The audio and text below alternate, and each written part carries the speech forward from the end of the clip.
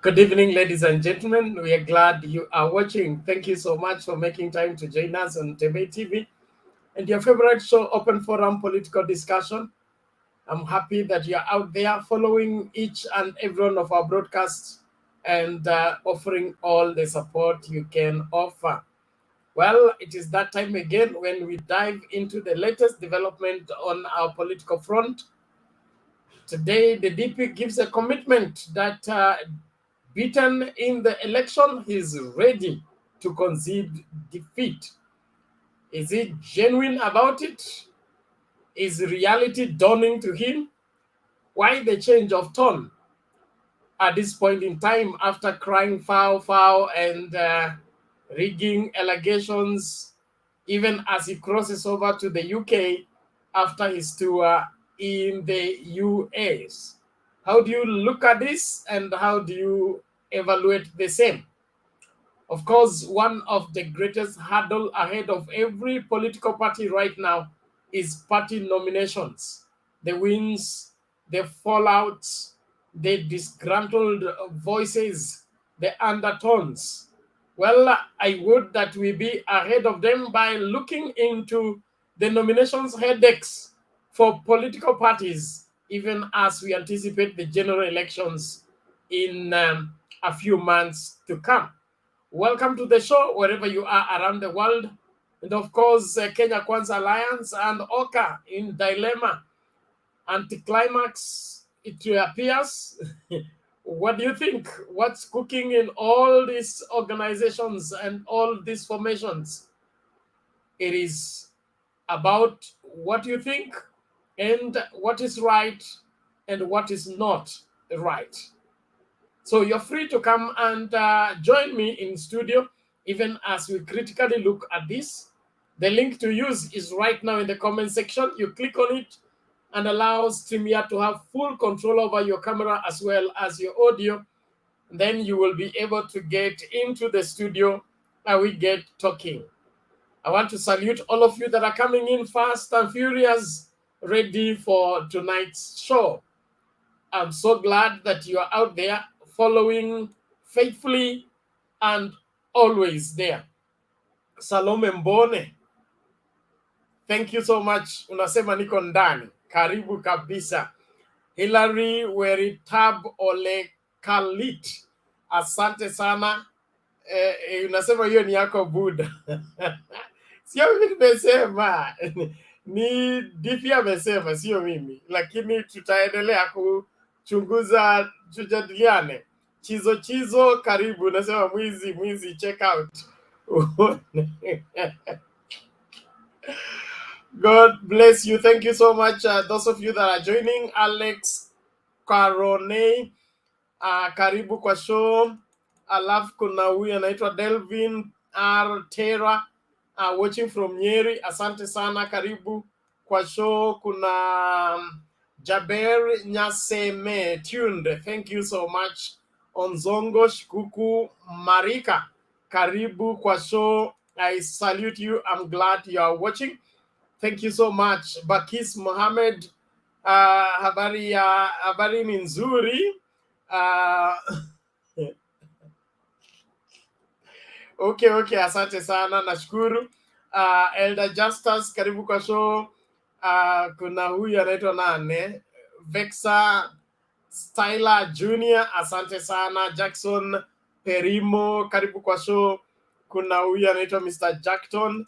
We are glad you're watching. Jared Mumbo, you're welcome. Arab Korir Seron, asante sana, you're following. Dave Carl, thank you so much for joining. Kuna Daniel Kimtai, asante sana, karibu kwa show. Kuna Kizito Wood Nyasuba, asante sana. Simon Mitungu, we salute you. Kaluma Mwinuki, we are glad you are watching. Thank you so much. Boniface Nyakundi Bosire, tunashukuru you are following the show. Smithcraft, karibu. Kitu Kuruka, asante sana. Kuna huyu anaitwa Farah Salat.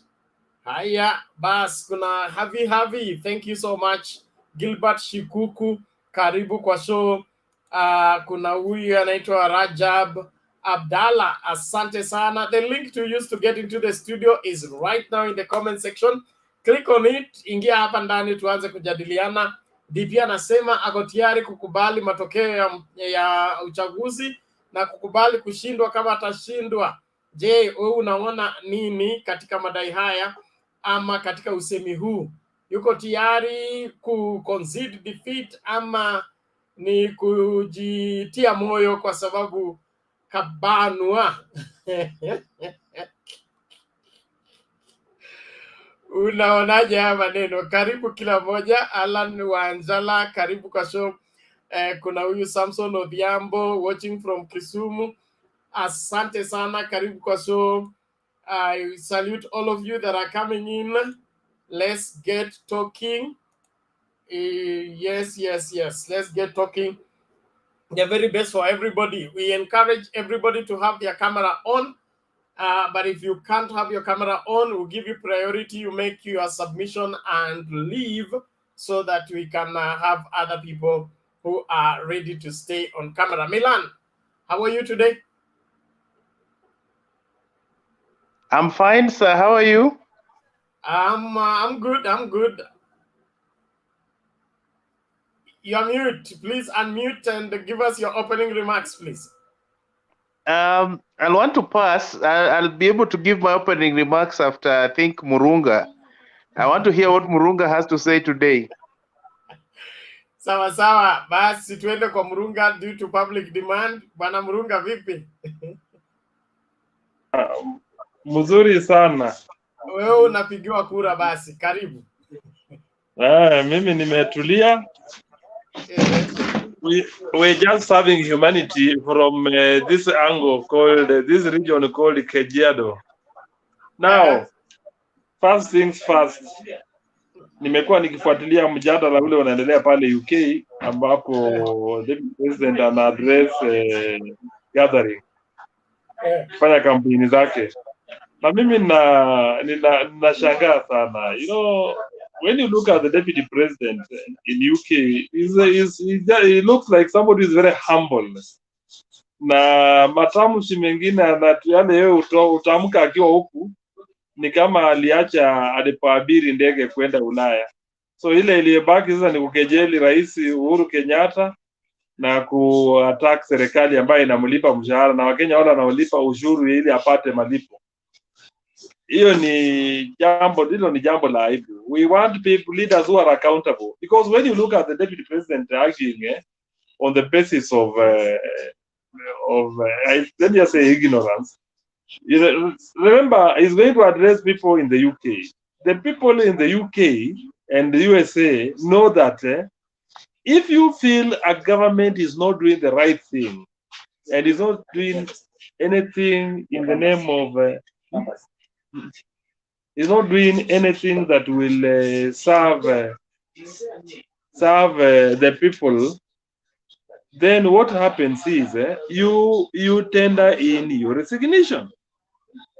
We are dealing with somebody. If you question the character of a head of state, then it means that you cannot serve in the same office that you people were elected to serve. So it's like the people of America and the people of UK, or let me say the rest of the world, are even wondering if this guy is really using his senses. Because in a developed world, you do the honorable thing by tendering your resignation to the mentioned office that you feel that you're not able to serve because of this and this. What's happening is that we have a deputy president who continues to benefit from the office he's serving and attacking the very government that he's serving and the very people that elected him. It's unfortunate that even the people he's addressing out there overseas, I even probably think he's a mad person who was actually given the mandate to serve the people. Iko shida, Ben, you and I know that even out there, if somebody commits an offense, or if somebody feels that he's not serving the people that elected him, people resign. We've seen prime ministers resign. We've seen presidents stepping aside, deputy president saying, no, this is because of this and this. And we are seeing somebody who has been adversely mentioned in corrupt dealings in this country. Somebody serving a higher office, going out there now saying that he fears the election will be rigged. The election will be rigged. Yes, these accusations, sisi watu wa Azimio lazima tuwe kuna sababu tutauliza maswali. Yeye mwenyewe anaamini ya kwamba uchaguzi wa 2013 ulikuwa wa haki na huru. 2017 ukawa haki na huru. Same IEBC that conducted the election in 2013, 2017 is the same IEBC that is going to conduct elections in 2022. What is happening today is that he feels the election is going to be rigged. And he sees that the head of state is going to ensure that he's rigged out. Then what does he know that we do not know?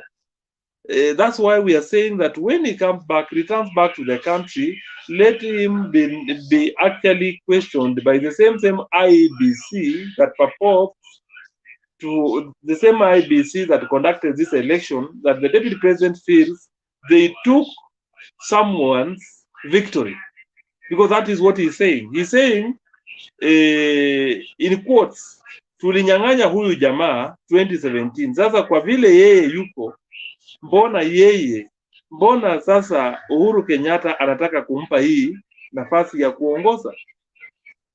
Na jambo lingine ni kwamba yeye mwenyewe kwa upande mwingine pia, yes, uchaguzi ana question kama uchaguzi utakuwa uhuru wa haki na ya ukweli.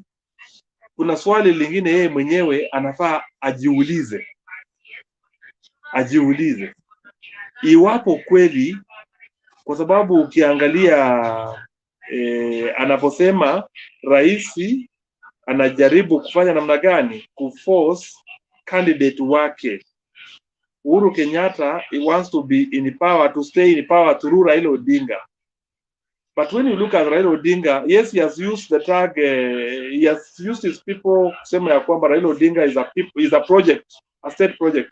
But when you look at Raila Odinga as a man, anybody, unless you are mad, and you probably don't come from this continent of Africa or this world, then you would purport to think that Raila Odinga is a state project.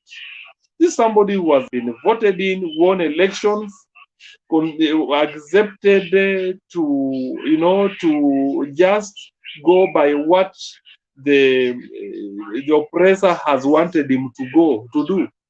Because if anything is go by, the Raila Odinga has won this election. I'll be fair twice, bila kubahatisha. So mambo mengine waache watu waache kupayuka. So tukirudi upande wa sasa mikutano yetu ya upande wa Azimio. Jana Bernard, sikuwa na uwezo wa kuingia kwenye studio, manake nilikuwa na engagements kwingine. Lakini nilikuwa na uwezo wa kufika kwa ile rally ambayo ilifanyika kule Athi River. When Baba was coming from Machakos, Makutano, then of course in Athi River I was able to see and actually be part of the rally. I can tell you that the people who attend the Raila rallies are people who are ready to vote for Raila Odinga, people who are ready to listen to him. Unlike our opponents, mobilization, you have to spend money to mobilize. You have to spend money to mobilize. And when you look at the rallies yesterday, hakuna watu wa Athi River wenye walikuwa wamevalia hata sare ya chama chochote cha Azimio ama miungano ya Azimio. Ni watu ambao walikuwa wamejitokeza kwenda kumsikiza Raila Odinga. And the same thing was replicated in Machakos, Makutano, and Mlolongo. And you could see the masses. Wale watulisalia kwa hiyo njia, tuliona hata kuingia Kitengela peke yake, which is adjacent to Athi River, ilikuwa vigumu, manake umati tayari ulikuwa umezuia watu kuweza kupata mbinu ya kuweza kufika kule walikuwa wanaelekea. So what I'm saying is this: even a madman seated somewhere should be able to see that this election and the wave has already been created. I don't know what the people in the name of Oka are thinking. Manake naona leo wanasema ya kwamba they are going to the ballot. They are going to pick their president candidate next week. Yes, if they do that, and I agree with my brother Bernard, the other day you told me circumstances have changed. That what Kalonzo was a few years ago is not what is likely to happen in this coming elections. And that's a fact, because when you look at the people and looking at the ground at the moment, the people like Kalonzo Musyoka may find it rough even to campaign in their own backyards because of the wave that has been created by Azimio. Everybody is now thinking of Azimio. Back to my county, I'm happy the governor candidate of Kakamega County, Fernandes Barasa, has launched his candidature, and watu wameanza kutapatapa, ukisikia Malala na Boni Halwale wanapigana. Hiyo inaashiria kwamba tumejipanga sisi upande wetu tuweze kushika mkondo huo, tusonge mbele. Na nitakuwa na mengi ya kusema, lakini wacha tuwapishe wengine nao waweze kunena, so that we can pick up from there. Thank you. Good evening. Okay, asante bwana Murunga. Milan, are you ready? Please, let's keep our 3 to 5 minutes. Tusikai sana. Yes. So I think I agree with Murunga. In school, sometimes there used to be this thing called a disho. You know, the disho portion was not as interesting as the main portion, you know. So this Oka thing looks like a disho portion. It looks like the topper portion. And we need to be able to call them out for who they are. Because right now, they're talking about a coalition signing. They are not even campaigning. They've never hit the road. They are never started. So we don't know when they intend to start. So for me, I must call them out for who they are. We want them to quickly give us those additions. We don't want to waste time with them. Otherwise, when they go it alone, they'll definitely lose. And we are looking at where value for investment would be. For me, I would rather even the coalition get into the bigger Azimio, and then they basically negotiate for the governor for Nairobi or something of that sort, so that we can be able to make sure that they are comfortable, but they also have a huge budget that they can also run and accommodate some of their cronies that would be giving them hardliners and would be giving them trouble. Because the city is a very large place. They can be able to accommodate the whole village, the people, those village politicians that are hardliners for them.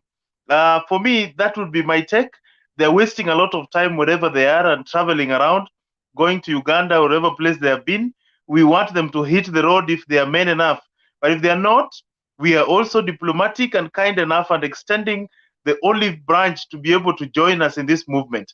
Last week, I was talking to some friends of mine in the Mount Kenya region, and they were basically telling me something interesting. That Azimio is too large, that they're even fearing the movement that Murunga is talking about is actually true. So they don't know how this house, this tent that is too big, is going to accommodate all these people who are inside here, is going to make sure that all of them are comfortable. But we tell them truly that in the house of our father, Baba Raila Odinga, there is plenty. We have enough for them. We have cabinet portfolios. We have diplomatic missions. We have a lot on the table for them to be able to harvest from. So something else that I want to talk about, I looked and I've been able to follow the DP's movement in the US, and I must confirm and be able to commit that these people were rudderless. They were not planful. They went there without a cogent agenda or plan for their visit. Their visit was a total waste of public resources and money, 100 million plus, just to be able to go to churches. Look at the count of the number of churches they've been visiting. There are some idling idling meetings and forums of people who are jobless and not busy, that they'll be able to go there in the name of fellowship and they just talk things that don't make sense. I didn't see cogent agenda for foreign position that he wants to do in his government if he wants to lead this country. We must call them out for also who they are, because they went there with our taxpayers' money to go and do a lot of nothing. With these people are not doing any justice to the economy that they're saying are being vandalized. They are the people vandalizing our economy with agendaless trips and be able to meet people who have no impact in the economy that we want. If they went there and negotiated bilateral trades here and there, because they're still in office legally, and brought something home, that is, you see, we went there for a trip and we have come home with 1, 2, 3 entrepreneurship ties or business agenda for KEPSA. It makes sense. But if you have a villager going to roam around in the US without any serious agenda, if I were him, he would make very serious tourism trips to beaches and to be able to go and see those tall buildings properly. And we say that he went there on a vacation to go and rest his spine, because we are going to give him a run for his money, and he's going to find it very rough here when he lands back. I know he's also planning to do the Raila comeback. He wants to try his luck, his thin legs. He wants to try his luck with this homecoming. So he wants to come back home to a heroic reception. And the people who are on the ground are as sick as the people who are abroad. So they are not, the people who are on the ground cannot marshal any serious campaign. You've seen that in the days that they've been abroad, the people locally at home cannot be able to put up any campaign rally that is cogent. We must be able to look at them through the lenses. It is a one-man show. Without the DP, the rest of these foot soldiers are clueless on where they want to be able to move beyond this particular place. But if you see this pattern in terms of regional representation into this Kenya Kwanza thing, you'll be able to see that it's just one community and a few bonuses. The few bonuses do not have serious people who can be able to mount serious competition. Look at the people they call co-principals, people that in their own home background counties could not garner even a majority in terms of members of parliament, senators, and some of them even do not even have governors.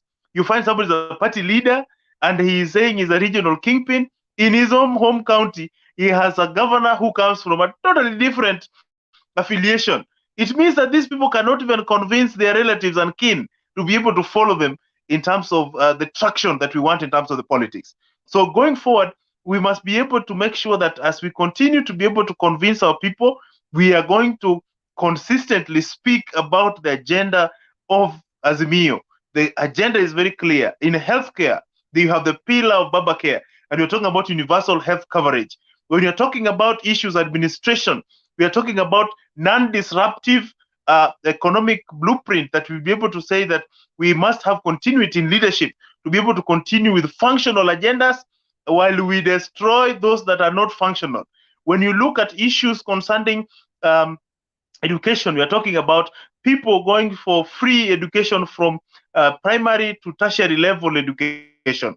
When you're looking at issues of financing that education, we are also looking at making sure that it's not a loan, but it is basically a grant to these people. Because part of the problem that we are facing at unit economic level is the amount of debt burden and the amount of the burden that we find in those unit levels, why we cannot be able to sustain the economy. But if we can support the agenda of building capacity to the youth and also be able to sustain those particular agendas, then our country will be able to go far. Thank you, Milan. I think that's enough for now, and a great opening. I believe everybody's following. Thank you, those of you in the comment section. Please tuhakikishe kwamba tunaweka nidhamu. Kuna haja ya kutusi mtu. Wewe ukiwa Kenya Kwanza tosha, hiyo ni ya kwako. Ukiwa kwa Oka, hiyo ni haki yako kikatiba. Ukitaka kuwa Azimio la Umoja, hiyo ni haki yako ya kikatiba, and you should be free to express yourself, but no insults, no undermining of anyone. Bantu Warrior, vipi leo? Asante sana. Habari yako Bwana Bernard? Pongezi kwako sana Bwana Bernard, tunakushukuru sana kwa kuhandle hii Mtembei TV. You are the best, my brother.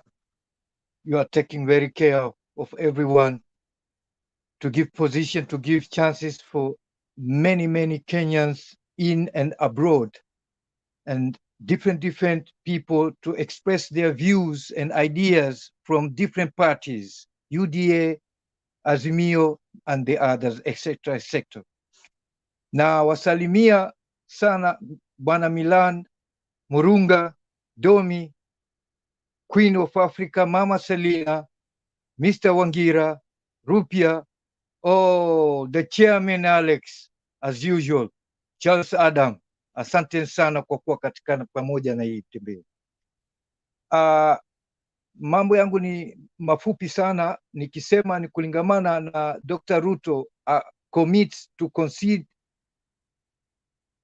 concede ama si concede,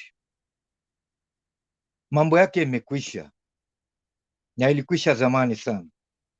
This man is incapable kuwa kiongozi wa hii nchi kabisa, na inaonesha.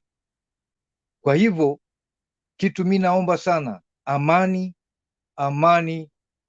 ni kitu muhimu sana iwe katika nchi yetu, japokuwa tunasherekea baba kwa ile kazi anayoifanya na ushujaa wake na kuonesha kuwa yeye ni kiongozi, anaweza kuongoza hii nchi bila wasiwasi wowote, na wananchi wako nyuma yake wakimfuatilia na kumsukuma mbele awe kiongozi wa hii nchi yetu ambayo imekosa mtu kiongozi kama huyo kwa miaka mingi sana. Kwa hivyo kwa sasa mimi naomba ni amani, kwa sababu kuna wengine wanachochea yale mambo ambayo yalitokea siku za nyuma. Tujichungeni sana na hiyo kitu.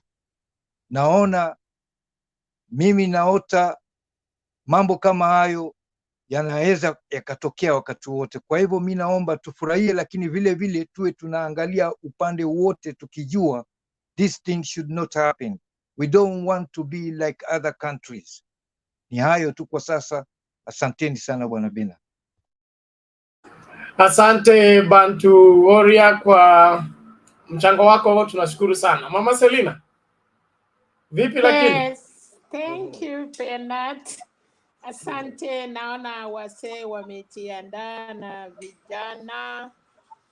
Naona mchada wa leo inapamba moto as always. Naona mambo ya TPT sasa ako UK, yale mambo alisema. Okay, that is good. Unajua Bernard, kila kitu mara ya kwanza. Pia yeye anajaribu mara ya kwanza, na hiyo ingine na ingine tutaona vile inaenda. Ile nataka kuongelea ni kwamba nimeona makaribisho ya London at least imeshinda kidogo ile ya US, lakini still ukiona nyumba hiyo,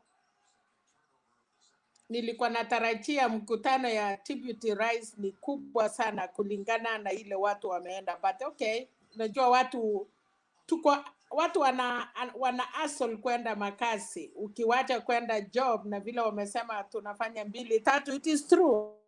So nikimalizia hiyo, sitaki kutwell na hiyo. Kama yeye mwenyewe ameona kiti imeenda, ni nani sisi kuweka mimba? Kama mwenyewe amesema mimba imetoka, unaweza shikilia mimba kama daktari batwa, lakini kama imetoka, so ni atengeneze siku ingine apate mtoto ingine. So nikikucha mambo ya nomination, vile naona baba anaendelea vizuri. Nimeona Central, nimeona Kiambu wanaume wamejitosha, na mama itakuwa moto na watu wana retreat, watu wanaokopa. Azimio nafikiri direction imeonekana kwa Kenya mzima. Hata nimeshangaa kuona leo, nafikiri mtatuambia, sijui Balala anataka kusema nini, anaonya kina nani, ama Balala anataka kurudi. Nasikia Sakacha ameingia maji, labda wanarudi, but hiyo ni sawa. itategemea wananchi pale nyumbani. Sasa ile kitu naona Okoa sasa Kalonzo alikuwa anatuambia anaenda Uganda kufanya peace meeting ya Sudan. Sasa nimeona tena Gideon Moi, sasa nashangaa hii peace meeting ya Sudan sijaiona kama Gideon alikuwa amewekwa hapo, na mara nikasikia watu wanachongoa wakisema unajua Museveni kwa muda alikuwa anafanya na TP, sasa hawezi kuongea na Raila in person kwa sababu walikuwa na mambo, na sasa Uhuru, so labda ametaka Kalonzo na Gideon wakue kwa baba kwa sababu amejua baba anachukua. So naona yeye anajaribu kutengeneza taracha, but sisi wa Kenya hakika ni ya kwamba I don't know, mtu amekaa nchi yao 36 years munaenda kuchukua advice ya kusema nini? Sisi Kenya tunaenda 10 years na tumekuwa na rais karibu 5. I don't know whether people looking at in Uganda, mimi huwa nafuata siasa ya Uganda kushinda hata yetu ya Kenya saa zingine, but ukiona viongozi ya Kenya wanaenda kuketi na Museveni, akila ameua watoto yake, hataki kuona generation yake, hataki kuona kila kitu. So mimi hiyo mambo ya Uganda kama walikuwa naenda peace meeting ningesema sawa, lakini Kalonzo na Gideon hata kama wanaenda tengeneza uhusiano na Museveni ndio wakuje kwa baba hawezi kupai hiyo mambo kwa sababu Museveni has never been good to Kenya. Tuko na mambo ya Mukingo, tuko na mambo mingi sana. Watu ya Western Nyanza wanasumbuka kwa sababu ya samaki. Tuko na watu yetu wengi wamepikwa huko, maskari ya Uganda so I don't know fenye Kalonzo na Gideon ni nini imefanya wanaenda Uganda kutengeneza mambo ya Okoa. Yes, sisi hatuna shida wakitaka kukua na grupi 3, tuko na Azimio, tukue na Okoa Kenya, alafu tukue na hii KKA. That is fine. Kenyans are ready to vote. Amujaanza campaign. Hii ni miezi 5 na munataka kuweka, munasema munaweka president, munaweka governors, munaweka councillors, MPs. Ile kuru mingine inaumana. Mambo ya running mate, Kalonzo wanajaribu mambo ya katikati. Ninge advise Gideon Moi, Gideon afanye kazi na baba, angalau serikali ya Azimio sisi Wakalenjin tusipotee sana, tukue na watu wachache watatushikilia. But ukienda kufuata Bernard Aisru, mtanisamea, kifofu anaweza saidia kifofu mwingine kuonyesha njia aje, isipokuwa unaweza shika miti na huyo mwingine ashike miti, lakini lazima kukue na mtu mwenye anaona mbele awasaidie. So nashangaa hii watu wanaitwa Okoa Kenya.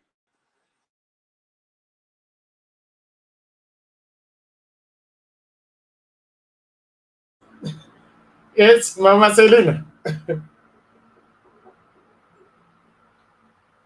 Inaonekana Mama Selina na itilafu ya mitambo. But I think we get a point. Thank you so much for your contribution. You come in later and continue from where you left. Oka and DP and their whatever.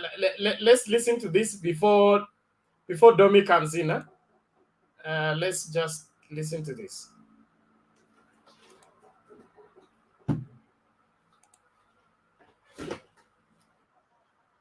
Accept the outcome of the forthcoming presidential election. Speaking during an interview at the Center for Strategic International Studies in Washington, D.C., Ruto asked his competitors to make the same declaration publicly. Ruto also delved into his relationship with the president.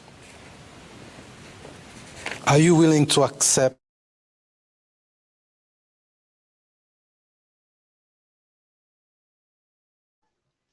Yeah, we have dropped Bernard, who was Wangira. Wangira.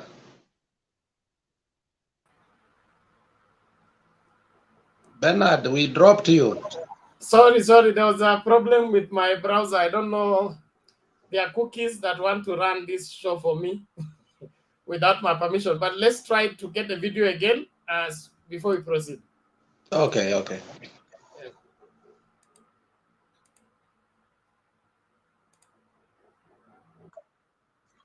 Of the forthcoming presidential election, speaking during an interview at the Center for Strategic International Studies in Washington, D.C., Ruto asked his competitors to make the same declaration publicly. Ruto also delved into his relationship with the president.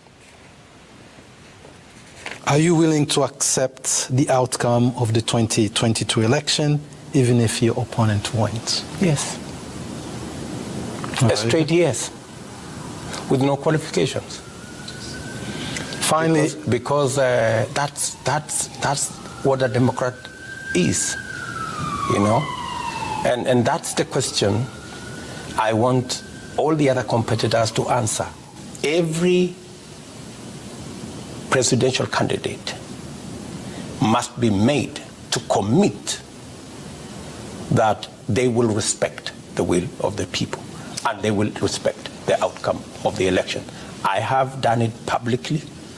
I am waiting for my competitors to do the same so that we can have a free, fair, peaceful election. you've had a tough relationship with your president. We shared the same thoughts up until the handshake came about. And when the handshake came about, I did not believe that the way to build and consolidate our democracy is by creating 2-3 positions for a few leaders. And that's the point of departure. I believed that building an inclusive economy would actually sort out the challenge of ethnicity in Kenya.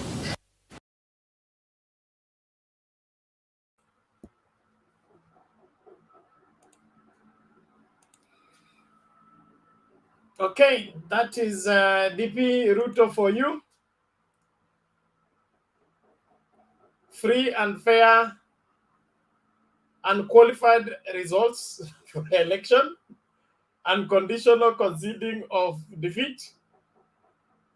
Interesting. Domi, karibu.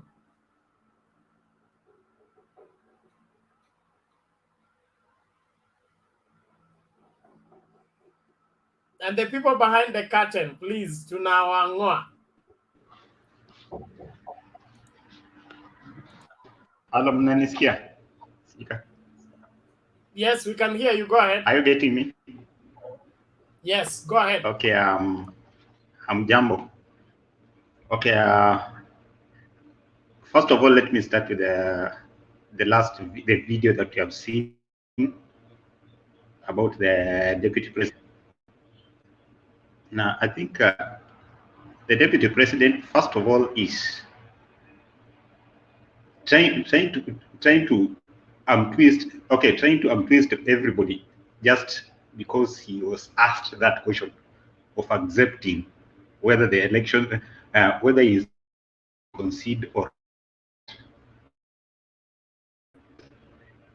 Okay, that's to him. Okay, that was his answer at that point, and he should not drag everybody into what he wants.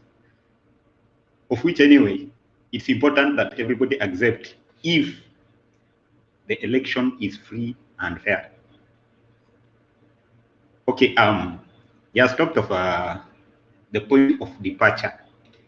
Anyway, if I've been in Kenya, I've watched everything go on, and those who are keen enough, these two guys fell apart even before the election of 2017. And in fact, immediately after the election, they were pulling asunder. especially, okay, if we come to even the choosing of the, the, the, the CSS, the choosing of the CSS was not the way it was done in 2013. So it was so clear that these two people had started partying. So bringing in the issue of whether there was some posts that were being created. In fact, the issue of the posts being created were not out during the 2018. By 2018, they during the time of the BBI when it was coming out.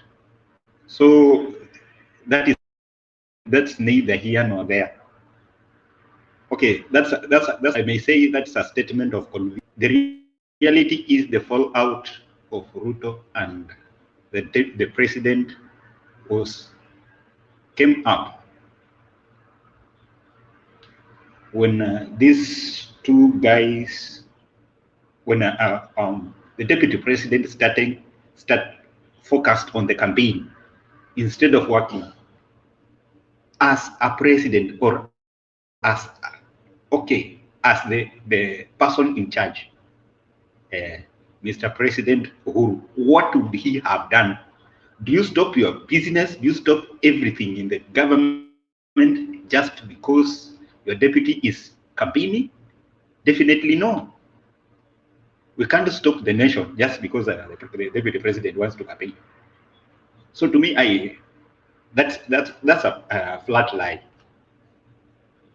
And I think the problem with the Kenyans believe more lies than truth.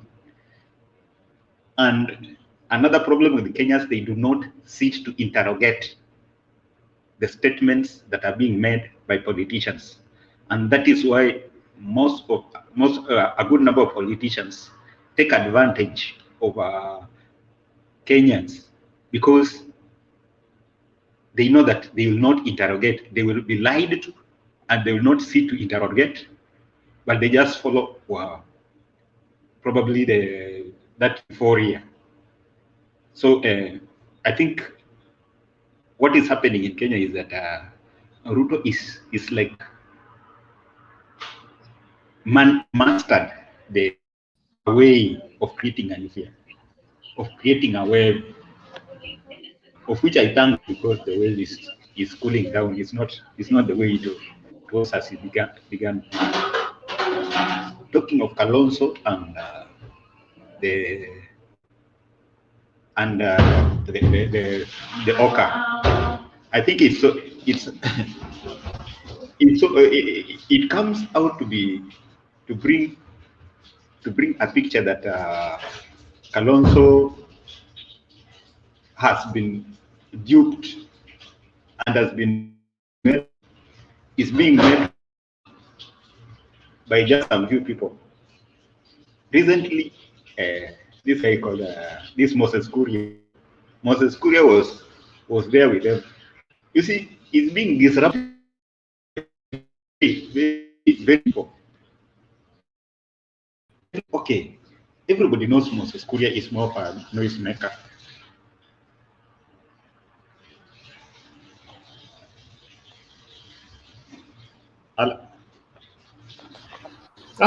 Begin to conclude, please.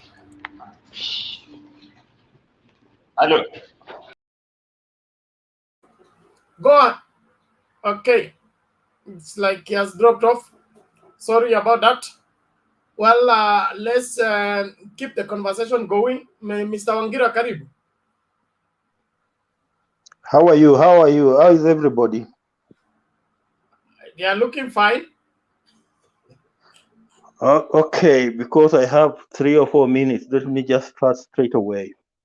And I'll start by looking at Ruto's trip and perhaps analyzing what you have put down that is scrolling. You know, what has come out of William Ruto's trips, one thing that we must agree on is that this particular trip of William Ruto in the United States of America has left has left an egg on his face because things don't seem to have gone the way he expected. For example, I think William Ruto is a guy who used to kienyeji way of doing politics, that he was not prepared for the way things were going to turn out in the United States, especially when it comes to the media houses that he visited. I remember when he was on Voice of America, he was asked on how he was going to deal with the question of corruption. And William Ruto just went blank. He didn't have an answer for that. The only thing he could tell the host was that they are not going to personalize, they are not going to finger point. And for anybody who knows, corruption in this country is not about corporate or collectiveness. Corruption in this country is about individuals. The individuals on their personal capacity who engage on corruption. So I don't understand what he means by not finger pointing, not personalizing. So that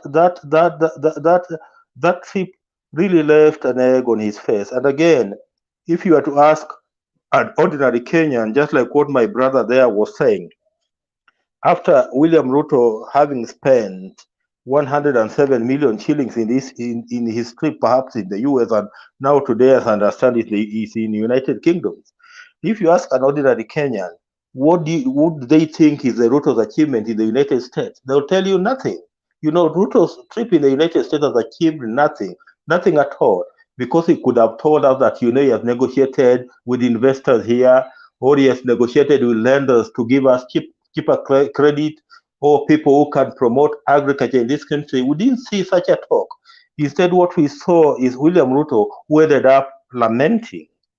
And again, having just listened to the clip you played in regard to William Ruto, I asked myself, what a paradox is this? Because William Ruto, for the last 3 or 4 days, he has been telling us on how he knows that elections are going to be rigged. And again, in that clip, he's saying that he's going to accept the results of this year's presidential elections with no qualification. So I don't understand actually what he means by no qualifications, because already has told us that he's aware that this election is likely to be rigged. And on that, still on that clip that you played, you know, William Ruto tells us that his point of departure with His Excellency the President Uhuru Kenyatta was the handshake. And this is a guy who is telling us that he doesn't believe that to consolidate, to build and consolidate democracy in the Republic of Kenya, that you don't need to increase 2 or 3 more positions. You know, that's another paradox that I see in this country, because to be frank, if it's not necessary that we increase 2 or 3 positions in the executive, then why are his people so personal about William Ruto becoming president of the Republic of Kenya? You know, that's the paradox, because if it's not about positions in this country, then why are his people so personal about him becoming the president of the Republic of Kenya?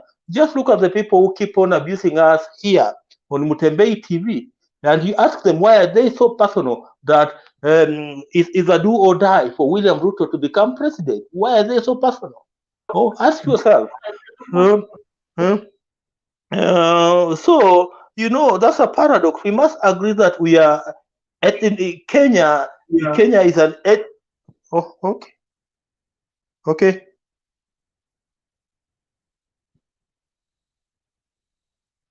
Bernard, what were you saying? No, just carry on, answer kumaliza. Okay, wacha nimalize in another 1.5 minutes. So what I was telling you that we must agree that Kenya is a union of ethnic communities with their own interests. So, and these ethnic communities also want to see that they are represented, and you cannot rule them out when they say that they want a bigger cake at the national executive. So, for him to say that his point of departure with President Uhuru Kenyatta was because of the handshake, that's another paradox. And then he claims that he believes that to sort out the economy of Kenya, to sort out the challenge, the ethnicity challenges in this Kenya, you need to build the economy. Yes, true. You need to build the economy. That's one means of sorting out the ethnic problem in this country. But the other way of sorting out this problem is by ensuring that everybody feels represented.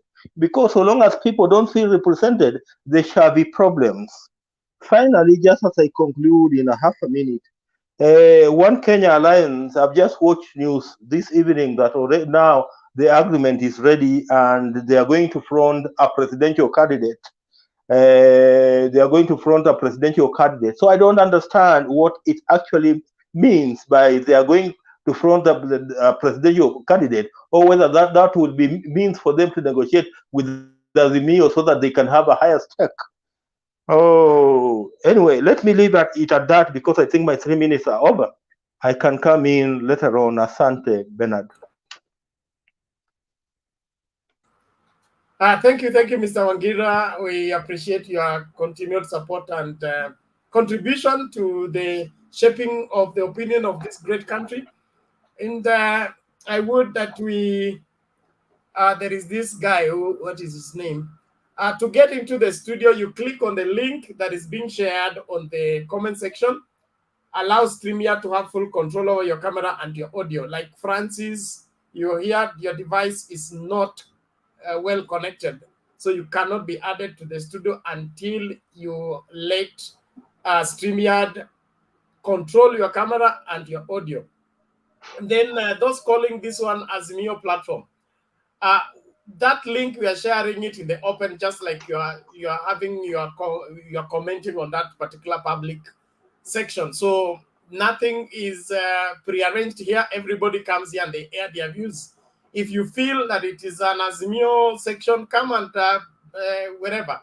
But this is also not a campaign, a platform whereby we are going to pull between who is pulling where. We have a particular topic that we address ourselves to the same.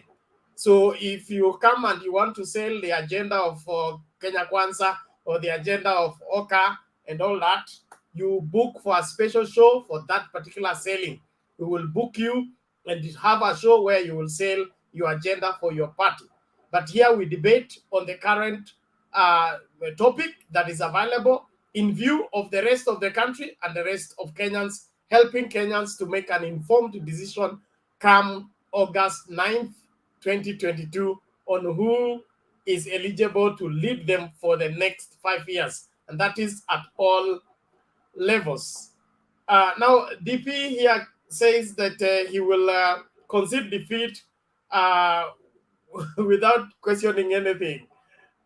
I find that to be very fascinating because just 2 days ago, he was crying of rigging and how there is an elaborate plan to rig an election. Has he found an antidote for that, or has he joined the rigging squad so that he's now ready to concede defeat regardless of how the elections are conducted?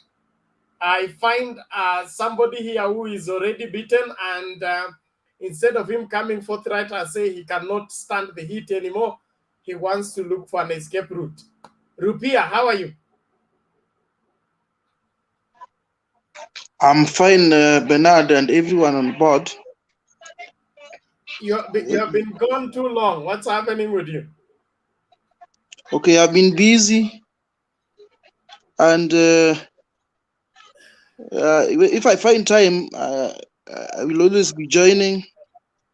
And today was a very interesting conversation. First of all, let me take this opportunity to greet our viewers wherever they are. I know there are people who are following this and they are watching.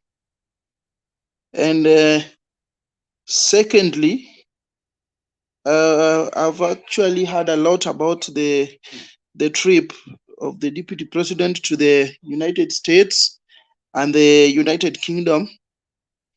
My take is this. It is all over the social media that the trip actually has costed 107 million. And I'm seated here wondering who even okays such expenditure, such unnecessary expenditure, who is overburdening our taxpayers with such unnecessary spending. I think somebody who is very, very concerned should go to court and ask questions. And if these people cannot answer these questions, they should be made to pay back that money. They should be held accountable. Secondly, I'm also asking myself that ni akina nani kuamua. This is a very clear statement from the deputy president akiuliza wananchi during campaign that ni nyinyi ndio mtaamua ama ni wale wengine. So I'm really wondering who are these people that the deputy president went to meet in the United States? Who are they? Wao ndio wataamua ama things have changed from voters deciding to the the people in the diaspora. Again, the deputy president carried a whole lot of people to go and address them in the United States and in the United Kingdom. This evening, I've actually followed whatever he was saying in the UK, and he was trying to compare what we save in terms of, like he was saying that the Uganda save, I don't know what percentage of their GDP. No, China, a bigger percentage of 10% or what? I did not master it well. Then Kenya, we only save around 7%. So that leads us to borrowing. But the sad part of it is that when we borrow, the money we borrowed from China and from Eurobond, the deputy president and his cohorts eloped with it. So what are we going to save? Because the people who are in charge of our finances, they steal our finances from the public coffers. What are Kenyans going to save? And then it's quite unfortunate that the deputy president is going to the USA and the UK to mention things that actually does not concern those countries, about election rigging, about blackmail. I think he's just dragging people into his own problems. He started on a very, very high note when he started campaigning, and he has correctly mentioned that the point of departure was handshake. You know, the deputy president had set his mind on 2022, him being the key candidate for the Jubilee and for the president. But he misbehaved in between, and then everything changed. So he's there crying foul, and he's now a crying wolf, telling the people who knows him very well. You know, when he was being interviewed at the Voice of America, the lady insisted about corruption, because the lady knew very well that this man is Mr. Corruption. So the lady asked her on how she would handle corruption, and she kept on dodging the question. So again, it was mentioned there that it is corruption that is ailing our country. It is corruption. Why are Kenyans suffering? Why don't we have that money in our pockets? Why don't we have a good economy? Why don't we have jobs? It is purely corruption. Corruption, corruption, and corruption. If we get a president who cannot handle and actually handle corruption, we are not going anywhere. Because in Kenya, we have a lot of money, a lot of revenue we get from taxes, and even the donations and grants from outside, from World Bank, etc., etc. But these monies go into waste. They are being stolen. They are being wasted. And we lose our money in a manner that as if we don't have people who are in charge. So I think if we can't get a leader who can handle corruption in this country, we are going nowhere. And again, I've had Deputy President calling Mr. Atwoli a stupid man. You know, such statements just indicates that he's not mature. If he can call an elder a stupid man in a foreign country, that is so bad. And I think he would need to apologize at some point, because if you want to be a leader, you must be accommodative. You cannot just carry along cartels with you, and then the people who are virtuous, people with values, you insult them. That shows that politically he is immature and he lacks what is called emotional intelligence. And I also saw the Oka team. You know, people are trying to be relevant, like the Oka. If you look at the composition of Oka, they had Mudavadi left to Kenya Kwanza. They had Wetangula, they had Ion Moi. The only person remaining in Oka is Kalonzo, and he is trying to drag the likes of Moses Kuria and Martha Karua. This Oka thing, I would advise them this way: let them just be a third force and go for elections, because there is no need of going and meeting Museveni. Museveni, Selena said it clearly here, and it is true that Museveni is known for bad things.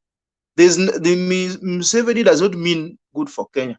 And for a Kenyan leader going to benchmark in Uganda, I think that is also not, that's backwardness. Because Uganda's economy is a very small economy compared to Kenyan economy.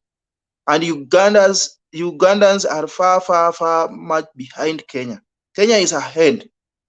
So if you go to benchmark in Uganda, that they sell eggs, so you want us to sell eggs, they do a lot of black market, they do a lot of corruption.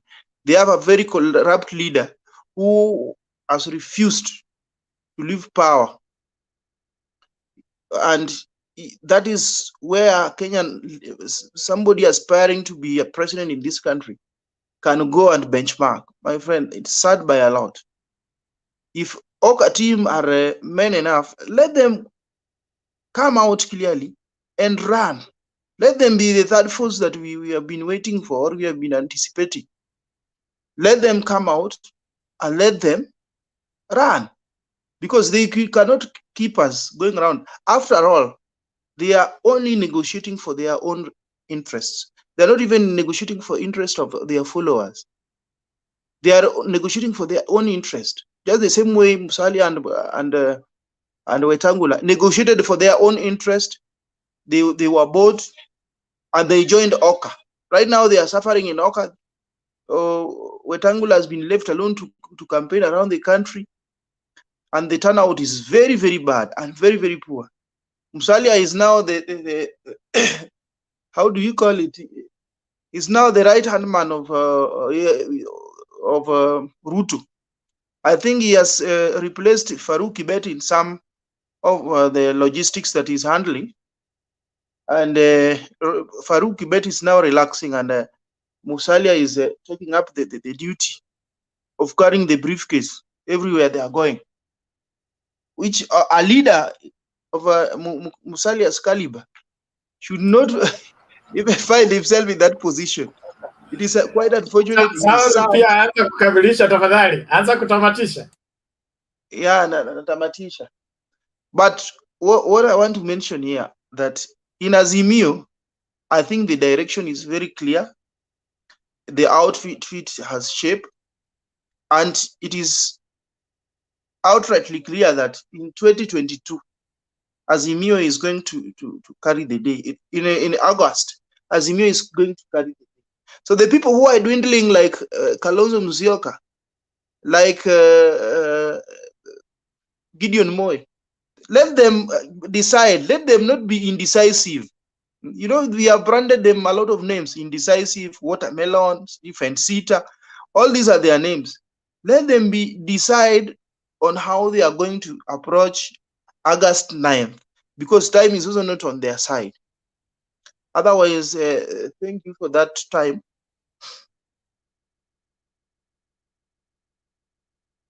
Okay, thank you, Rubia, for your submission.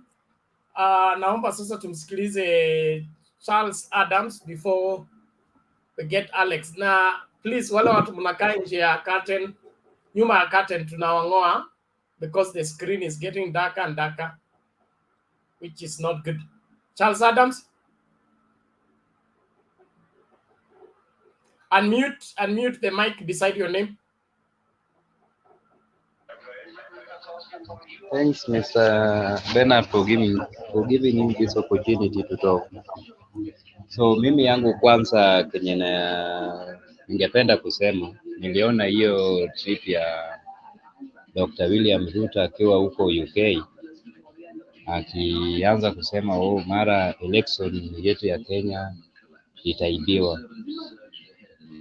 So ye mwenyewe wakati mimi nakumbuka 2013 wakati ambayo Mr. Raila Odinga alikuwa analilia ya kwamba hii election ya 2013 inaonekana ya kwamba ni kama itaibiwa. Yeye mwenyewe alisema wazungu, hakuna kenye wazungu wanakuja kufanya, hakuna relationship yenye tuko nayo na wazungu na election yetu ya Kenya. So mimi nilishangaa sana juzi nikiona ya kwamba anaambia wazungu wamsaidie. So kulingana na nini yake, kulingana na matembezi yake, anajua ya kwamba election ya 2022 August hiyo imeshaponyoka na imeponyoka kwa mkono wake.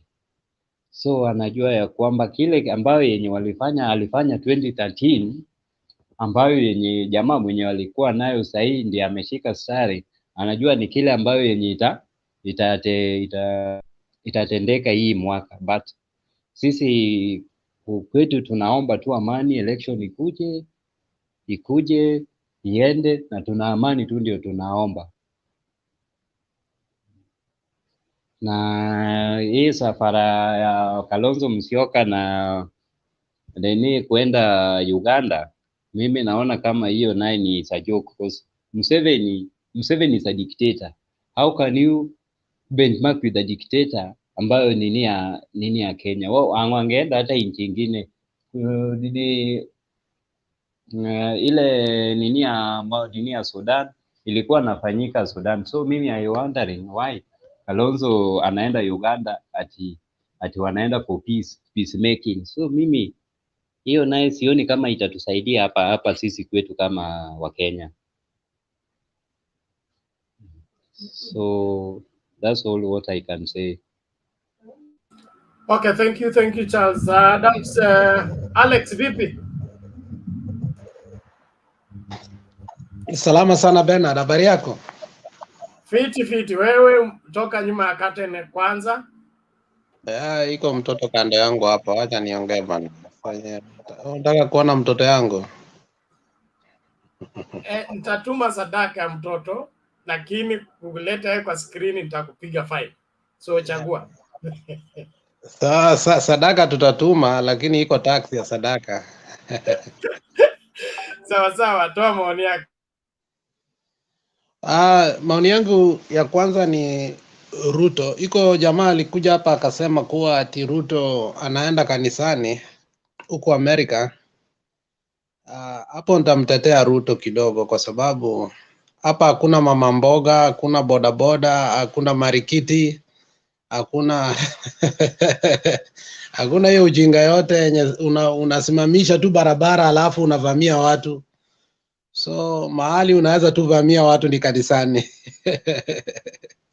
So yeye kuenda kanisani, mikutano yake karibu yote, that is very normal to these advanced countries, because that's how they do town hall meetings, that's how they speak to each other, that's how they maintain their sobriety. If it's not town hall meetings, it is in churches, and that is how they do their campaign. So for Ruto to go to churches, it's not like he was desperate. No, that is how people campaign here. So we don't have the Mambambogas, the Bodas, the Marikuti. So Ruto was doing what is happening here, and most people actually were watching through Zoom or through online. So he had a bigger audience, especially with the strict order of this country. Many people obey the law without even being told what to do. So, like the corona, pandemic, most people in a church, you find if the capacity of a church is 600, you find that if it's not urgent, only 200 people will come. So the audience was bigger than what you saw. That it was online audience. That one we can confirm, but it was not the physical that the one that we are used to. So, but the logistics had some glimpse, and it had many problems. But in the end, they pulled it. They pulled out. I can, on a scale of 0 to 10. At the beginning, I could rate his experience here to be 3 to 4, but by Saturday, I think they did very well. It was 10 over 10. So somebody has Chege, can you mute? Chege, can you mute?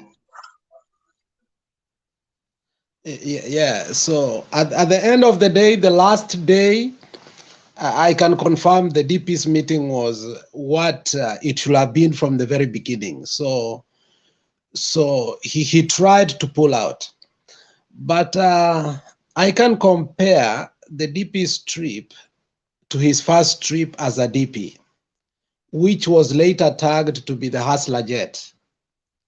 So I see a scenario that the government has decidedly set Ruto on fire without Ruto knowing. They gave him everything he wanted. They have given him money. They allowed him to travel with everybody. By the time he will come back, they will reopen the two things, the Hustler Jet and this trip, and to show how ineffective as a leader he has been, that his international trips have not done anything good to the country.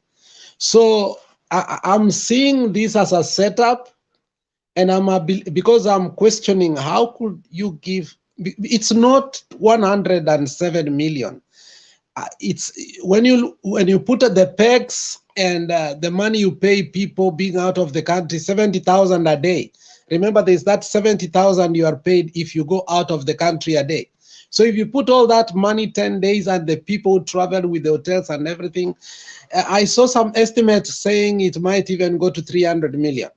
So I see a situation whereby the DP is being set up. By the time he comes back, those figures will be given out, and we will be able to challenge the DP now, and he will be able to to answer those questions. So we are getting another Hustler Jet here.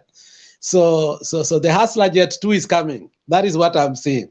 So it was a good setup because they knew honestly there was no way they will allow him to travel and have a successful diplomatic tour and come back.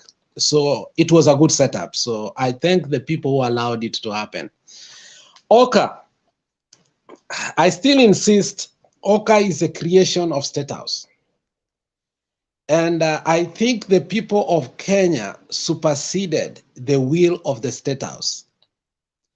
The talks that used to be in State House is after the revenue allocation saga that we saw over and over in the Senate until Raila and the president had to have a few talks that were private, and some revenues had to be allocated on top of what initially was.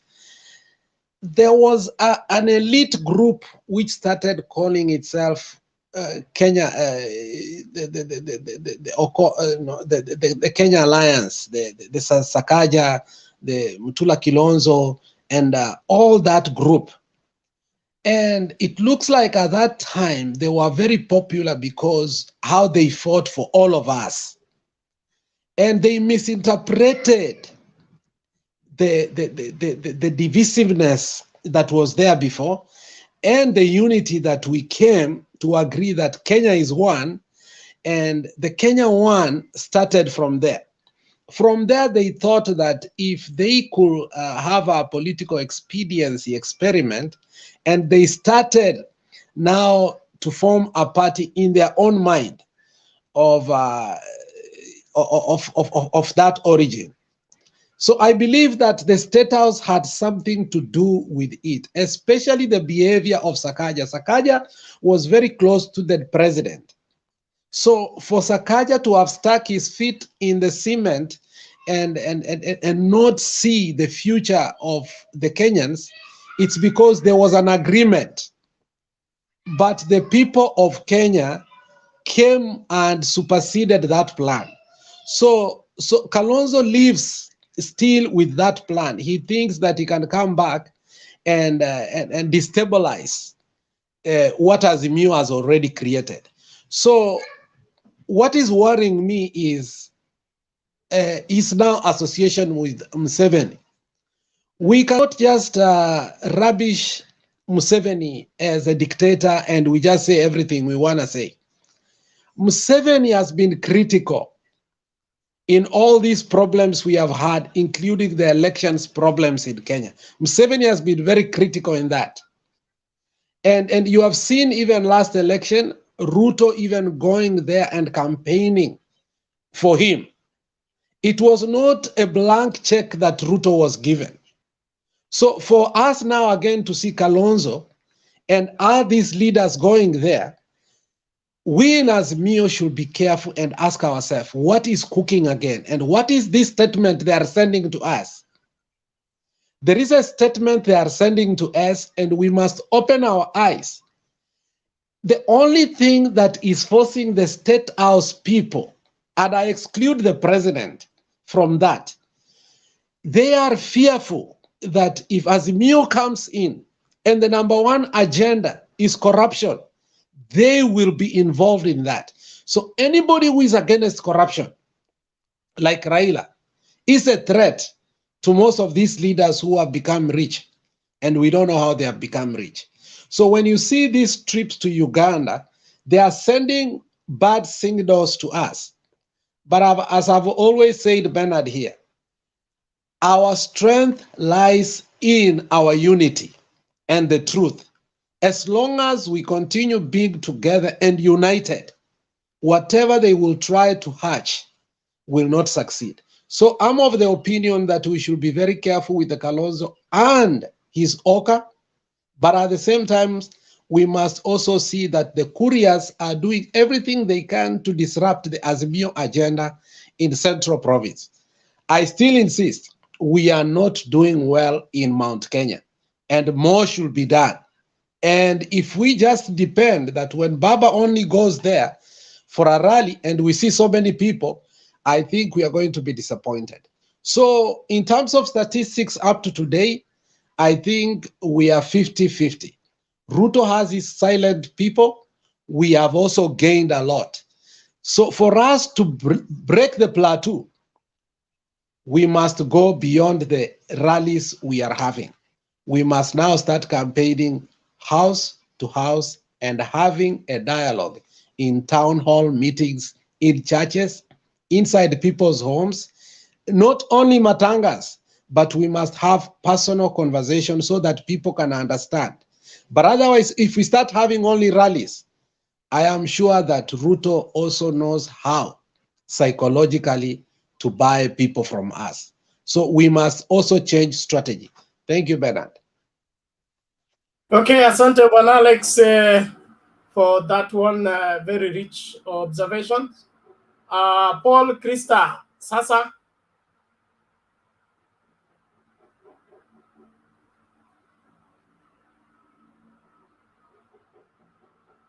Yes, unmute, the mic is beside your name. Noted. How have you been? Great, great. How are you? Fine, thank you. I've been away for some time. Welcome back. Come and tell us what you found. Thank you very much. I've been away. I went on a trip to SA, South Africa.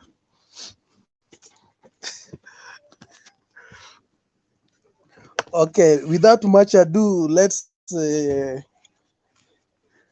go straight into the main theme of the discussion for today. I hope everyone can hear me. Is it not so?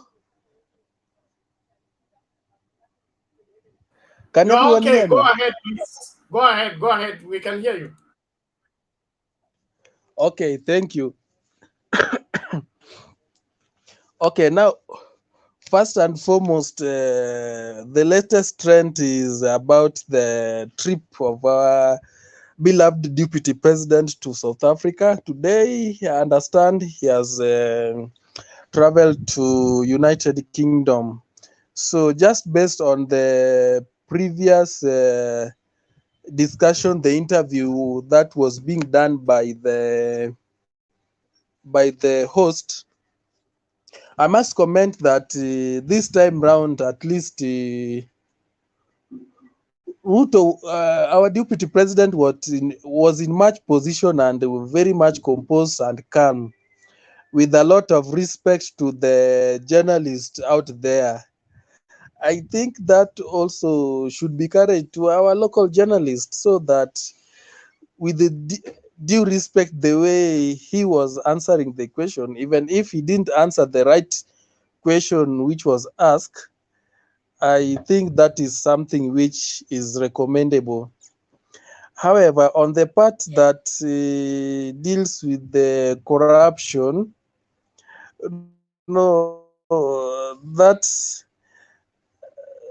that issue didn't come out clearly, because around between 18th and 19th minute, because I was following the interview, there's a statement he made that corruption is the soul of the country.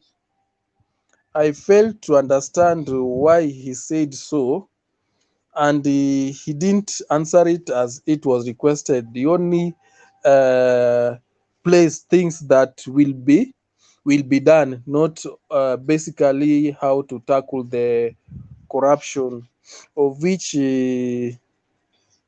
that's a tough question for him and the team. Just to leave that one aside, on issue of him saying he will concede defeat, what I can say about that is that even before that statement being made by him, initially he had said that there is some interference that is being carried out by the state from Kenya, just to ensure that he is rigged out and the opponent is rigged in. So way back in 2013 and 2017, during the time that opponents, by that time they were in the government, the same thing that is saying about being rigged, other people were saying that they're going to be rigged at some plans underway. Actually, that time he was the first person to say that they've sensed defeat, yeah, and they're planning to reject the election results. Me, I can't blame our deputy president, simply because he understands this thing very well. He knows the game very well. So, and also he has been both sides. In the year 2007, they were running against the government, and they saw it. In 2013, he was inside it. 2017, they were inside it. Now, I don't understand what's happening, because now he's saying something contrary to what he was saying some years back. And to me, in my own opinion, I do think that this year's election, if everything is set neutral at equilibrium, let the best candidate win. without rigging. Because me, what I do believe is that as they do say that Raila is a project of the government, Raila has been running for presidency 1992, 1997, 2017, and even 2013. So is an individual who has made several attempts, and this individual, our deputy president, is gonna make the first attempt. So that name of government product, I think it won't sell so much, because now since the ground is neutral, I think other places will vote. But let us also not put or place central Kenya aside, because they're also a determining factor, even if they're not going to field in a strong candidate. So just to sum up without much ado, is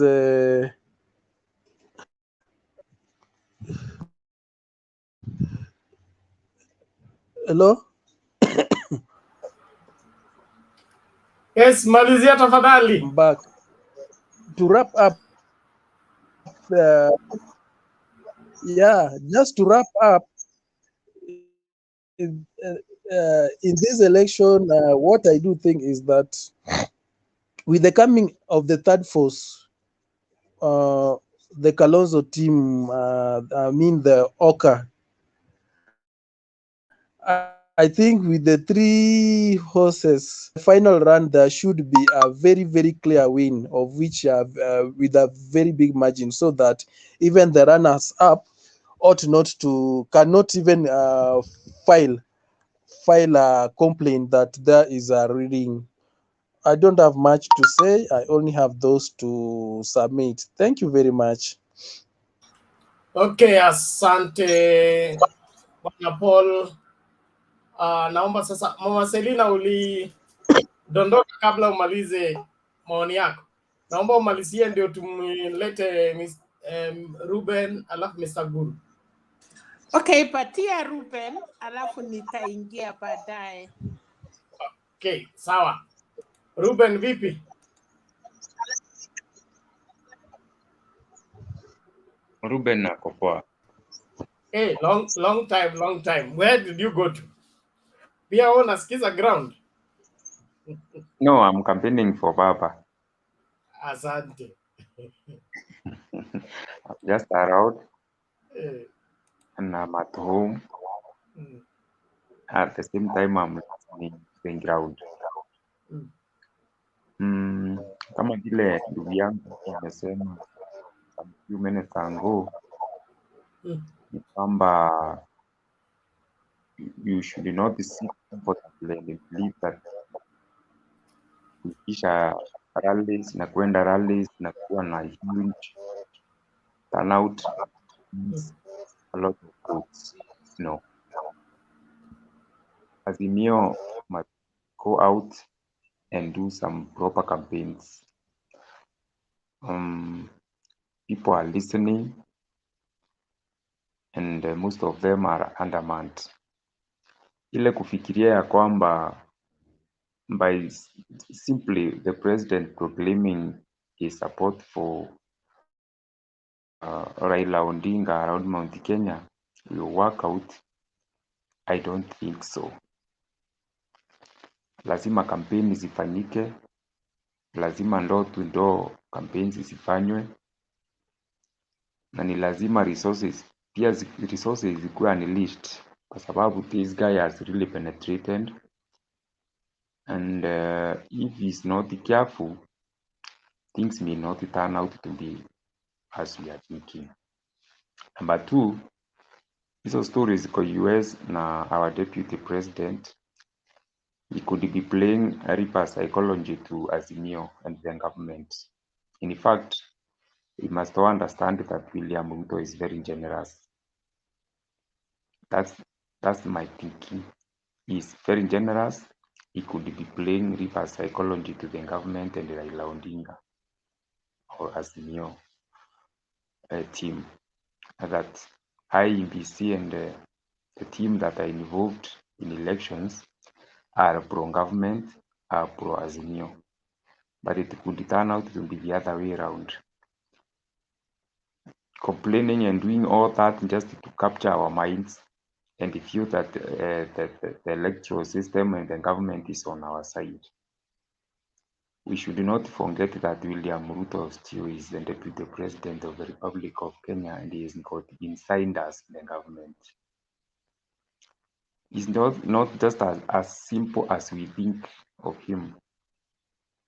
So if there is anybody who advises Baba and his team, he should advise him that they should not relax, they should work extra hard, they should unleash some resources for campaigns.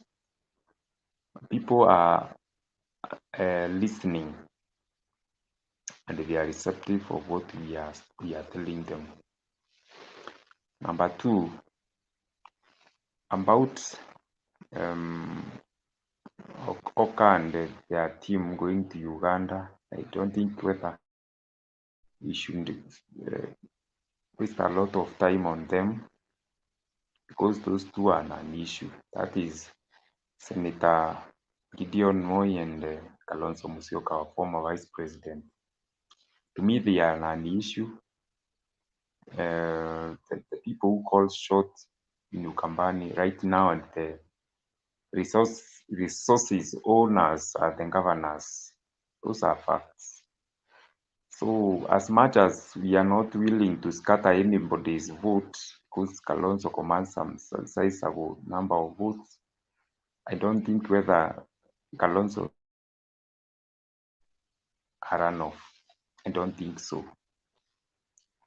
Finally, the elections 2013 and 2017 was free and fair according to William Ruto. It will be free and fair in 2022 to him, because now he is on the other side of the divide. The way 2017 and 2013 was free and fair according to him, it will be free and fair in 2022. Now that he's on the other side. Thank you very much. If I get another chance, I'll contribute more. Okay, thank you, Ruben. That's a good one, and we'll need to interrogate that later on.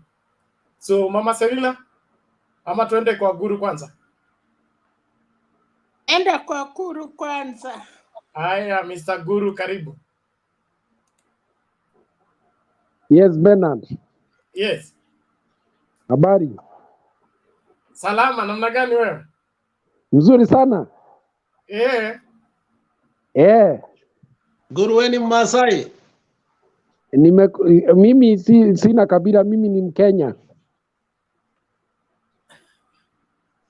Naona hiyo kitambaa una promote kitambaa wa Masai vizuri. That's what I meant. That's good, that's good. Sisi wote ni wa Kenya.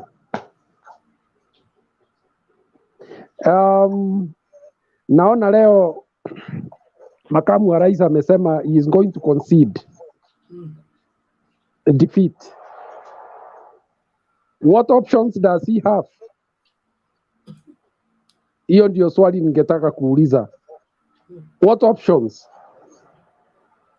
The options are very ugly because if he does not concede defeat, and then what happened in 2007 happens, the next flight will be straight to The Hague, and this time he might not come back. So you'd rather, I think it's good he has talked very early that you concede defeat. Otherwise, the other alternative is to go to the court, like Baba did last time. Isn't it? It is a zero option game.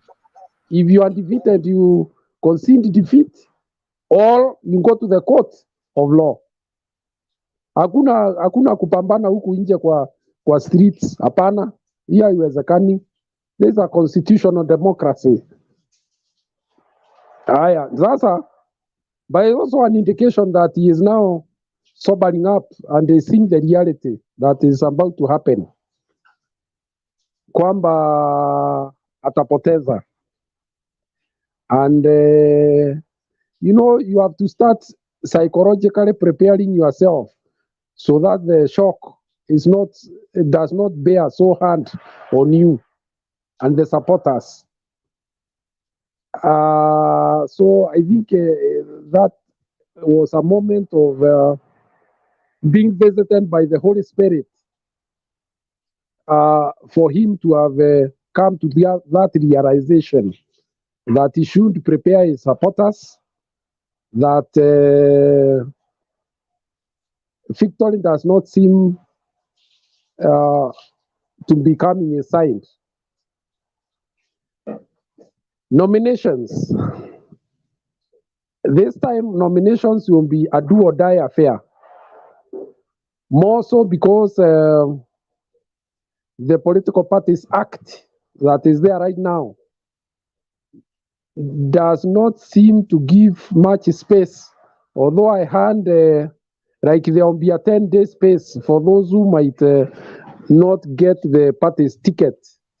Yes, that is true. To apply as independents. Well, that is good because I also know, and we are Kenyans, we know that there are parties that actually mess up very, very popular candidates and suppress their political ambitions by denying them a party ticket of the popular party within a region. And that is what basically happened to us in the Mount Kenya region. Last 2017 was a very bad year for the region because those who are given the tickets were not necessarily the most popular people on the ground. They were actually assistant with a purpose to front for a person in 2022. That is why today you can hardly pinpoint 2 or 3 of them in the streets because it's a favor that was done to most of them. In fact, some have never spoken in parliament. So, once the nominations are done, I am sure that the contest will be very tough, and more so in those areas where once you get a political party ticket, you are as good as having won the elections. You can imagine what will happen in Rift Valley with the UDA, parts of Central, Nyanza, parts of Coast Province, and Western Kenya. It is going to be a tough contest, and it could make or break some of the parties and slice off big chunk of some supporters. Some supporters will make their minds once the nominations are done, even on which presidential candidate they will vote for. So nominations are a very important thing in that they also direct how people are going to vote and who they are going to vote for. So a political party that will mess up with the nominations will be doing a disservice to itself. People have become more enlightened these days. You don't force candidates on them. They will rebel, and sometimes very badly, to an extent that you might end up even losing the presidential vote if you go that direction. So I hope the political parties will be well advised not to take the route of trying to manipulate what people would want at the primaries. However, I've heard also for the first time we might have scientific ways of picking candidates like opinion polls, which I understand is used in advanced democracies. I don't know how receptive it will be to our communities that have come to believe that if you don't go for nominations, then you are being favored. We waited to see how they'll go about that. There is also the issue of joint nominations. There is an understanding that is slowly being coming into view that affiliate parties like ODM and Jubilee could end up having compromises in places like Nairobi where they have common interests to an extent that they may, pick one candidate in one place of this political party like ODM, then pick another candidate of Jubilee on this other side, and then the supporters of the respective parties are advised that that is their candidate under Azimio. All these arrangements are good, but they must also take cognizance of the interest of the people. If we are not going to have an acrimonious primaries for the political parties. Actually, the number of MPs, the number of senators, the number of governors could be determined, but by how meticulous the political parties are and how meticulous the political party coalitions are. There are political parties that have lost the seats by competing among themselves, yet they are under one umbrella. I hope this time there will be an attempt by both formations to minimize this kind of a situation. I don't know how, but it is one way of doing it. Fallouts will be, some of them will be quite acrimonious, and it's nothing new in politics. We are not sure people like Kiraito where they are going to end up, especially because of the situation on the ground, that they may feel that by going with this or the other, they may deny themselves some votes. Some may adopt a middle path where they say, okay, as a community, you go and vote whoever presidential candidate you want, but give me my seat as a governor. I'm expecting that to happen quite much in areas like Central, where they know maybe Raila may get between 30 to 40%, but they would also want to get part of the other vote. So they would want to not to antagonize the other voting bloc by telling them that you must vote this way for this candidate. So these are all things that will happen during this time, and we should be ready to see much more. Thank you for now, Bernard. Okay, asante Bwana Guru kwa hayo yote. Naomba tusonge mbele. Moses Chege.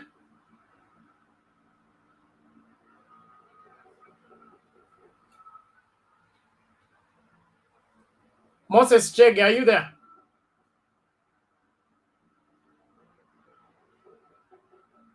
Okay, inaonekana Moses hayuko. Julia, we are welcome.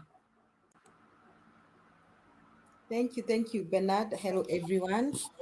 I just want to echo what some of us have said about DP Ruto, Concede's defeat. I want to agree with Ruben. I won't buy that. That's a lie.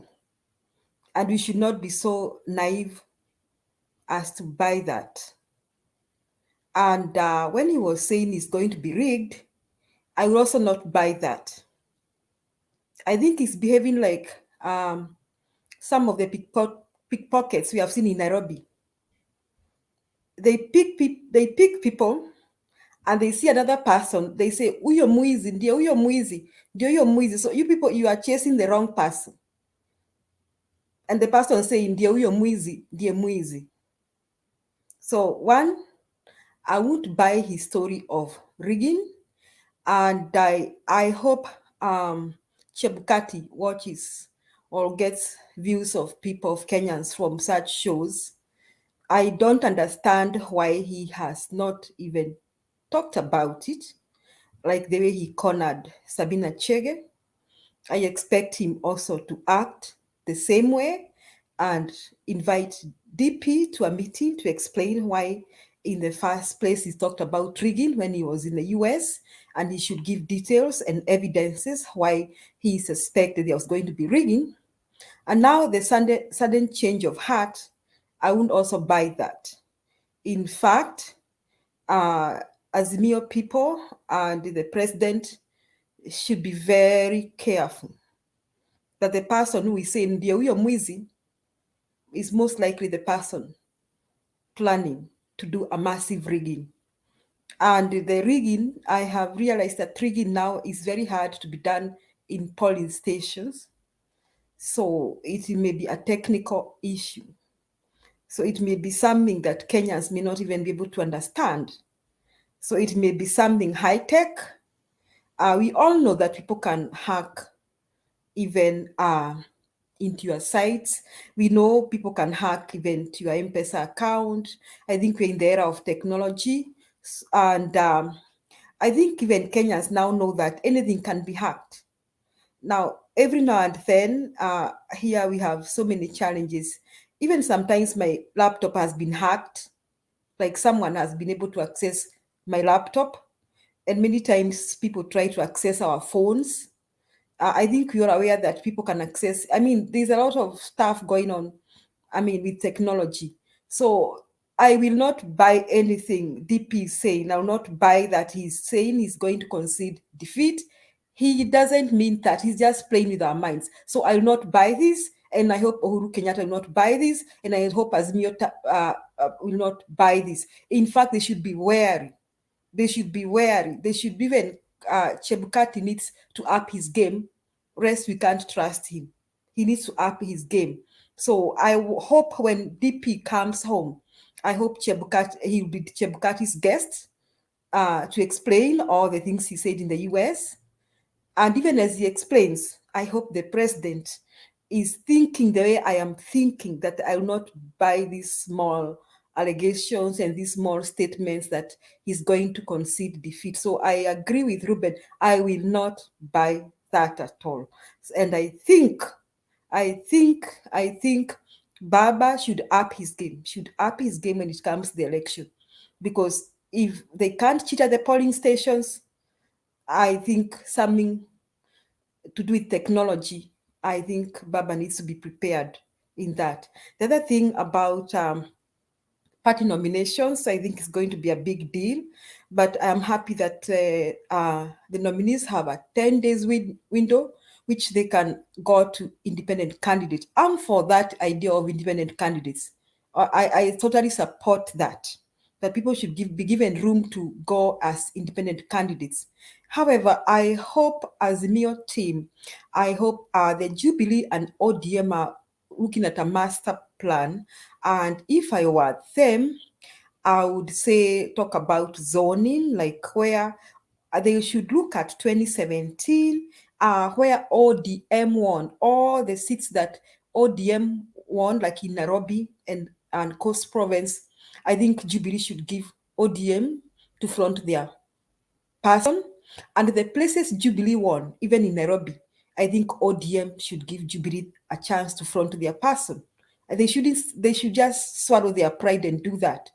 Then I think in places that they are not sure, they should look at it like, even if our candidates did not win, both Jubilee and ODM, which one had higher votes? I mean, they should try and agree, because I think in Nairobi, if they agree on doing that, we can see a situation where a candidate who won by ODM and this time gets support from members, sympathizers of Jubilee and ODM, I think that candidate is likely to win. So I hope they're going to agree on that.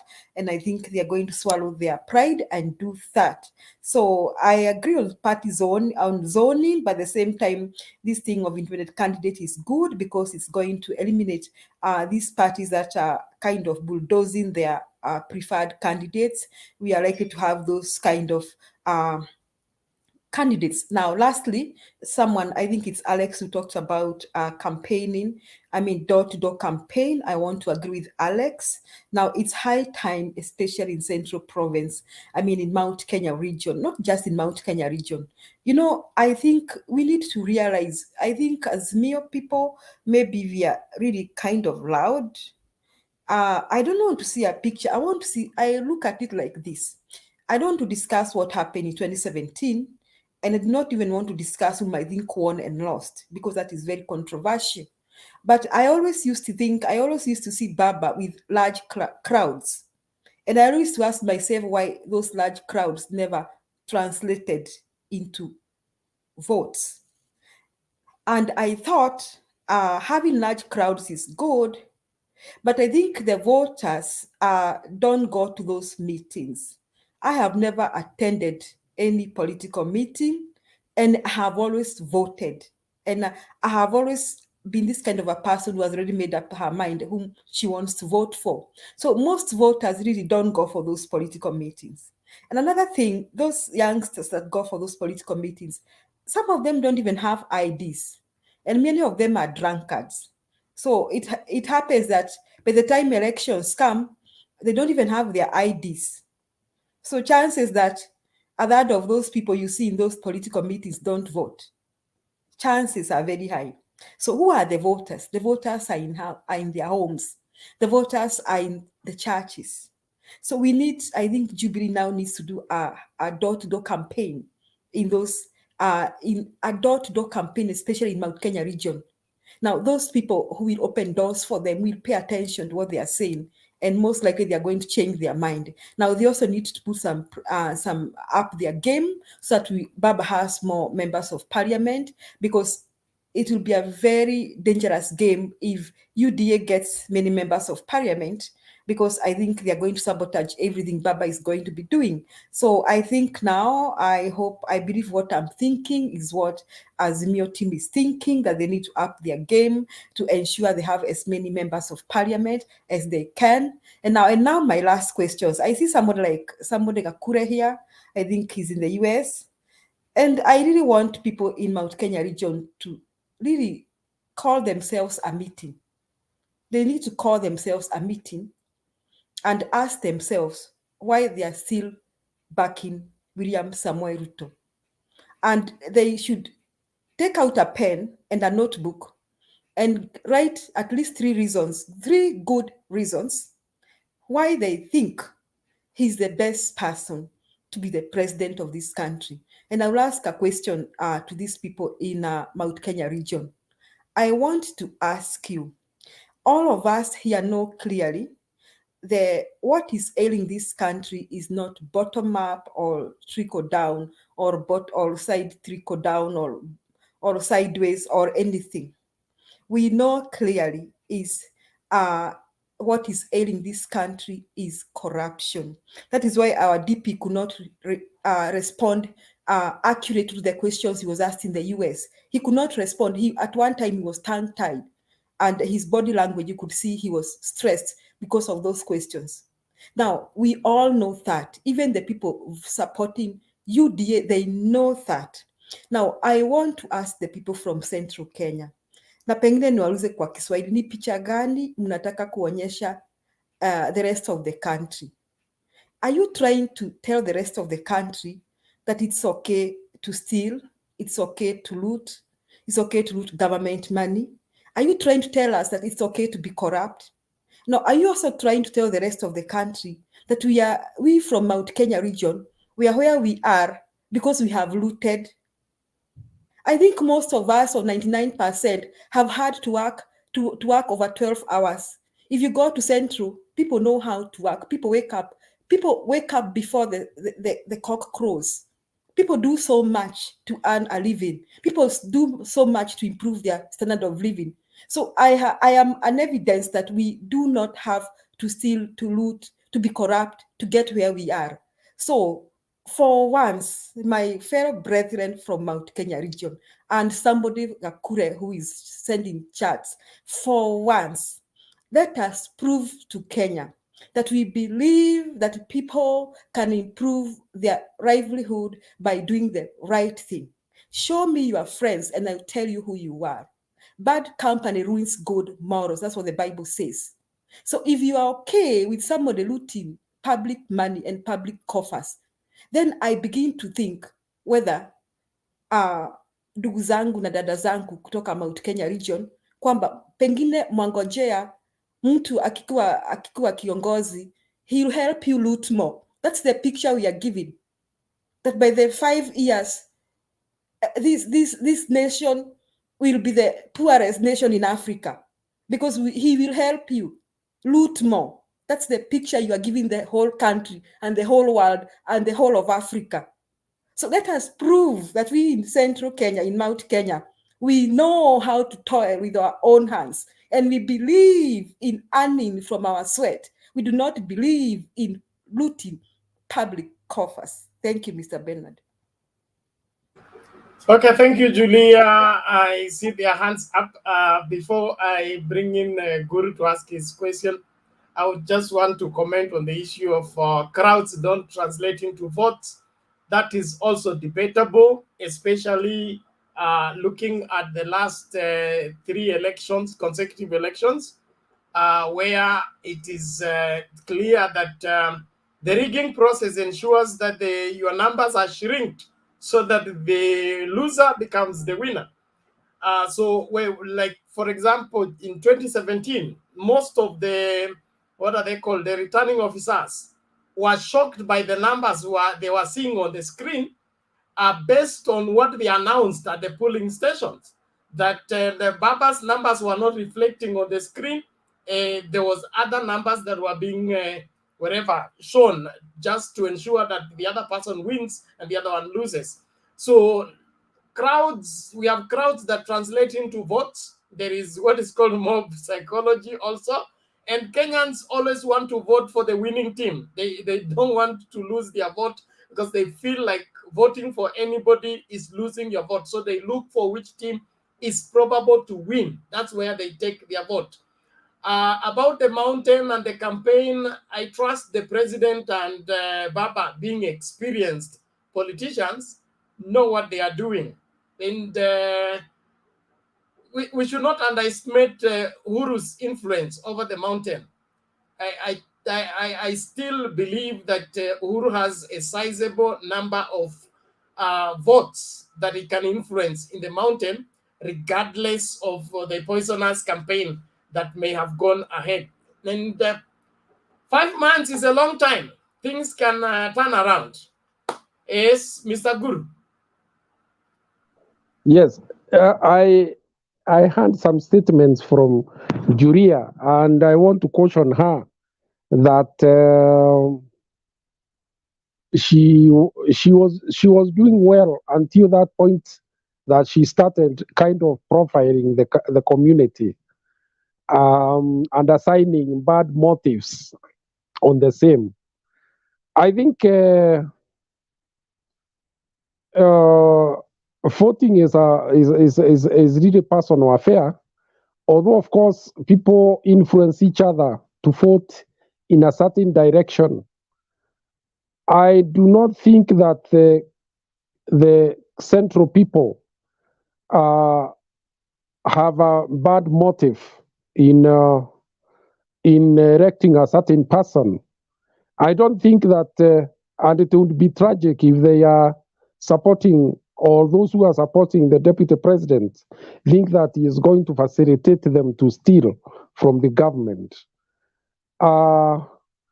However, I must also add that part of the reason why the situation is the way it is, somebody has invested many years in that region and has sent agents through the churches, like the president said, to kind of brainwash the people. In Juria, most of the people, even in Central, may not be as privileged as you are to get information in a whole. They rely on opinion readers. So you can imagine you have been told about something over and over again. Even a thief can be washed by being called an angel over time.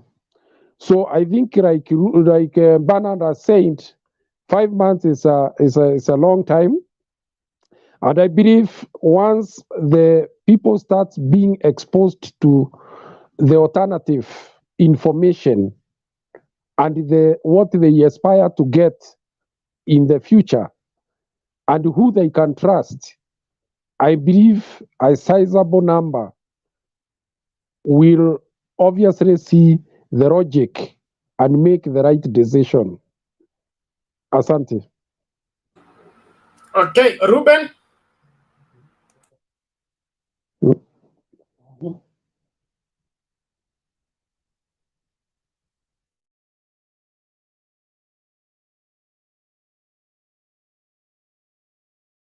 Ruben, unmute. Your gadget is refusing.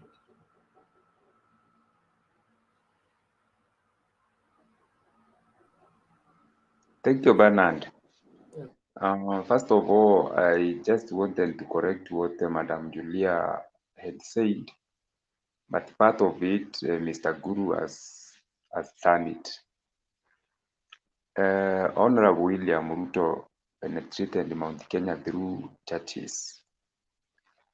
And as we all know, and Bernard is also aware of this, clergymen and these religious people, especially when they are on the pulpit, are never questioned.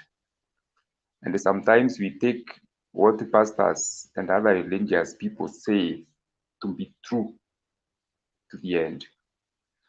So if now Raila Odinga has been called Muganga for so many times, and the person who calls him Muganga is deputy president. The deputy president is perceived to be a Christian by a majority of churchgoers. Let me call them churchgoers because most of them are not truly Christians.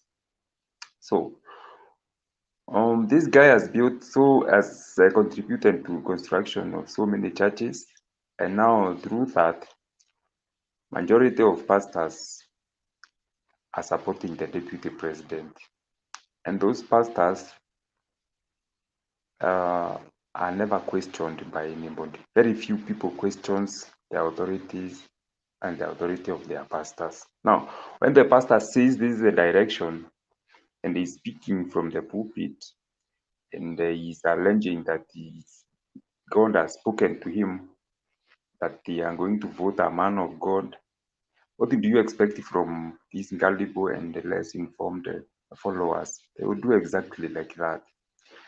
So trying to untwist that knot is becoming a difficult thing to us with the followers of Baba around Mount Kenya region.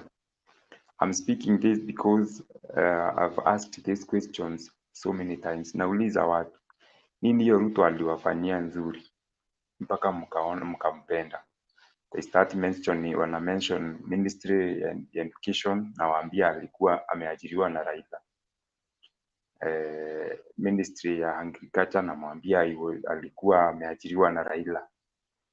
Wanaongea vitu nyingi, wanasema finally ameteswa na Uhuru. Sasa nauliza nyinyi ndio mnasaidia mateso ya mtu. So at the end of the day, mambo nyingi, the majority of answers zile ambao majority wanapeana ni kwamba amejenga makanisa ya Mungu na ni mtu wa Mungu na Raila ni muganga. To undo all this thing, you need a lot of civic education, you need a lot of talks, you need a lot of, I don't know what to call it. Mungu atasaidia watu. Sawa. Well, Brother Ruben, thank you for your voicing out your concern. But but from where I sit, and I'm speaking as a clergy, we have very little influence on the voting pattern. If we had a Pius Mwiru will be president of Kenya, if the clergy had a lot of influence on the voting pattern, the 2010 constitution would have been defeated. The Kenyan setting and communities, politically, they even go against their clergy when it comes to voting. So the issue of the clergy supporting William Ruto is just like Mudavadi and Weta. They can come individually. But with their congregation, I debate that until daybreak. It's very difficult. I'm a pastor, I'm a practicing pastor right now, but I cannot tell my congregants to vote this way and all of them vote. I know, even after telling them that Azimio is the way to go, I am 100% sure there are those who within my congregation who will still go and vote the other side. So clergy influencing how the voting take place, hiyo nita debate mpaka mwisho. Mama Selina, ilikuwa swali ama nini? Nataka Julia respond alafu tusonge mbele. Okay, Yeah, sorry. Okay, nilikuwa nasema tu kulingana na vile Julia amesema and the two brothers have said ya kwamba Central Kenya, kwa wale watu tumekuwa karibu, mimi natoka Nakuru na siasa yangu mingi nimefanya na watu ya Central, na nikikumbuka wakati ya Moi. Sahi, yes, kuna wale wachache watafanya vile Ruben na Kuru wamesema, but yale Julia amesema kwamba sahi kila kitu penat after nomination. Ukiona sahi Central, wache niende Kiambu for example, naona wamesimama watu wengi, isipokuwa ni Moses Kuria amesema ako na chama ya KKA, the rest wanasimama na wamenyamaza, ya kwamba wanangoja, na unasikia vile Kaboko amesema, na ile kitu ilikula kina Kaboko, Kapando wa Kapando, ile kitu ilikula kina Waweru, Central Kenya they know. And again, the Central Kenya we know, wale watu wasima, kuna Central Kenya mara mbili. Kuna hao vijana na hawana kura na wanajitokesea. Kuna hawa vijana wako na kiongozi yao pia yenye si matajiri na si ya hii group, na wanasikiza watu yao, na tunawatia kanisa, na tuna hii mambo ya Central. Hii mambo ilifanyika Rift Valley, ile uoga wako naye. Ukweli ni kwamba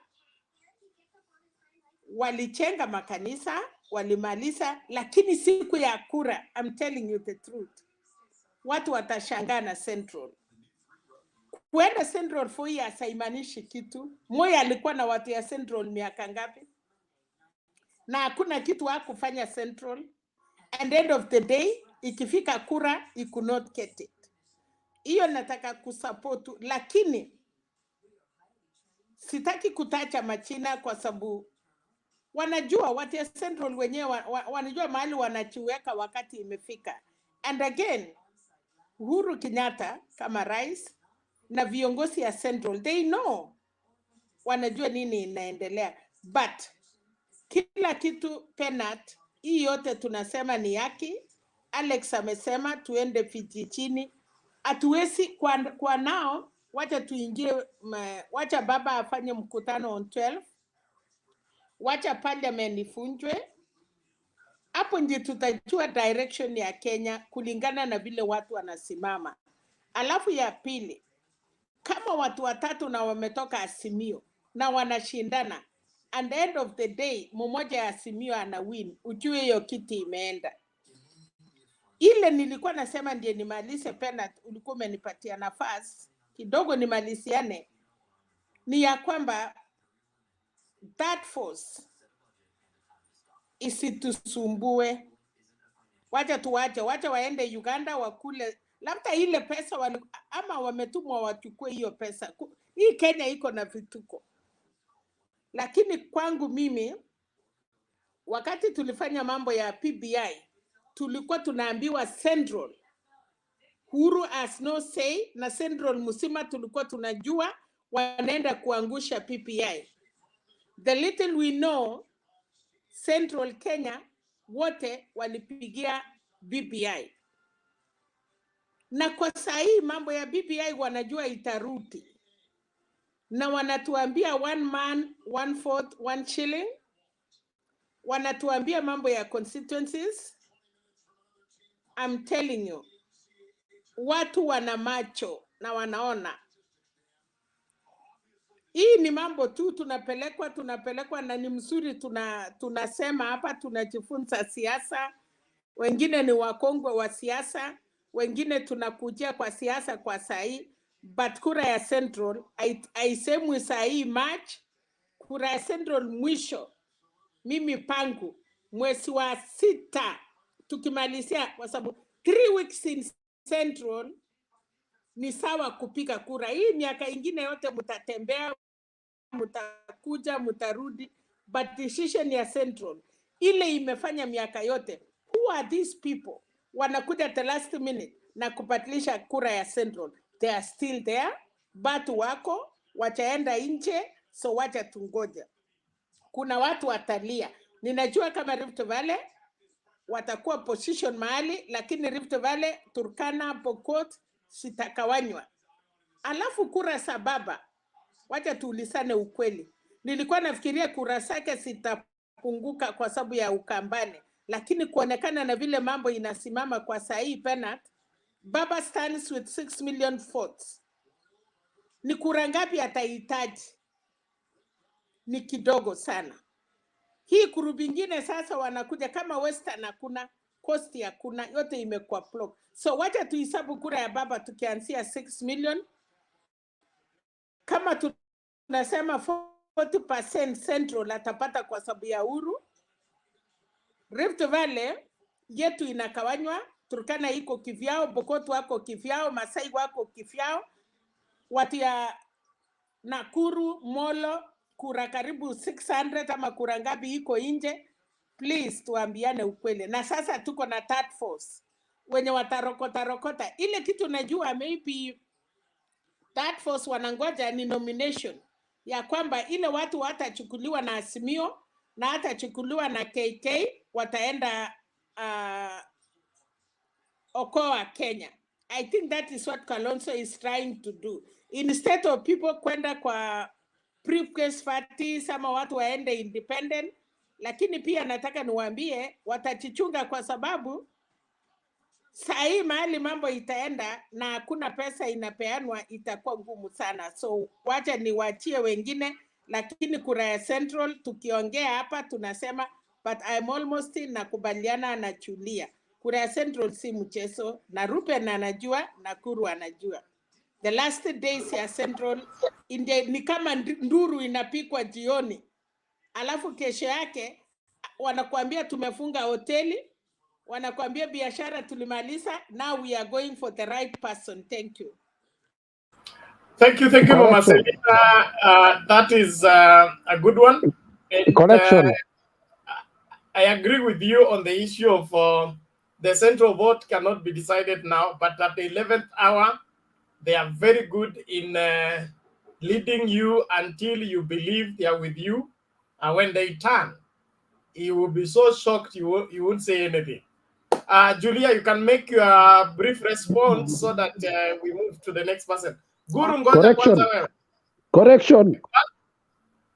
It is not true that you will, when you fail in a political party nomination, you can move to another one. Only independent candidates will do that.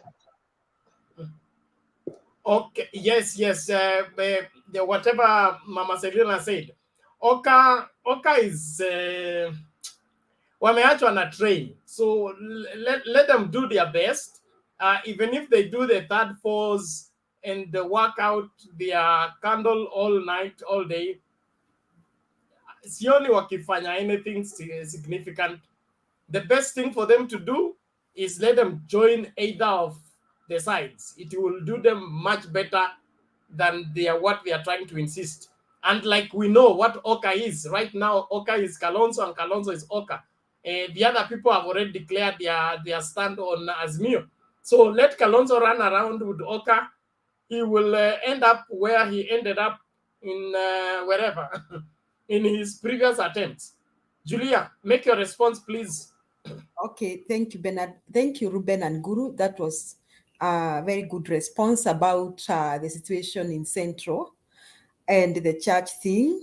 Now we see why, okay, I'm not really trying to profile, but I repeat again, show me your friends and I tell you who you are.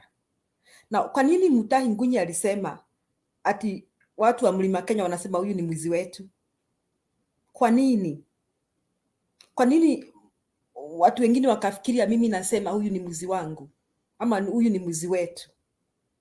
Even if I'm Julia here and I tell you I don't do this and I don't do this and Mama Selina is my friend and she's doing this, there's no way you can separate me from Mama Selina. Mama Selina allow me to use you. You can't separate me. I can't go around telling you, Mama Selina ndiye mbaya, mimi sifanyi chenye anafanya. You know, if they come out on 9th and vote even 50% for William Samoei Ruto, that will profile them. That will profile them. Because you're telling me the church is the one that is behind this. Benadia is a pastor. If you receive dirty money in your church, don't tell us about salvation in Jesus Christ. That's a lie. Usituambie maneno ya Yesu na maneno ya kuokoka. So even it means the church in Central need to call itself a meeting again. I am sorry to say that, or allow me to say this. After coming to America, I feel that maybe there are thoughts that I had when I was in Kenya that I should not have as a child of God. Let me say, is never discussed here, but I'm a Christian and I'm a born again Christian. But I go to a church where, though they receive so much support from the members in terms of finances, I have never seen that man of God talking about finances. And it has come to me a realization that one of the most important things of a church is the direction that you lead to your people, especially when it comes to morality and their relationship with God. So this church in Central Kenya, why are they okay with that kind of a stand? That means something is very wrong here. Na kama hatutaki tuwaongeleshe hao watu, basi tutakikana kuwaombea sana na kuombea kanisa letu lenye liko nchini Kenya. We need, then allow me to go Christian and say, then we need a spirit of revival, because something very wrong is happening in the church in Central Kenya. If they are the people receiving this kind of money and they are okay with it, the other day the president talked about it in Sagana, na watu wakamuinukia. If somebody who doesn't preach on Sunday can see it, the president is not a preacher, neither is he a pastor. He can see it. I think Bernard will agree with me what the Bible says, that they shall come in sheep clothes and they shall be wolves, but you shall know them by their fruits. So something very wrong with the church in Central. I am not profiling Central, but for once, let us show the whole Kenya that we believe in doing the right thing, that we labor with our sweat and we reap from our sweat, not from public coffers. Thank you, Bernard. Okay, thank you, Julia. I appreciate that. And I would just say that it's not the church in Central only. Generally, the church in Kenya, over time, has been bought by the politician, especially the leadership. And so they're in a compromised state. But that does not in any way imply that the Kenyans are not free to make their choice. Just like they disappointed their leaders in 2010, the church in Kenya, the clergy especially, have very little influence as far as the political decisions are concerned. So that should not be our major concern.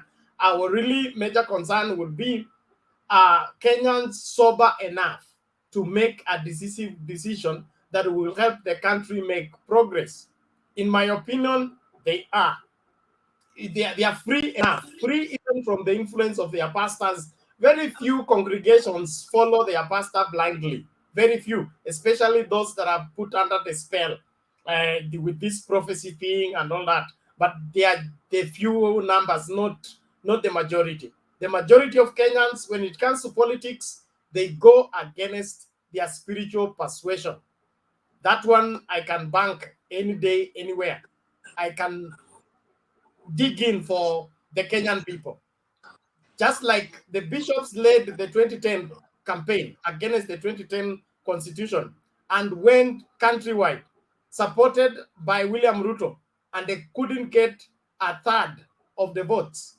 That figure remains in the same place. I don't think much can be done as far as voting pattern is concerned. Story ya mganga pia is not selling much. It's just a few scared believers who are scared of uganga who would want to buy into that kind of an ideology. As at now, people are enlightened. Now, there is a separation between, we don't have a Christian state. We are not a Christian state. We are a Christian nation, but not a Christian state. And so we don't want even a saint in the State House. That's not a bishop seat. The bishop seat can be at the headquarters of our denomination, but not at the State House. And so with what Ruben said, civic education, people to be told, and then serious campaign, like spelled out agenda that people have. I mean, with the Azmio team or whatever team, they are laying out what the agenda they have for the country. Kenyans are mature enough to make serious decision. Also remember, the majority of the voters are the mature adults. These young people making noise, most of them are not registered voters, don't have IDs, and if they do, they are still the minority when it comes to the voters register. The voters register, the youth are the majority generally in the population, but in the voters register, they are the minority. So they will not tilt this election in any direction. Anybody banking on them, he should be set for a disappointment from what I have so far in terms of the data available. Oti, namna gani? Poa sana mambo. Fiti. Kwanza nimeshukuru kuingia kwa debate. And I will just start by, there's a statement raised by Julia. I wanted to come in, but I knew you would give me time. And you have also alluded to it. These youths, I don't take them for a ride. In fact, if they're not there, then this issue called crowd will not be there. And then they do a very important part. These are the great mobilizers. These youths, during elections, I've seen wherever I am, these are the people who are used to ferry the elderly, those who cannot walk. They pick them, they take them to polling station, they ensure that they vote, and then they take them back. And then if you don't have these youths, and then let's say for example that you call a rally today and you expect Julia to be there, you expect Alex to be there, you expect Bernard, Mama Selena to be there. It will easily happen. So I think we should there's a role they do play, and we should not take them for. And not all of them have got no IDs and are not registered. Majority of them, or a good percentage of them, are registered. So let us be fair to them. I'm also not a fan of attending rallies, but at times I do. So if I do, and if people are heckling, you not expect me to just sit there and relax. I will also just behave the way. When you are when you are dealing with mad people, you'll be mad. When you are dealing with civilized people, you'll be civilized. When you are in church, behave as in you are as the way the church wants you people to behave. So that is that. Today I was watching some videos. And then I bumped into a video where Meru Senator Lunturi was in a certain church, and he really tried to decampaign Raila. At the same time, Malala was doing the same thing in Mount Elgon. And through Gorilla, Korbarla, this name Raila, let us just stop using it anyhow. Malala tried it in Mount Elgon, there were chaos. Or Linturu, they tried it in Meru, and then the bishop or pastor just walked up front and grabbed the microphone, not even grabbed, just excused himself, and he talked. He told him, ABCD, here we minister for a number of congregants, and so if you have come here to maybe put up your point, just go straight. So leave alone these are siasa ndogo ndogo, and he really apologized. So following the topics you've placed here, I think when our DP is going to come back here now, he's going to be shocked. And what he has said that he's going to concede defeat. I don't know whether you people were reading the body language. Alex, who is in America, and maybe Julia, are you reading the body language of this guy? This guy is not going to concede anything. And after all, that guy is a bait, and they're planning for something that we do not know. Now I was watching something live. It was, I don't know, he was addressing some people in London, some Kenyan, some very that a small group of people, and he has, in fact, they have taken a lot of time there. I don't know whether they are finished as we speak. So he's not going to concede, but we are only telling him that the only option he should use is to go to court, but then let people meet in court. The issue of conceding, that one he wants to doing us, he's not going to concede. Or another thing, party nomination is going to be a hell in each and every coalition or each and every party. We in ODM, I know it is going to be hard, and something is not coming out clearly. I think if somebody has got the first-hand information about this 10-day period, I don't know whether I can contest as an ODM aspirant, and then if I lose, then I can, that 10-day gap, I can go and contest as an independent. I'm not getting it. So maybe somebody who has got a clear information can come up and explain it. That this 10-day period, does it mean that if I'm in ODM and I've lost the nomination, then I can go and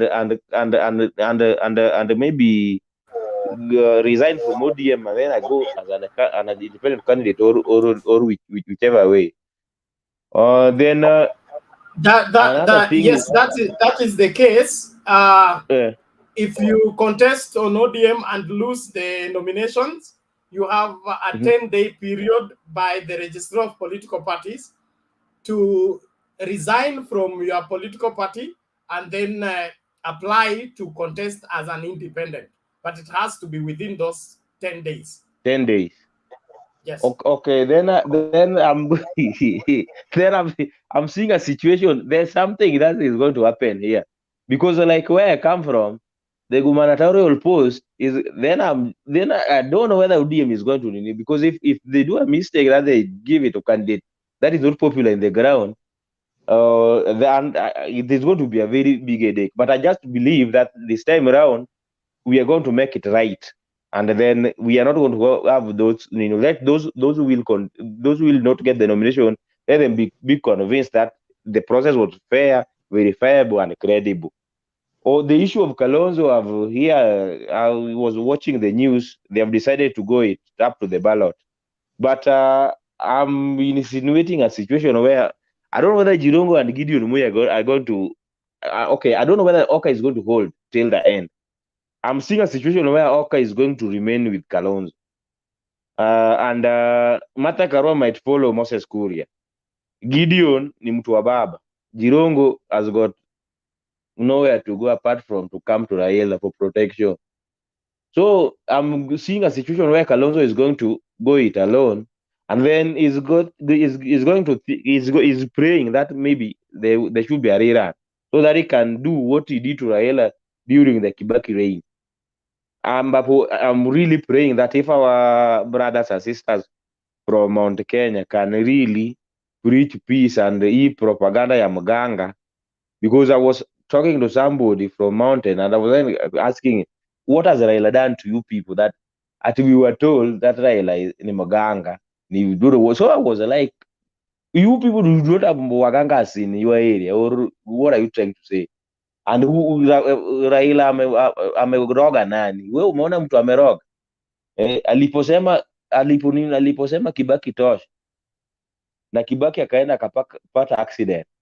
Ni yeye ndo alikuwa ana drive hiyo gari. Hapo sasa hiyo ndio urogi unataka kusema ati hapana, hata hiyo hatujaifikiria. So there are things, they are just cheap propaganda, and they were started by these are our leaders from the mountain just to campaign Raila, because could it be that Raila could be getting around even 10% in Mount Kenya? It could have been the president a long time ago, because they always won minus those votes. So the propaganda, we are going to deal with it. Each and every person, we can always share the ideas, and we share the light. Otherwise, I'm still in the show. Alex, habari yako? Iko salama. Bernard. Salama. Huku ni kuzuri. Your 10-day window period include weekend. It's going to be between, maybe Ndeto is preview of it, but when I looked at the calendar, it's going between 19th of April to maybe 29. And that between those two there are almost 2 weekends there. So it's a very tricky period that even that time given, it's not going to be enough for them. So don't even worry about it. So, but the 10-day period was a way to sneak in a provision for people, again, not to have party discipline. And it should not have been there. But anyway, they succeeded. But this time around, that 10-day period of resignation, official resignation, not just audio resignation, unasema mahali yuka atumeresign, official written, accepted, taken to the political party place. And then again, now you start reapplying. That period is so stringent for them. So don't even worry about it.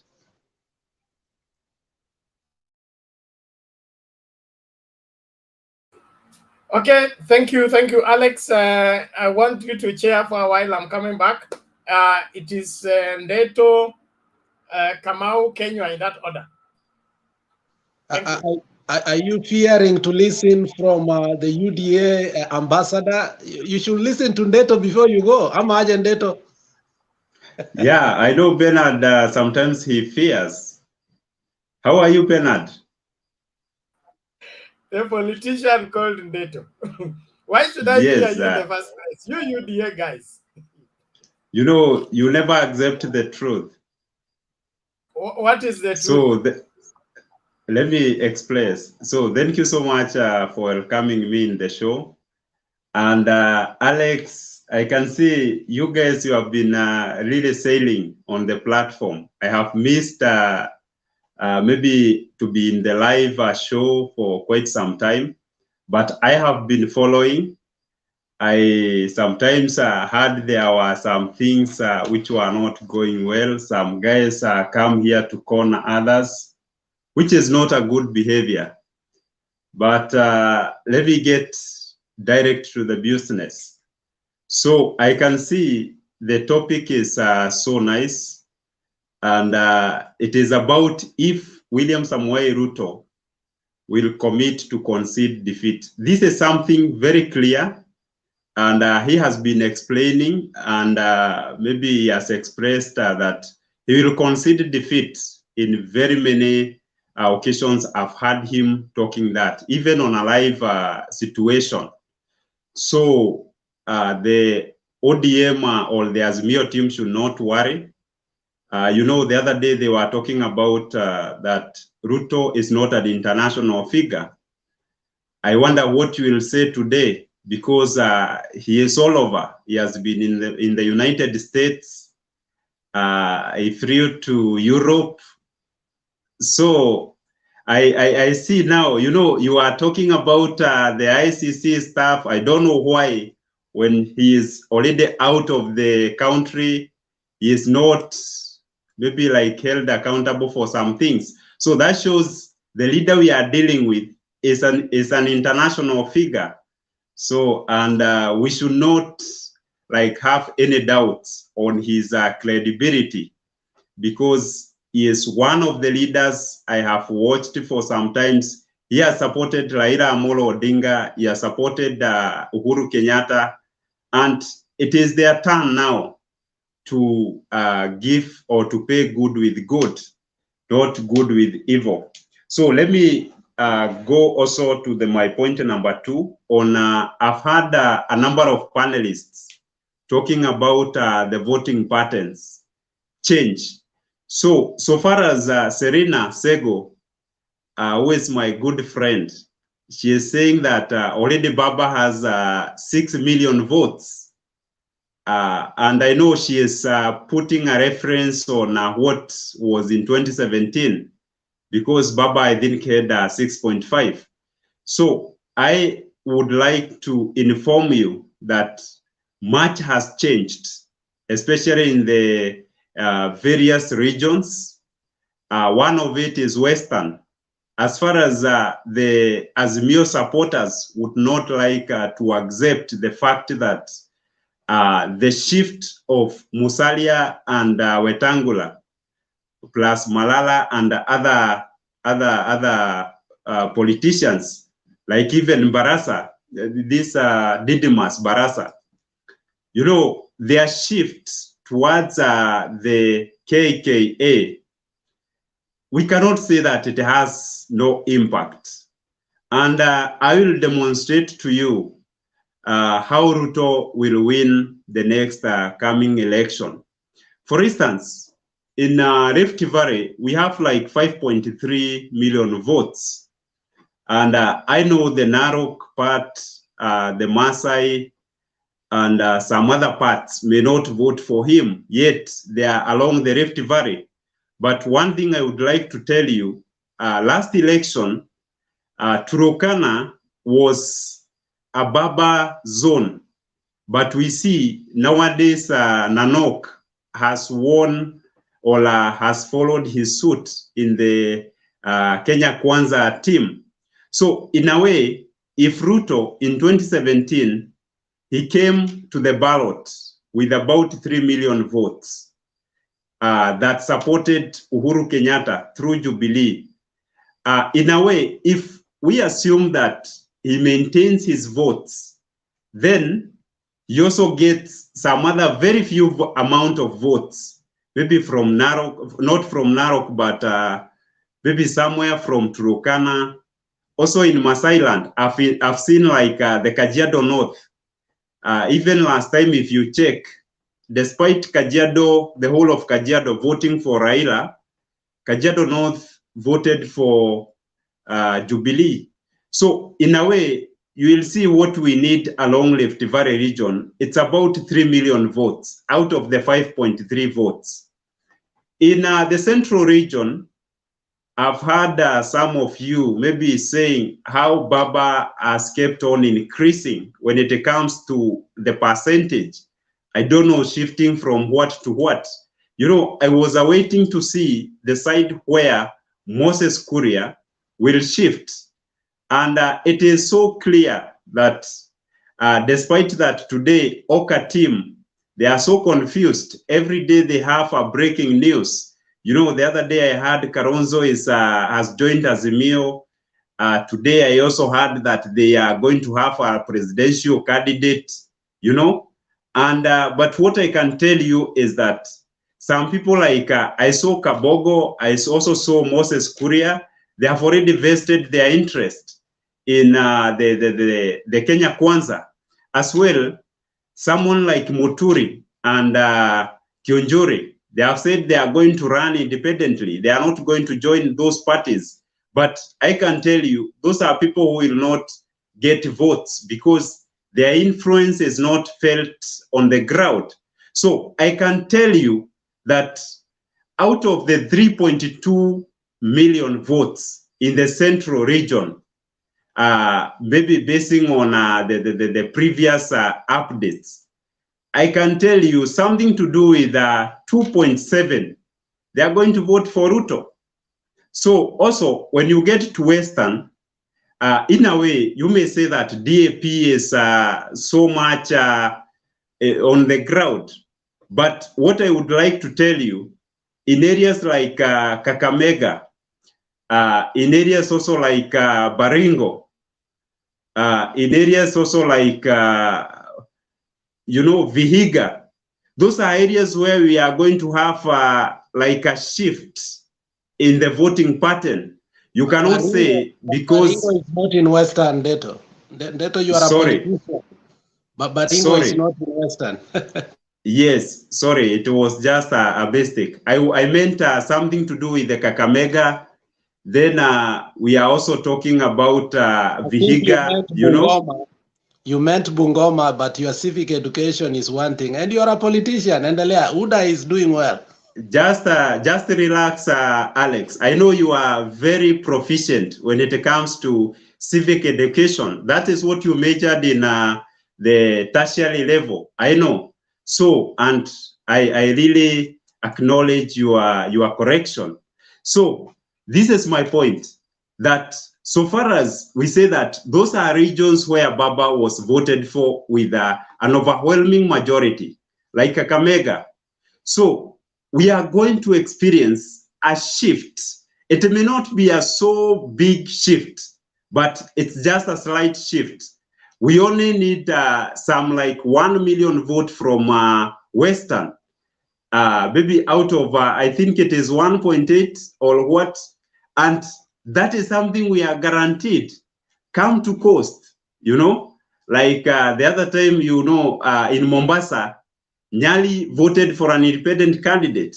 So Jubilee just received something to do with 99,000 votes. So this time round, I am expecting something to do with 150 votes for UDA. Go to Kilifi. These are people, despite that they voted for Jubilee in the previous election, this time round, it is going to be overwhelming. So I was trying to correct Selina, the way she is saying that the 6 million votes that Baba had in 2017, it is still in place. And I can tell you, it is the statistics has changed. Baba has reduced because you have seen his regions being invaded by people like, a person like Kalonzo Musyoka. Despite that, some of us here, we may neglect him. But I know the side he will go, in a way, it will have some weight. See the Ukambani, despite the three governors coming together, even in 2017, I think they were together.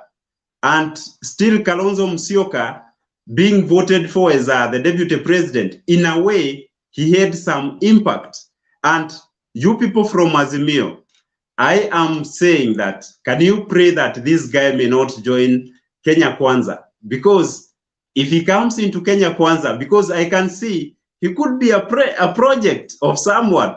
So if he comes to Kenya Kwanza, I think this thing we shall take it at 10 a.m. So another thing is, I've seen something to do with... One moment, Deto. One moment. Mama Selina, ask your question. Yeah, thank you. Unasema Kakamega, Musalia alikuwa presidential candidate na Baba miaka yote Western Baba ameshinda. Hakuna siku hata akiwa na candidate Musalia yeye amepita. Umeongea kuhusu Rift Valley. Nimesema 6 million kulingana na vile iko. Na sasa unanifanyia hesabu. Umesema Turkana. Turkana ni ya Baba. Nanok, ujaiona Nanok amerudi Turkana. Kuna Munyes na kuna wengine wameshikilia Turkana. Pokot, Olenyanyapong. Ya pili, ukisema Kajiado, watu ya Jubilee na Baba wamekuwa kitu moja. So kama ungeniambia Jubilee hayuko na Baba, ningekusikiza.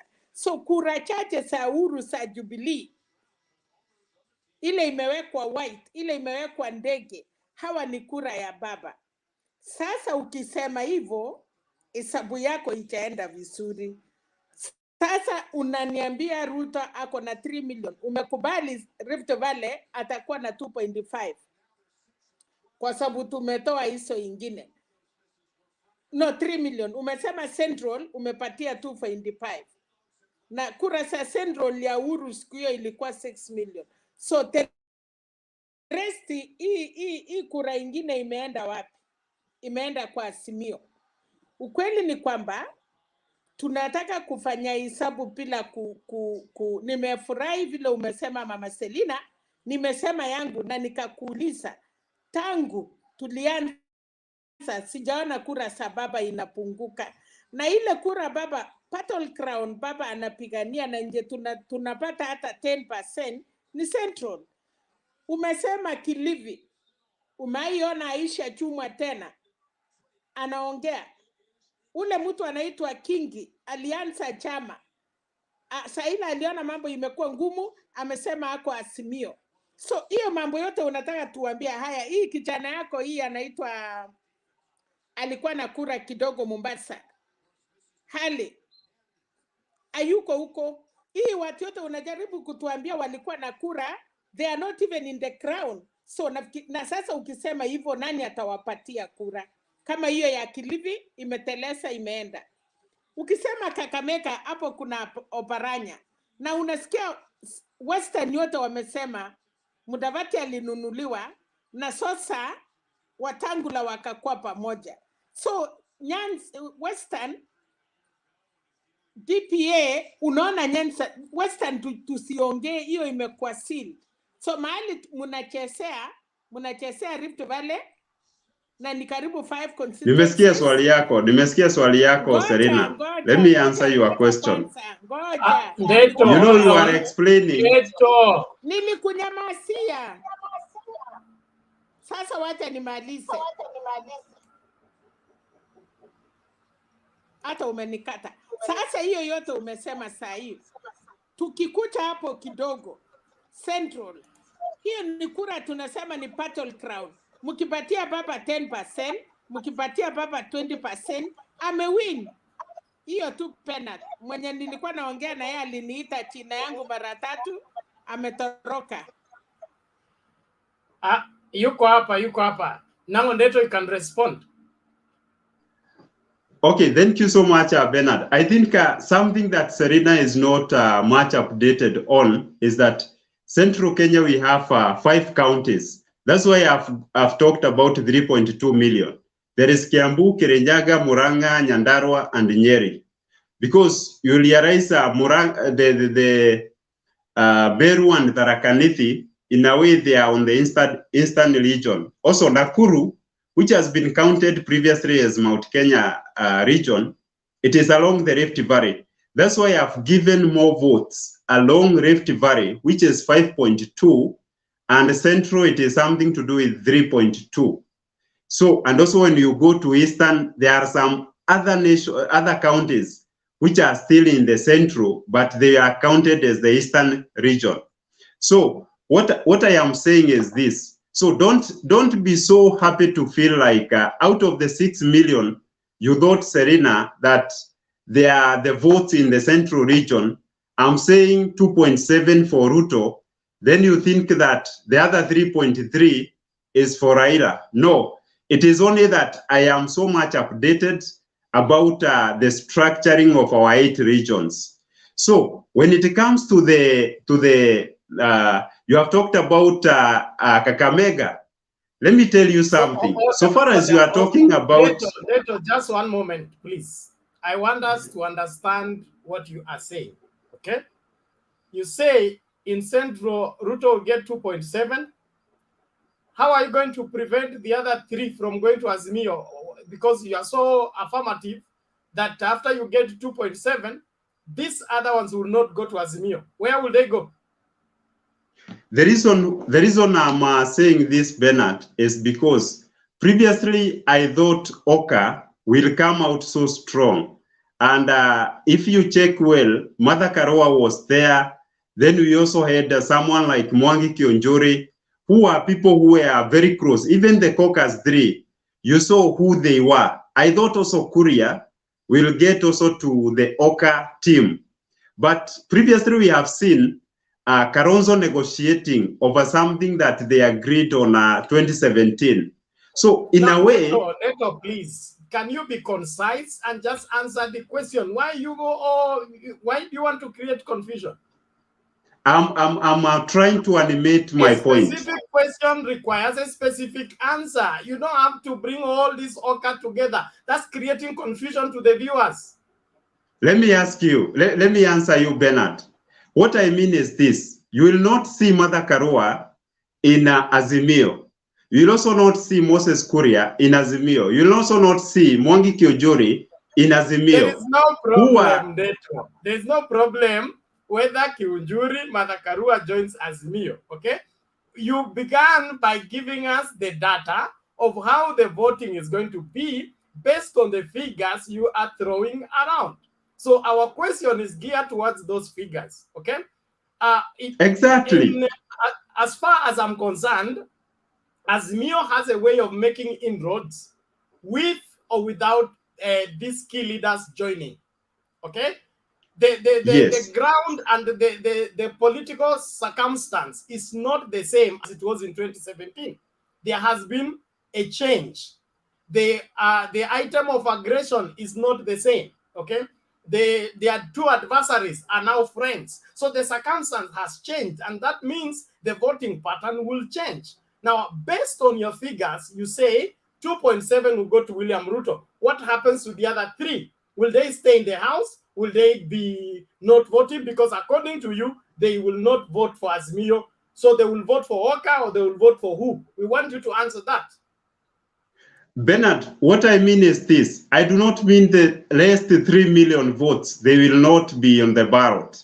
I mean, in the central region, if you take critically or logically, we have 5 counties which can be counted as the central region, which is Kiambu, Kirinyaga, Murang'a, Nyandarua, and Nyeri.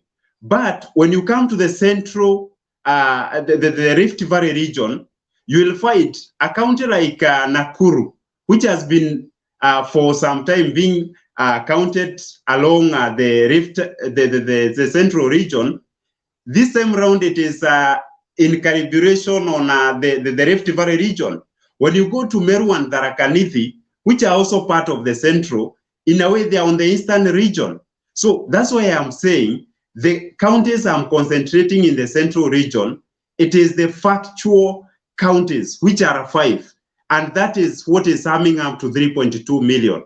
But if I were to go for Meru and Tharaka Nithi, and I also bring in something like Nakuru, it will, and also some other like Nyeri, not Nyeri, I've not also maybe mentioned some other 2 counties. They will add up to something to do about 7 million, which is coming from the central region. So, but you say 2.5. logically, Why are you saying 3? You told us 2.5. What a kurukaruka. I talked about 2.7. 2.7 is what. Order. Thank you. So, Neto, if I get you clearly, is that you believe that William Ruto gets 7 million from Central if you combine the 6 counties. That is Nakuru added to the 5 counties in Central. It is, I think, 8 counties, because we are also going to calculate on Nyeri, not Nyeri, but Meru and Mama Selina ngoja kwanza. And so also Neto, Embu. Ngoja kwanza Neto. Now, I want us to understand each other. So these 8 counties, okay? Let's just go back to the central counties, the 5. Their governors. How many of the governors in Central are in support of William Ruto? Let me tell you something, Bernard. The dynamic of our elections will frustrate you. The question. Don't tell me something. If we go to the statistic, I would say the one for Nyeri is the one who is in Kenya Kwanza, and also Kirinyaga. So out of the 5, we have something like 2. So 2 out of 5 are in support of Kenya Kwanza. Okay. Yes. And I know that you being a politician, you know that governors will not have zero influence over their jurisdiction in terms of influencing the voting pattern, whether they are outgoing or they are incoming. I suppose to support what you are saying. Now, if that is the case, and then that means Azimio has the majority backup in Central than Kenya Kwanza. The problem is, Bernard, you know, so far as we are saying that they are incumbent governors, these are people who will not be voted back. And the reason why they were voted in 2017, it is because they were in Jubilee. By then, people were voting for parties. Even Jubilee is back. Neto, Jubilee is back. 1, 2. These governors, although they are outgoing, they don't have zero. We cannot say that they have zero influence over the electorate. There are people who still believe in them and believe in their leadership. So the direction they take will influence how they will vote. We cannot say that all of them 100% will not be followed. I agree with you, Bernard. But the only issue I have is, even Uhuru, if you listen to him while I was at Kasarani, he said, I had very few members of Jubilee during the NDC. It was, I think, on last Saturday. He talked about very few. I don't know if this guy is on Ruto's side or why he had to say that they were very few. So that shows from the central region, apart from Kanini Kega, Sabina Chege, and some other people, you will find the rest are in UDA. It is the crowd that is speaking. It is the people of Kenya. We are in a democratic nation. Despite that, a governor will have his own stance. You may find it is his votes, only his votes. Okay, thank you. Ngoja. Alex, ask your question, please. We want to move forward. And that I'm trying to follow your progressive thinking in a nature that there is something you're building on. And you started by giving us the statistics of the core central province, as it was composed before, of five counties, which from there, you disseminated the 2.7 million. And then you started giving us your cousins around, who are the Meru, so on and so forth, which in turn, you turned around to bring your 8 million or 7 million in one way, because at some moment you say 7, some moments you say 8. Now, and at some point, you had this thought when you went to central, the western province. You said last time there was overwhelming support for Jacomb because you had no points person there. And now you believe that you are going to get 1 million votes because this time you have 3 people that you have named who are laughable, but I will give you that, who is Mudavadi, Wetangula, and Malala. I don't know why you include Malala there. So, and you said you are going to get 1 million votes. Now, from your own thoughts now, if we say, last time we had no point person in Central Province, now we have one person, we just want to give you that one person, Uhuru Muigai Kenyatta. Can't we get that 1 million that you are saying that you will get from there and neutralize it? And from there, because now we have other governors now who are elected, like Kimemia, and so on and so forth, then we say each one again will give us 500,000, 500,000. Now I want to use your thought pattern. I don't want to bring mine. I want to use yours so that I can bring you closer home. Now, don't you think we are still ahead using your thought pattern? Kunywa maji tujibu. That one requires water. Alex, you know, I like how you ask questions and also how you provoke. But nowadays, I think I've been a bit moderate. So let me answer you. It is good that you are saying all these governors, like even I think you are in a similar viewpoint with Bernard, that the 3 governors, the one for maybe Nyandarua, there is the one for Murang'a, and also the one for Kiambu. I do not refute that they have their own support. As well, they have followers.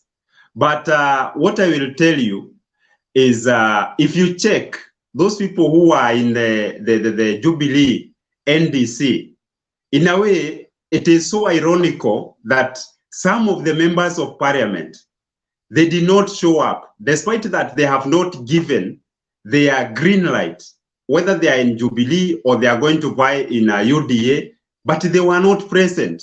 So what you are saying is true, that maybe out of Uhuru's support to Azimio, in a way, it might have some impact.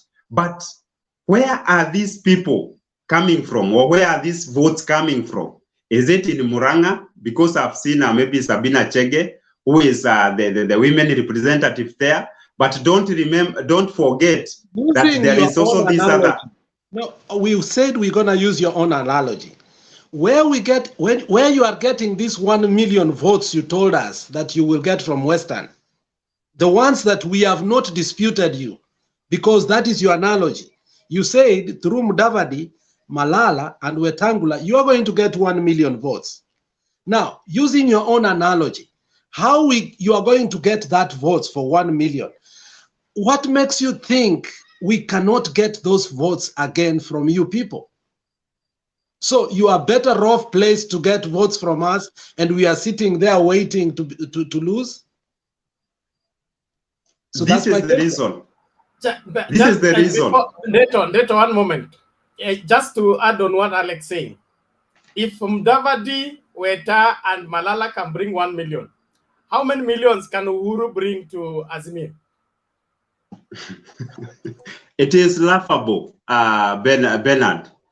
Let me get to to answer your the two questions. You know why I said that in Western we are going to gather something around 1 million is because don't say that Malala is a very poor person or a politician. Remember, he is the senator of Kakamega. And Kakamega, we have something to do with 750. Please, can you learn to answer the question and stop your narratives, please? I'm answering. We are governed by time here, okay? Give me a minute. Also, just answer the question straightforward. If Mudavadi, Weta, and Malala can bring you 1 million, now in that direct proportion, tell us how many millions can Uhuru bring from Central to Azimio? Comparative, simple, straightforward. Thank you, Bernard. The amount of votes, a maximum that I can see Uhuru bringing on the table is 0.5 million. Ask me why. This is because if you see the people who are maybe campaigning for Azimio along the central region, one, you have said governors are so influential.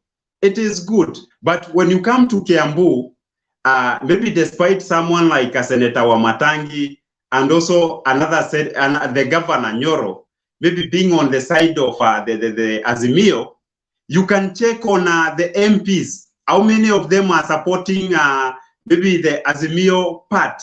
Also go to Muranga, do the very same analysis, as well as in Nyeri, also in Nyandarua. And Neto, you are on record on this particular platform. It is a fact that 85% of sitting members of parliament are not coming back to parliament.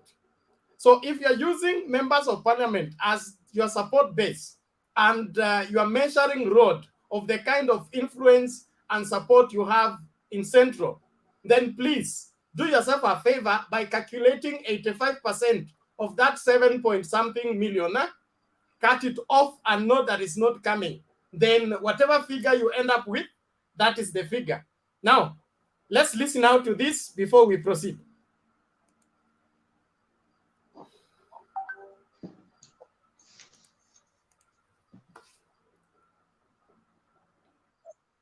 But it need not degenerate.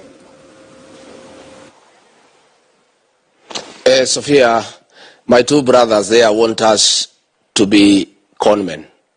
They want us to pretend.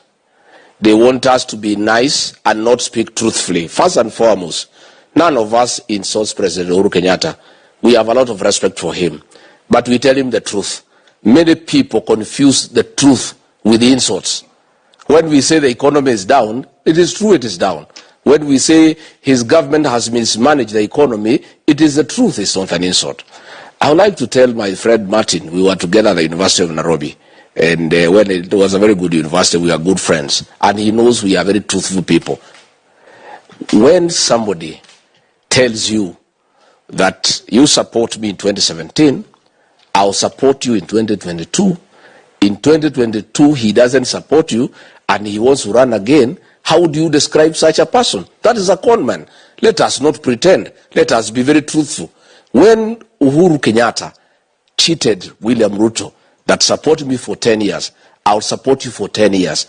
How do you call that when he decides now to support his opponent? That is conmanship. Let us not pretend. Let us say that. Let us not say that we are being harsh or we are using very strong words. We are just being truthful. And you know there are children who are listening to us, and we want the history of this country to be recorded properly. And the way to record history properly is to tell people the truth as it is. So ourselves, we are saying, we'll continue speaking the truth. And I would like to tell my friend from Kano, when he is saying that William Ruto should come and start campaigning in Kenya, his chairman does not campaign anywhere. They are always in meetings, in boardrooms. If he wants to talk about campaigning, he would have to come to us to teach him what campaigning is all about. And let everybody play his role. And I'm waiting for Kalonzo Musyoka, because what Kenyans are waiting to hear from Kalonzo Musyoka, he told the people of Kenya,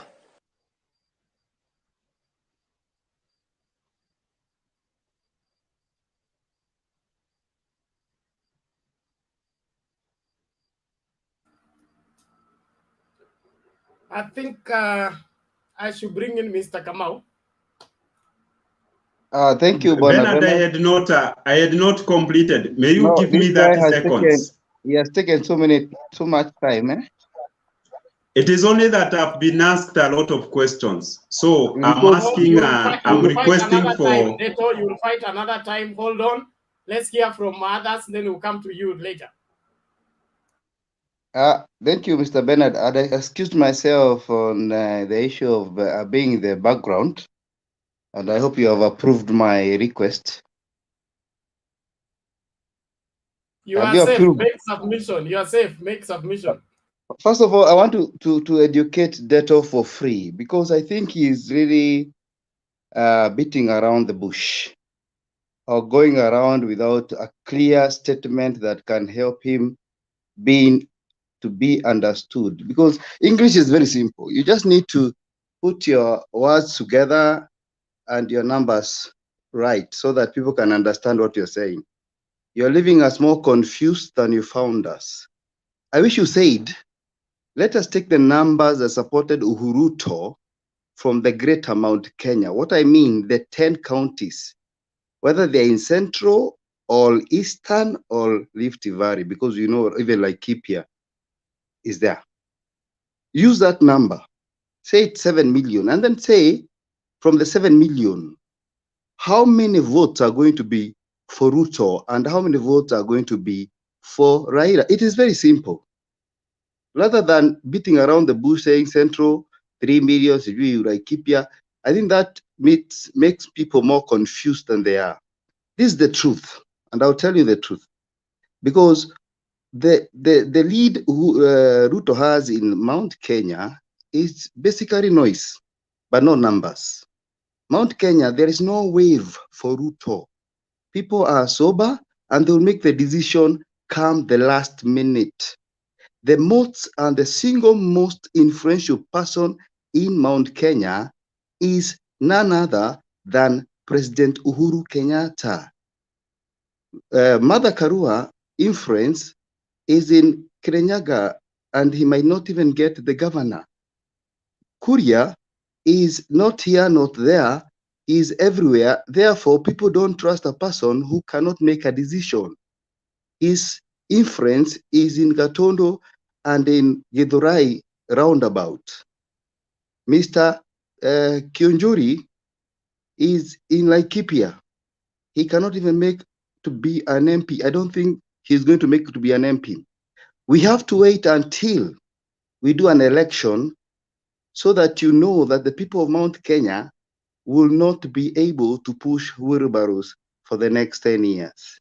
When Uhuru Kenyatta said he's going to support Ruto for 10 years, some of us believed it's 10 years as a deputy president, not the president. And therefore, majority of us who are silent, who don't go to the stage and follow Ruto wherever he goes and blants people, we believe in what Uhuru Kenyatta says. And he says, let us not go back to the reign of the 24 years of darkness. We are not going to go there. Just education, because I usually charge for these advices, but I'll give you for free. But anyway, today is not about that issue. I just wanted to comment on some very fundamental issues of this country.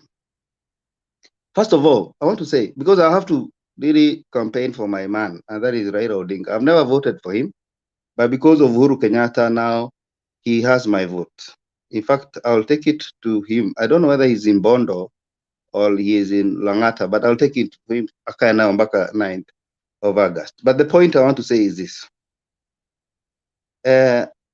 Personally, I believe that your boss dictates the way he is going to manage his organization depending on what he has been trained to be. We have had 4 presidents in this country. Number 1 president was Kenyatta, the father of Uhuru Kenyatta. He was more, what we know about him is that he was a meter leader. Being a meter leader, he transformed to be a liberator. He was given power to maybe return the lands to people, allocate this and that. And so we knew him to just come and liberate the people of Kenya. And that is what he did. He might not have done it well. What we know is that maybe at that time, many people were not so educated to know what they own or what they should own. And then came Moi for another 24 years. Moi was a high school, I think a primary school teacher, if my history serves me well. And we know when you're a teacher, and particularly when you're a principal, you want to treat everybody like a student. And that is what we went through, 24 years of Moi, being punished, being told not to say this and all that, putting everybody to a place whereby you for example, a place in Mount Kenya, he made sure that nobody succeeded. Let me put it this way, the economic hardship was so much. So he was just a teacher, he disciplined everybody, he made sure there was discipline in his government, and I think despite the economical problems he brought into this country, he was a good disciplinarian. Kenya was disciplined. Government was speaking in one voice. You wouldn't go against the word of Moi. Politically, it was good. You couldn't hear people like Ligada we see today calling president a conman because of many things that he's going through, having stolen 2 million shillings every day for 7 years. You can imagine. And that is something that is actually noted in courts today. It's an amazing thing that people can do that. In Moi's time, you couldn't see people abusing the president. He was a good teacher. And then came Kibaki. He was an economist. He wanted to make sure that we have a level playing ground. That is when borders came, mobile phones, digital platform, loans from the banks. Kenya expanded economically from an economy of 180 billion to an economy of about 3 trillion shillings. He was a good economist. Now came Uhuru Kenyatta. He was an economist and I think more specialized in accounting. All what he wanted is the balance sheet at Treasury and of course the central government to balance. And I think he has done well in terms of infrastructure. What he has not done maybe is economic, because people want money in their pockets. They want something to revolve in their counties. But now we have now an engineer coming. People doubt his certificate, but the engineer makes sure that everything is well oiled. This is a person now who is going to make sure that everything that has been put together by the previous presidents is going to oil everything so that the economy can be well oiled. When you oil the engine, then it gives you the optimal performance. And the country can now have what we call the economic revolution. So personally, I don't want to really get too much on Oka because I think they are a confused group. I want to get to a point whereby we know a person who is going to be the 5th president of the Republic of Kenya, who is Raila Amolo Odinga. Raila has a track record. He is not a non-starter. He's not competing with anybody. Ruto has never been in the presidential ballot before. We cannot gauge him on anything. And I don't think he is going to manage because the many people in this country believe that this country should be, because of our tribal nature, should rotate from one tribe to another. It is time to have a Mandela moment where the president now opens door to many other people to feel included in the governance of this country. And I will stop there. That is my submission. Thank you. Thank you, Kamau. Yes, Ndeto. Yes, thank you, Bernard. I have 2 questions. One is that despite that Kamau is telling us how good Uhuru is, he is accepting that this man has crippled our economy. And why do you think Raila, as an engineer, because I can see you are very proud that, you know, having an engineer coming to oil our economy, what do you think he will bring different from what they have done over the last 4 years with his brother Uhuru Kenyatta?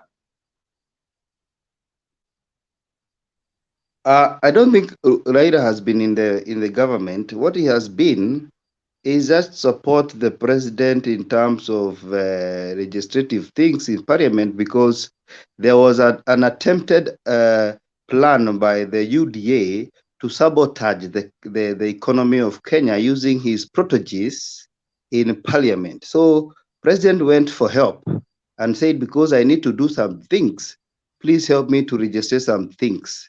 But on the issue of economy, who told you the economy of Kenya has collapsed? It has not. Because by and large, we are doing better than many other countries in Africa and in the world. The economy has been affected by the pandemic of coronavirus, which affected businesses, and it is not unique to Kenya. But by and large, the economy has been steadily growing. I think what has fallen or what has not been growing, it is your personal, what we call I think it's the micro economy. Your own economy has not grown, but the majority of it. Thank you. One last question. In 2018, when Uhuru was coming to power, they had borrowed 1.8 trillion. But up to date, the borrowing has gone up to 9 trillion plus 3.2 trillion on the government guarantee loans to various parastatals. So that totals something to do with around 12 trillion. Yet, Uhuru at Sagana 3, he said that he picked the economy at 5 trillion from Kibaki. And whoever will inherit him as the next president will get the economy at 13 trillion. I want to ask you, you have tried to seclude Raila Amolo Odinga, maybe from the governance of this nation. But we have seen some of his foot soldiers, someone like Gladys Wanga, people like others, they have been chosen or nominated to be in the parliamentary committee on the budget and such.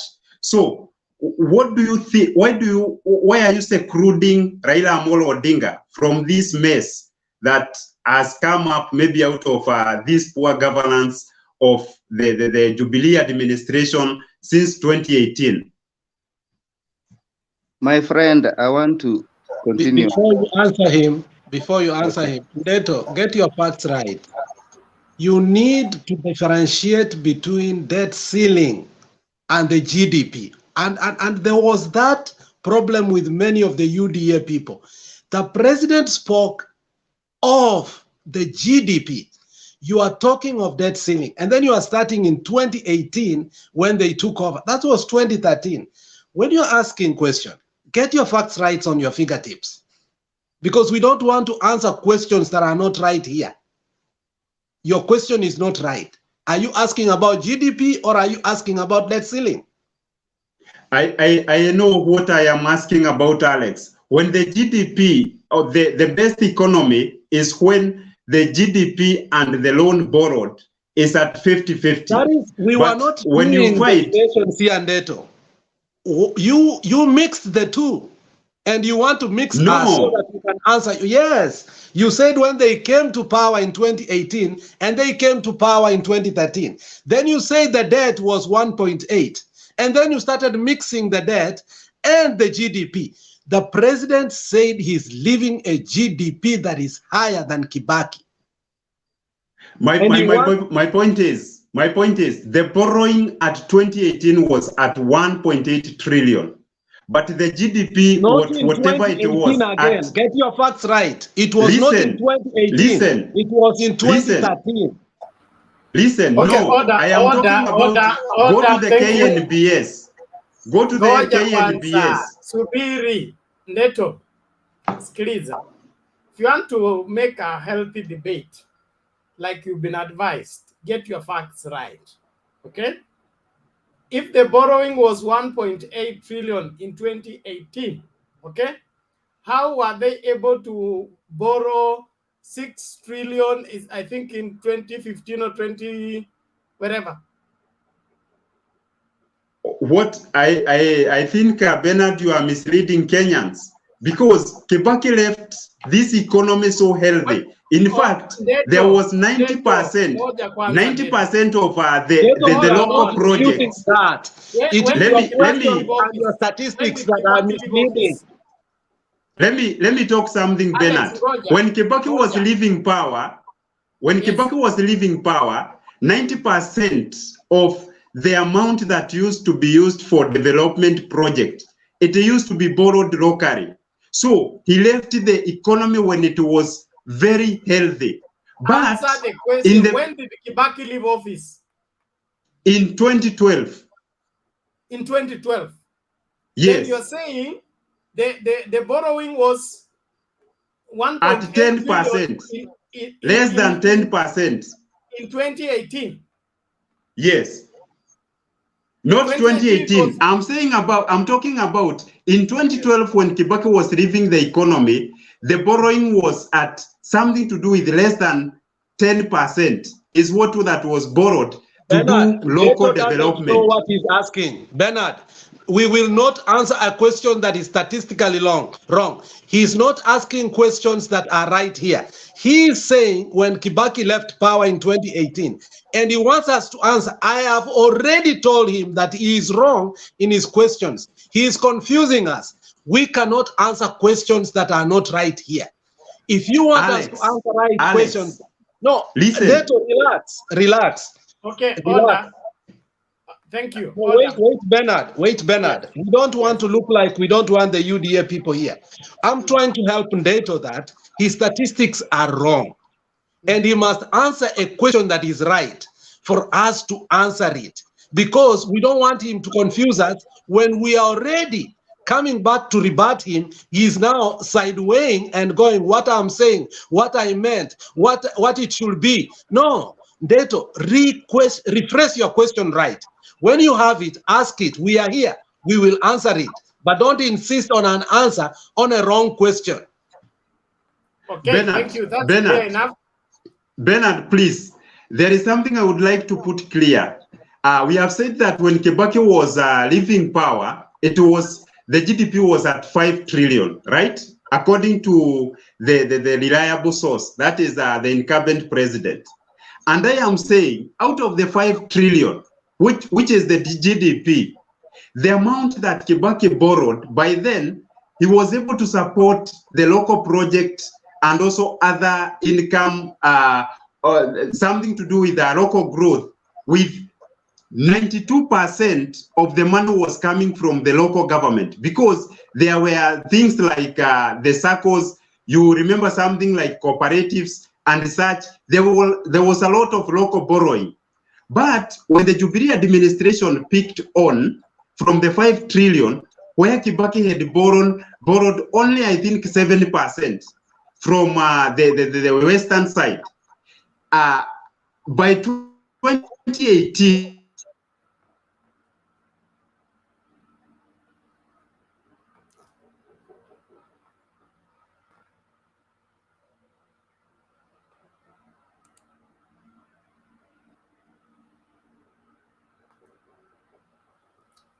Neto, are you safe?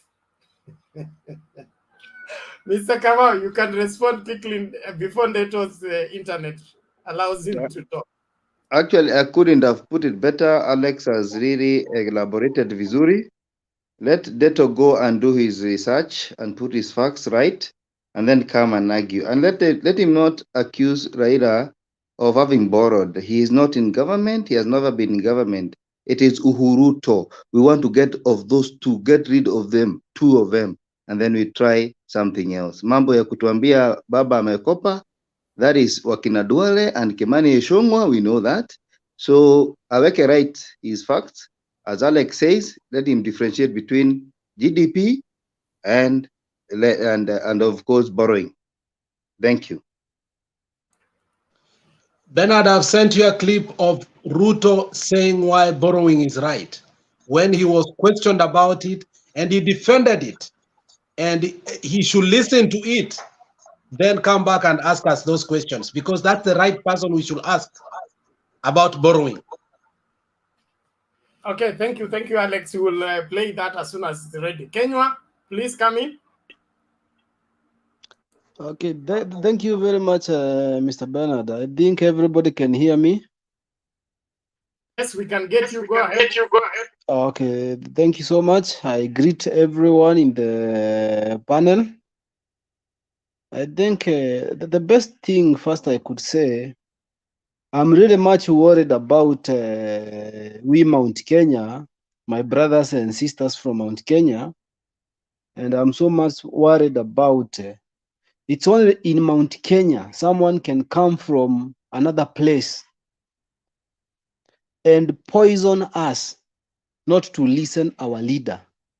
I can only see that in Mount Kenya. I've not seen that anywhere else. And the person who is doing that, who is trying to eject the mountain people with the such poison, those people, they are after their own gain. The likes of Akina Gachagua, Akina Ndindi, all those people, Akina Mithika Rintuli, because of their own issues, not about because of the mountain. And when we sit down and I'm talking this to the people from mountain, when we sit down and start not ignoring or disrespecting our leader, and our leader is Mr. President, regardless of he is the president, still is our leader in mountain region, I think it's very wrong. And for the people who are trying to sell propaganda about the president in Mount Kenya, I think the only person could be respected, whether he has wronged us or not, it's our leader. At the end of the day, it's our leader, it's our son from Mount Kenya. So I don't think that we'll just inherit someone else from another region to come in Mount Kenya and be our leader. I don't think that thing will work. And I'm going to tell this to mountain people, that the person who is trying to make us not respect our leader, you want to make sure that mountain is finished politically, so that he gets the route to control the mountain. You know, I don't. For me, from where I stand, I don't want to go back to where in 1998 we received around 6 shillings per kg for coffee. It was 5 shillings. I think for that time, that period, kahawa haikuwa ipitisha shilingi 6 per kg. So we don't want to go back there again, because if our economy in agriculture get crippled, I think we mountain, we are done. Hatuko kwa biashara tena. Right now, we are receiving an amount of 90 shillings to 95 shillings per kg. So we don't want to get back there. And those people who are trying to mislead we mountain about not to respect our leader, I think they are doing wrong, and that thing will not happen because we have done our own research and we know where we want to be.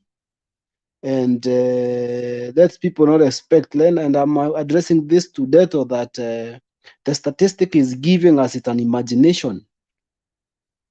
And living with imagination, it's not, sometimes it doesn't come reality. So Mr. Deto should know that we are mountain from mountain, and things are shifting. Since the day our leader explained to us, there are some things we didn't know, but we came to realize. And I got many people changed their mind, and they really wanted to understand, and already they know the way they should go. Let me just go direct to the topic now. I start with the Kenya Kwanza and Hoka dilemma.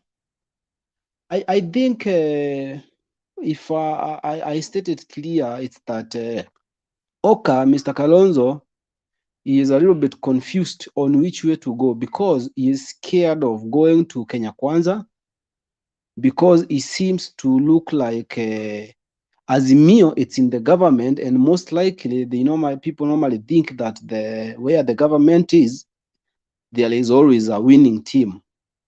So, and at the same time, looking at the Kenya Kwanza direction and see the people who are there, it doesn't want to be associated with them. And that's why Moses Kuria was coming to Hoka so that he can try influence Oka people to go to Kenya Kwanza. And all I know here about that, the only person who can go to Kenya Kwanza is only Martha Karua and Moses Kuria. Mr. Kalonzo, I don't think it will happen because I'm seeing a situation where Gideon Moi will fall into Azimio and the other guy. And Mr. Kalonzo Musyoka going to Kenya Kwanza alone, I don't see any big impact because at the end of the day, the Kenya Kwanza will not garner the amount of vote that they're expecting from those people. It's like to say Mudavadi had a lot of impact. No, even the time Mudavadi was a presidential aspirant in, I think, 2007, he got around 400,000 votes. And in Mount Kenya, if we have a presidential aspirant, we give 100%. How comes in Western, Mudavadi is a kingpin, as they say, and he got only 400. He was beaten by even Raila. So for that purpose, Musalia and Wetangula, I don't see them having a big impact in Kenya Kwanza. So even if they had Moses Kuria is just a malicious person. He's there, not there. And most likely Moses Kuria is in Gatondo and a little bit of Kiambu. In our place, in our region, you cannot talk about Moses Kuria. Nobody values Moses Kuria in Meru. Nobody even do a research about Moses Kuria. Moses Kuria influence is only in Kiambu and Gatondo. From where I stand, I'm from Meru and I normally listen to people a lot. Nobody knows about Moses Kuria. They don't value him at all. So for that purpose, I think that one should rest and like we wait and see. I go to the DP commits to concede defeat. He has no choice. He has no choice. Because of one thing, the people who are behind him, they are not organic support. They are not, I may say, suicidal support.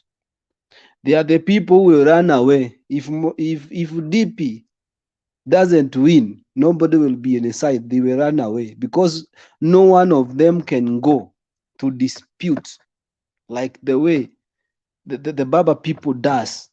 Nobody can go. Let me tell the truth. Everybody will run away and go back home. So William Ruto will remain alone with the few of courage in people, Akina Sudi. So for that purpose, he is ready. He has to concede the defeat, And I think he has noticed he is losing this thing. So for that purpose, I may say thank you to DP Ruto, but also annoyed of him going in the US to go and embarrass us there. Some things he could have stated here in Kenya, he just go away and talk about things that we don't understand out. So for that purpose, let's wait for the date, and I think we'll show him the way to go. Party nominations. Now this is a big fight here. This is where the fire will be very hot. Things will be hot. Reason? We'll state this on about most of the Azimio people, let me say, because there'll be a ODM and the Jubilee. I'm sure the most, I see a situation where Baba knows how to solve the ODM issues by, I'm sure in ODM, most of them will be by consensus. They are not going for nomination. They will do just a consensus. So I see a situation where Baba will try and manage the people from ODM. And also the people who are allied to the president, like this situation you see, they listen. Those are the people who listen to Mr. President. So they are ready to listen to what the president will tell them, the leader will tell them, the hand vice, because at the end of the day, we all want to be the government. So the other side of the UDA, I see a little bit of fallout because a lot of people, because of that wave of UDA, the Asra narrative and that wave, a lot of people think that is the winning team. So all of them, they are running that side. They want to be in UDA. And the point is they are not even interested by William Ruto being a president. Like for them to get their parliamentary seats, the MCA seat, all those things, they are not interested with Ruto. They just want to use the party to get their seat, to win their seat. And after nomination, you'll see them running away. You will see a lot of issues because you cannot tell me like you want to be in Madeira where Gachagua comes from and you are in UDA, then you tell me that you will get that nomination right. You can never do that. Definitely Gachagua will be preferred candidate with fire by force. You go to Dindi place, Keharo, and you tell me you want to compete with the Dindi? No, you can't. You will be thrown out. To Halis Waomen, no, you will be thrown out. So for that purpose, I see a big fallout in UDA, and I'm sure that thing will happen more than the fallout from the Azimio. So for that purpose, I think that can be banked very well. And about votes, let me talk a little bit about the UD. You know, like in our place in the Rakanidi, we have Modhomi Njoki who diverted to UDA. And I'm seeing a situation where in the Rakanidi, the governor will not come from UDA. Modhomi Njoki is going to fail terribly because of one or two things. Because Modhomi Njoki, you know, he has a lot of things to do with corruption. And he ran away to a place that the corruption is full, is the title. So I see a situation where he's going to lose very seriously. So I think things are going to be settled within a short time. We are waiting for nominations. Then you'll see how the Azimio people will crash the Kenya Kwanza. Kenya Kwanza will be crushed, starting from Kisii, Nyanza, Wap, everywhere. And you can see it with your own eyes. People can see it. So nothing much to worry about, but let's UDA people be realistic. Let them stop these propaganda issues because they have a lot of propaganda, especially leaders from our region in Mount Kenya who are trying to fight our leader. That's not good because I've never seen anybody in Left Valley insulting Ruto. So I'm just saying this, Bernard. You know, it's something to see by our own eyes. In Left Valley, I've never heard of someone disrespecting William Ruto. Why? Only the legend will understand. But in mountain, he comes in our place, and try to show us how the way our leader is bad. And we cannot buy that. And you will be shocked. By 9th August, you will be shocked about Mount Kenya. Thank you so much. Okay, thank you, Kenywa. Now, I think there's no question on that. We are going to play the video and then twende kwa buzz. I would also want to say this: the Moses Kuria and the team are angry with Uhuru Kenyatta because they wanted him to retire and leave the seat for them. And now that the seat is not vacant, they want to, you know, fight back. But being a kingpin is not gotten that way. You must have some level of influence, and the elders should come for you. You don't go to them and say, I am the next, pick me. I don't see that happening in any family anywhere on earth. So let them take it easy. Uhuru Kenyatta is too young to retire. Atuoli has said it.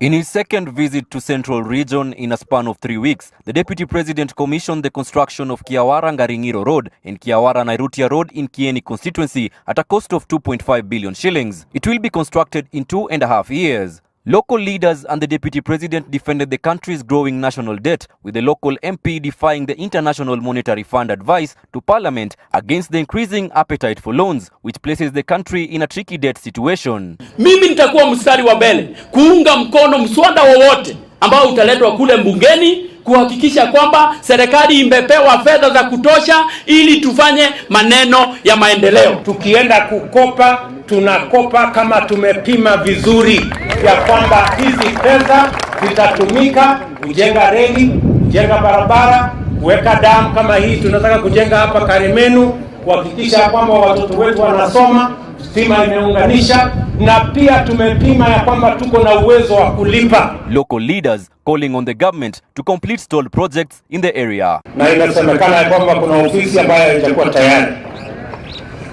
Wiki ijayo nitawatumia kutoka provincial administration hiyo milioni 10 mnataka. Na Bwana County Commissioner, 60 days uwe umemaliza kujenga hiyo kitu na county commissioner au hiyo sub county commissioner awe amereport. Even as leaders from Nyeri affirmed of their unwavering support for the deputy president in the 2022 general election, the deputy president has maintained that his bid for the 2022 election will be an exercise in futility if the unity of the country is not achieved. Ni sawa, Your Excellency.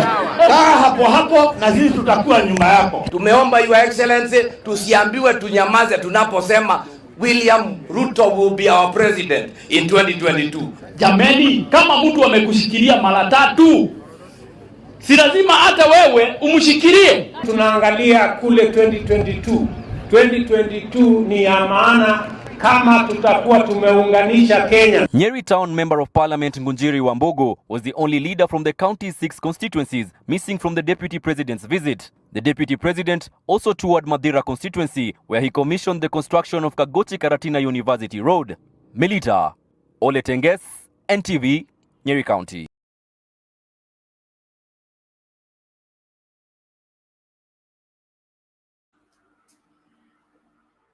Yes, Alex.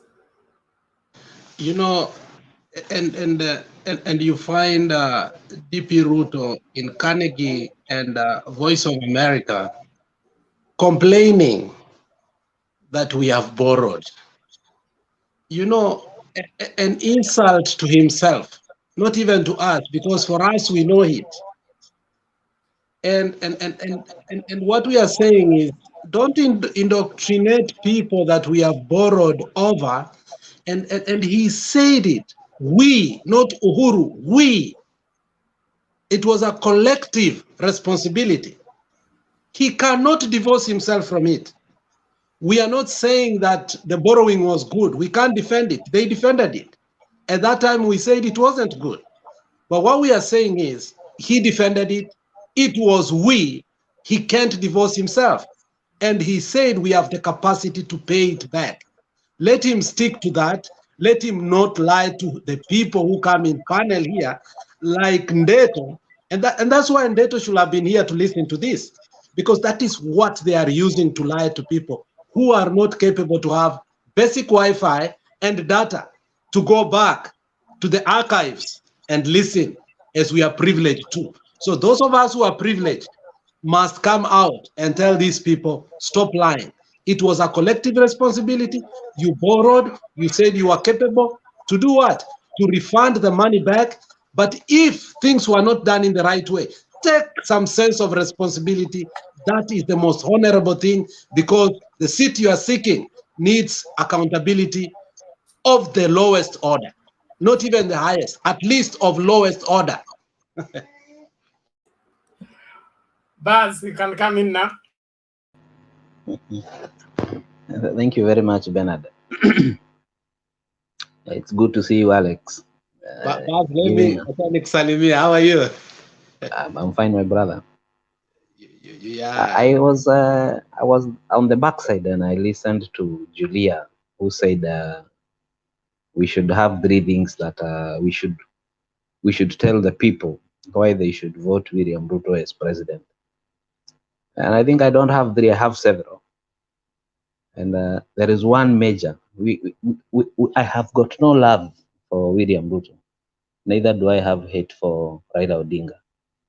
But in this election, and I have said consistently, any leader who will come and say he will continue borrowing, he will continue in the footsteps of the 2018 regime, that one I'm out of it. The video you have just played, Alex, the one you have forwarded to Bernard to play, is William Ruto is talking about borrowing to finance an infrastructure, and he's saying when we borrow, we have done our calculations and we know we are able to pay. There is nothing wrong with borrowing. If you're borrowing for infrastructure, and that borrowing goes for the intended purpose. We have borrowing that was done for COVID. That was done by the handshake. That one we cannot support and we will never support. If you have any clip, anybody with sane mind supporting borrowing that was done during COVID. Baz, we respect you, but don't start propaganda. Handshake never borrowed. Please, we respect you. We respect you and we listen to you. You're one of the most sober. Bernard, protect the booze. No, we are having a conversation. Let Alex maintain his horses. No, we are just having a good conversation. Just listen. Okay, order, everybody. Everybody mute your mic, please. Thank you. Yes, Alex, you cannot intrude. Ndeto, utaenda quarantine tu sahi.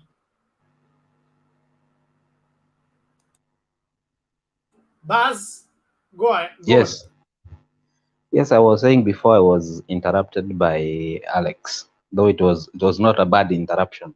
When somebody says you are speaking propaganda, you know, Alex, there is no way any person who has been in this country, maybe you are aware, that's why you may not be very much aware.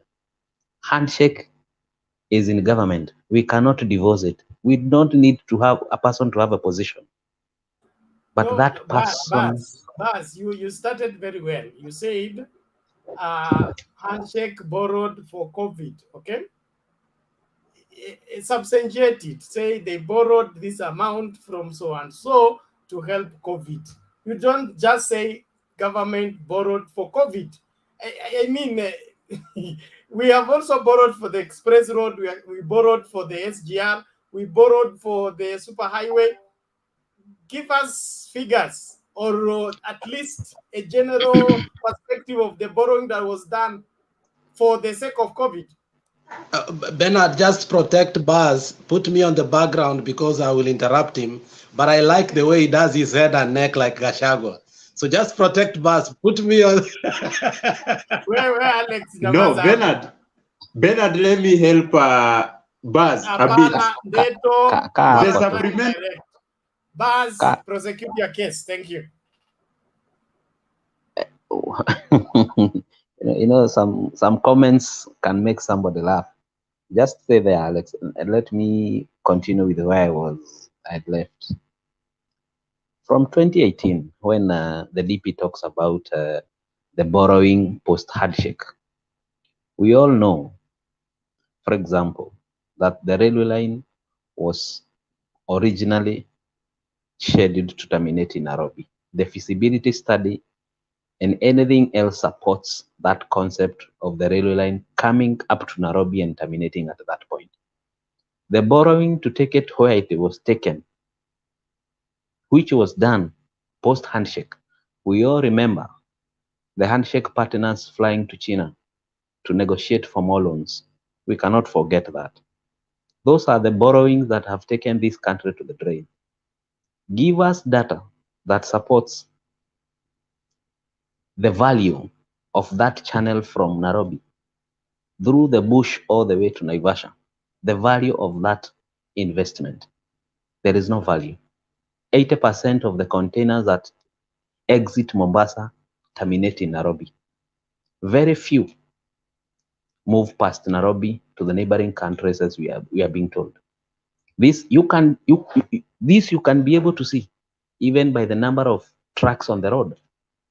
Mombasa highway is full of trucks carrying containers to Nairobi. Check past Nairobi how many containers you'll see going past Nairobi with lorries. Very few. So such borrowing is what we will condemn because it was not intended. It is not beneficial to this country. And that is what has messed the economy as it is. There is something somebody has talked, that was speaking about, saying the president in Sagana said the economy, he inherited an economy with a GDP of 5 billion and he is leaving it at 13 billion. Well, that's very good that the economy is now at 13 billion. But the economy also is indebted with the same level of 8 trillion. The difference Trillion. A trillion, yes. Yes, it is indebted with the same level. What he left and what he has borrowed is just what has been added on top. Albeit we have to pay. We have to pay back with a lot of pain.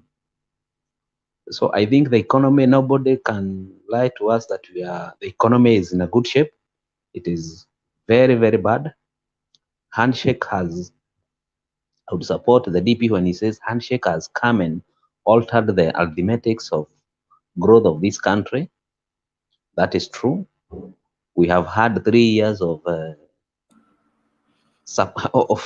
reggae, which does not have any economic value.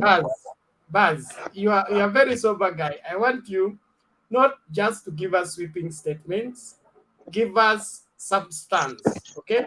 What was so bad about the handshake that caused the borrowing, whereby the deputy president who sits in the cabinet, where decisions on borrowing are made, did not raise his finger on the borrowing, even when they were borrowing for the Naivasha dry port? Which role did the handshake play in ensuring that that borrowing is done? One of the role that the handshake played, they left their role, which was oversight. Once they left the oversight role, which role is that? They were the opposition. They left opposition and joined government to support. Will not take you on that one again because you know what you're talking about is not valid. And nobody went to the ballot to be opposition.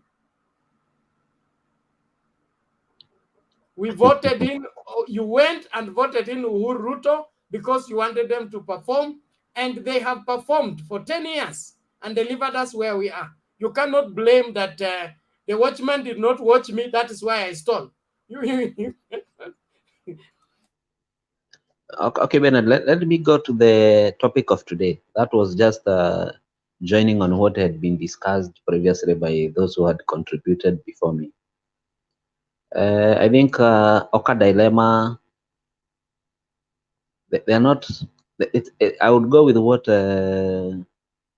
Wekesa had said before. It is like a holding ground. True, Oka is a holding ground for politicians, either willing to move to Azimio or to move to Kenya Kwanza.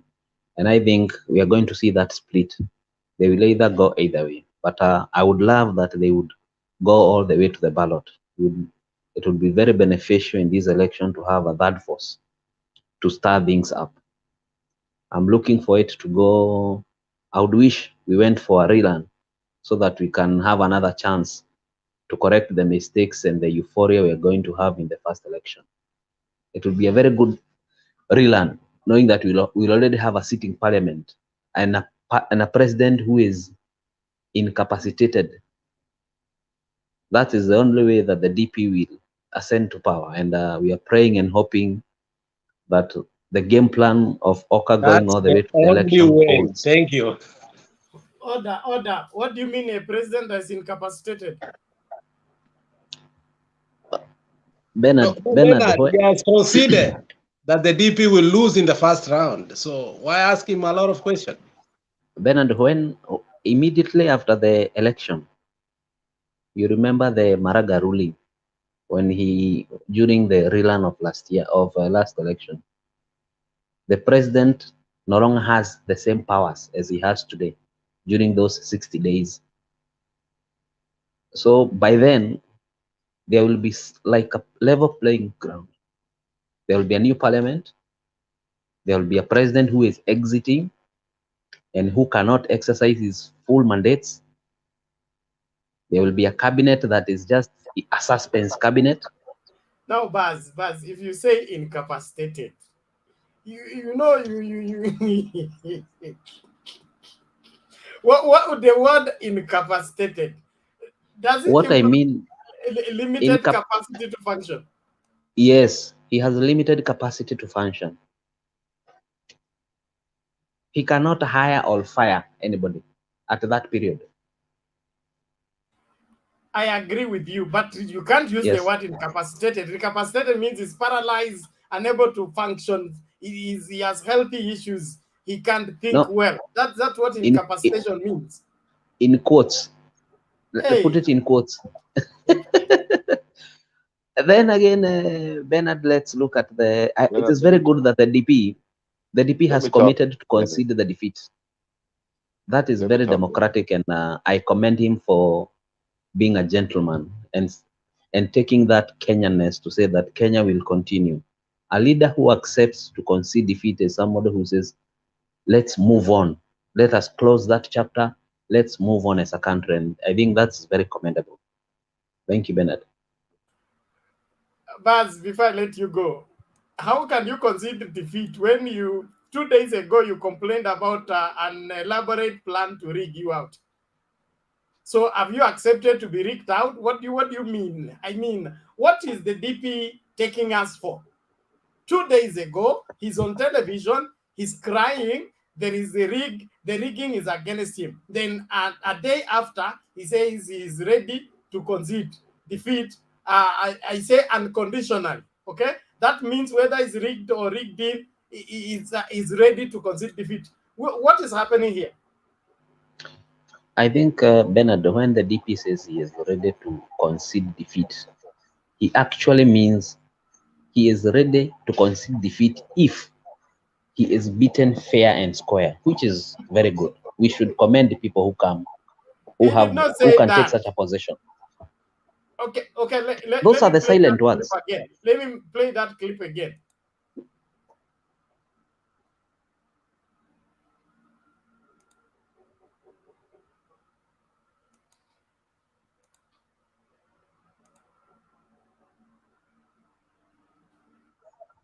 Will accept the outcome of the forthcoming presidential election. Speaking during an interview at the Center for Strategic International Studies in Washington, D.C., Ruto asked his competitors to make the same declaration publicly. Ruto also delved into his relationship with the president. Are you willing to accept the outcome of the 2022 election, even if your opponent wins? Yes. A straight yes, with no qualifications. Finally, because that's what a Democrat is, you know, and that's the question I want all the other competitors to answer. Every presidential candidate must be made to commit that they will respect the will of the people and they will respect the outcome of the election. I have done it publicly. I am waiting for my competitors to do the same so that we can have a free, fair, peaceful election. You've had a tough relationship with your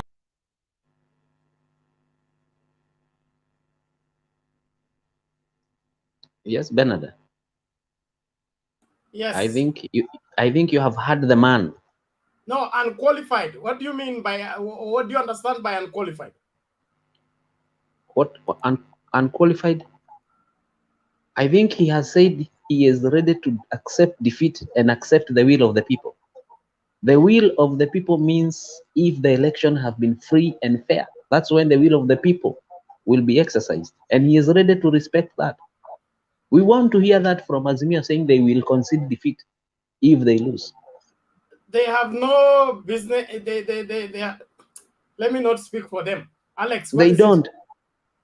Oh, but Buzz, you know, it's a good thing that the DP has prepared the minds of UDA people to concede defeat, because first and foremost, I want to congratulate what you said. You want a third force because that's the only sure bet that Ruto can become a president in this country. Without that, you have already acknowledged that Ruto is not going anywhere. And the reason you are agitating for a third force is that through your words, which were not right actually, incapacitated presidency, that is what you want. And there's nothing like that anyway. An incapacitated person is a person who has some medical problems. But you acknowledged that during the first round, Ruto will not make it if we do not have a third force. But again, you went ahead to say that that third force you think that is there is just a caretaker because it's a waiting cattle dip, whereby people are waiting either to go to Azimio or where? To Kenya Kwanza. So I think from your side, what I understood is Ruto cannot win the first round, according to your submissions. Bernard, allow me to respond to Alex within 1 minute. Half a minute. Alex, yes. If we are to look at the third force as it is, let us assume Musyoka vies for the presidency, and let us also assume, holding all other things constant, that he takes the Kamba vote, which is around 1 million plus. With 1 million vote, we are sure we are headed for a reland, isn't it? We will go for the second election. That's what I mean. A second election, in my own opinion, would be very favorable to DP more than to the Azimio guy. And I think that is a card he should play. If you could explain that. Let me explain my thinking. I think if we are to go for a reland, remember when we are going for the second election, we are going to have an already sitting parliament. We are going to have they are going to have elected the speaker. We are going to have sitting governors. So we are going to have some positions already occupied. Azimio will not have those carrots to dangle anymore. The speaker will have been chosen, governors will have been chosen, and many other positions will have been taken. That second election would favor the DP because I believe he is going to have a significant majority when it comes to both houses. So I'm looking forward. It's a wide guess, but I think it would favor him. So Baz, you want to tell me that if there is a repeat elections, DP will have become born again and Kenyans will now trust him and vote for him because it's second round? What happened to the repeat elections when Baba boycotted in 2017? Well, they won. That's what happened. You know, the but interesting part, Bernard, that Buzz is telling us, and we are refusing to discuss it here. And for a long time, I think we are running away from, is the DP's hand in Oka. And today, you could realize, yeah, that is what you are confirming here, the DP's hand in Oka. And that is why you see Moses Kuria's hand in Oka. And that is why we are also seeing these trips to Uganda. But I will tell you for a fact that a third force is not, the race is between two people, Raila and Ruto. Kalonzo can never be a third force. That's a wish that will not happen in Kenya. Okay, thank you Alex, thank you Baz. Tuende kwa Joe moja kwa moja. Kuna wale wananisukuma huku nitoe mtu mmoja waingie. Subiri kwanza tafadhali. We can't take more questions on Baz.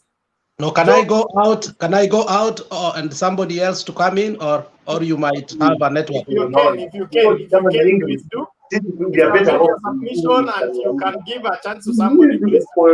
Bernard, can I say something before Buzz goes off? Niseme kitu kabla Buzz hajaenda. Buzz anasikiza kwa nyuma yuko hapa ashaondoka. But let's listen to Joe alafu tutakuja kwa baadaye. No, nataka tu kumwambia Bernard. Thank you, Bernard, for the opportunity for today. I also congratulate you people for the high quality debate you have. But I'm also dismayed at us wasting time with people like Ndeto when they cannot understand a few things, even when we use the analogy that he's using. Why should he think that Mudavadi and Weta, who joined KK, and all of a sudden their support base went from whatever it was to zero? And he thinks that they can bring votes to KK, and President Uhuru, a whole president, cannot bring votes to KK. I mean to Azimio. I mean that is you know, I mean, what kind of reasoning is this? And then I'm dismayed because we waste a lot of time. Then instead of him answering the question that has been asked, he starts changing the goalpost. With this kind of arguments and debates, we cannot go forward. To remain too happy, wasting a lot of time at the expense of some people who also wants to contribute. So I'd like us to come here with facts. Unakuja na facts, unaongea kitu ambayo watu wote wanaweza elewa. Si ati wewe ukiongea, the whole panel is like disputing what you're saying. The people who are commenting are all disputing what you're saying. It's not understandable. It's not even reasonable. So I think it's a waste of time. But on to today's topics, like you're saying, the KK and Oka dilemma. It is true. Kenya Kwanza has got a problem. If you see the moves Ruto are making, these are moves to consider defeat.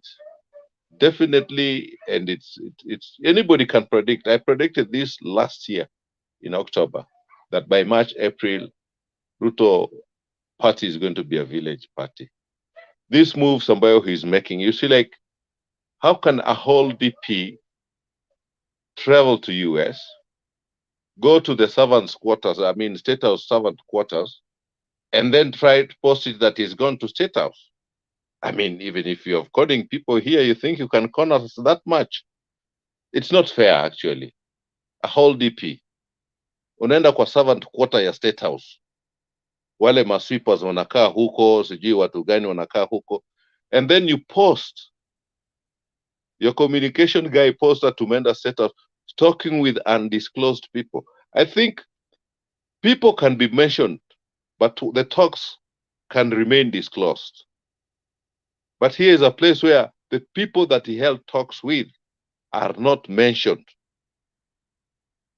It's not the people you're meeting that remain secret. It's the talks, not the people you meet. You can say Biden and Trump met, and they talked issues. But you have to name them, the people that met and talked. Just like the Prime Minister of Israel has gone to Russia. He's been mentioned, but the talks remain secret. So what orders to bebe ujinga? Kenyans are not stupid. Tafadhali. Then Ruto commits to defeat. This is good. This is good. Me, I say it's good. If he actually said so, and he means what he said, this is good. This is good. I congratulate him for that. Although akona some side catches up or vitu alisema, but this is good for democracy. And I think even on the Azimio side, they have said so. It's not the first time that they have said so. They're ready for a free and fair elections. So Mr. kuchukua nafasi kubwa sana sababu I'm also tired. So nilikuwa naomba tu Lex asiende, akae abaki. Mimi nitawasikiza kwa background tafadhalini. Asanteni sana. Okay, thank you, Joe. Yes, Ndeto, what is it? Okay, asante sana, Bernard. You know, it is good when someone mention your name, you have a rebuttal on the same. Kuna kitu amesema vizuri sana that if I am assuming that because Mudavadi and Wetangula plus Malala wamekuja upande wa Kenya Kwanza, why am I negating the point that Uhuru being the kingpin of Mount Kenya, ye hata kuja na vote? Nilisema that the maximum that Uhuru Kenyatta can maybe mobilize from the mountain, it is 0.5 million. And I have facts because you can check on those people who are supporting Jubilee Party. And if you check at the moment, Jubilee Party hata haina members. Sijui hata kama wamefika. The last time I checked, they were about sijui 12 MPs and what. Then even if the governors, some of them have been left there, we have already seen in the previous that these are people who will not be voted back because their track record is not good. And if you revisit 2017, the Kamba, venye tunasema kuhusu Kalonzo, we are assuming that Kalonzo is already in Azimio. I like what Serena said, that they are assuming already Raila has 6 million in the basket. So, and the 3 Kamba counties wali vote for Raila 2017. So if he make a mistake, he lose Kalonzo, that means the 6 million we were talking about, itakuwa minus 1.5. Also, don't forget that the Luya counties zinakuanga 5.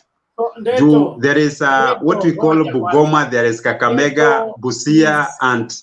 All your horses, okay?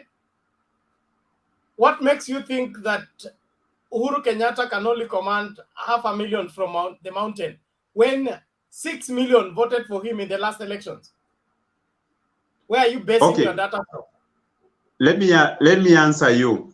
It was not even haikuwa imefika 6 million from the central region. It was 5 million point something because William Samoei Ruto came with the 2.5. The difference between 6 million and 500,000 is wide. It's wild. It's unimaginable. So tell us what has happened to Uhuru Kenyatta to an extent that he can lose over 5 million support from his base. Okay, one, I respect our president so much, but what I have gathered is that he is a good leader, but the leadership style that he uses is not good because whenever he calls for conventions among the Jubilee members, just learn to answer the question you've been asked. Stop all this. I'm landing there. I'm landing there, Bernard. You cannot be roaming around all through. Just tell us why you think Uhuru Kenyatta cannot command a sizable number of votes when he had overwhelming support just 5 years ago. I am giving you the reason why. Because out of the several conventions I've seen for Jubilee, instead of discussions in the various meetings, we have seen it's like kuzomewa. These people have lost the trust with Uhuru Muigai Kenyatta. And in a way, that's why Jubilee has been broken down. and many people have gone for UDA. That's the reason. And those who have been left, there are some other parties. Thank you. Let me finish, Bernard. Let me finish. Order, Neto. Let it end there. Jakindu Bey, come in. Bernard, please give me 1 minute. Just have a very small question to Neto. Yes, Ruben. Neto, please, before you go, just mention 5 members of parliament, the second-term members of parliament from Mount Kenya supporting William Ruto. 5 MPs from Mount Kenya, second-term members of parliament. One thing I will tell you, Ruben, is that in Mount Kenya, we do not have a culture of like putting an MP like for 3 or 4 maybe terms. It's a culture. People are devoted as they finish their first term. So there are a number, but that is not a culture in the Mount Kenya. Utapata umevotiwa 1 term, unaondolewa. That is the culture. Now, suppose now you're your culture. It means then all the followers of William Ruto as members of parliament will go with him, isn't it? Go with him where? Go home, of course. You see now, you are already at the conclusion, and it is a democratic election that we are anticipating. Well, what I was meaning, Mr. Ndeto, is this. All the first-time members of parliament, all the greenhorns members of parliament are the ones who followed William Ruto. All experienced members of parliament are in Azimio. Okay? For example, in Nyeri County, the only member of parliament who has served the constituency twice is Kanini Kega, and he is the only man who is following Azimio. Are you aware? Keep on. Okay. Who else? Who is following? Which is that member of parliament, important member of parliament following William Ruto? Just one. We have Ishongwa. Yes, he was not elected. He just went there. He was not unopposed. Who else? So if members of parliament from Mount Kenya, they go in unopposed, then yes, they have very high influence. So, and that's what you are not ready to accept. In simple, what I'm telling you is greenhorns who are empty-handed just followed William Ruto. No important member of parliament followed William Ruto. Simple. But what you should note, Ruben, before you leave, is that all those leaders, they are representing our people. They were voted because they have some they had some qualities. And because they are not supporting Azimio, you should not be, haufai kukua na makasiriko, unafaa kukua moderate. And you be intact with the debate. Ndeto wewe umesema, it is the tradition, the culture of the mountain people not to bring back majority of the first-timers in parliament.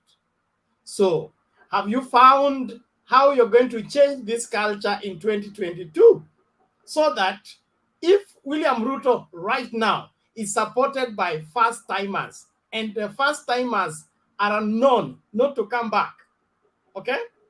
If they are going home, will they not go home with their influence? And if that is what William Ruto is banking on, are you not seeing that is building on sand? Bernard, the legacy of William Samoei Ruto is in the blood veins of the voters. And for the president, Mount Kenya will vote for William Samoei Ruto, but in other positions, they are going to mix up from various parties. But Ndeto, you said the reason why Uhuru Kenyatta will have less influence is because he's not supported by the majority of the members of parliament. So we are using your own ideology, your own analogy to analyze what you are saying. How come when it comes to Uhuru's section, members of parliaments don't matter. Uhuru will have, or rather, when it comes to Ruto's, members of parliament who are the majority supporting him will give him the votes. But when it comes to Uhuru's section, you say Uhuru will have less command because he has less parliamentarians. Then in the same breath, you say they will vote in William Ruto as president, but send away the members of parliament. Which is which here? Okay, Bernard, one thing that we should understand contextually is that most of these members of parliament or other leaders we are talking about, they were voted in through Jubilee Party. And we should ask ourselves, because majority of these people or parliamentarian or whoever they are, MCAs, they have left Jubilee. Why are they leaving Jubilee? Is it because maybe there is a bad or poor governance at the top? And I propose or I assume that could be what is the problem. Because ukiachwa na watu 9 Bernard, out of 10, usiangalie shida ati ni watu. Think about yourself also. And that is why people will not support our president, our able president, President Uhuru Kenyatta. Okay, thank you. It's like Jakindube is not ready, is in a conversation. Let's hear from Ben.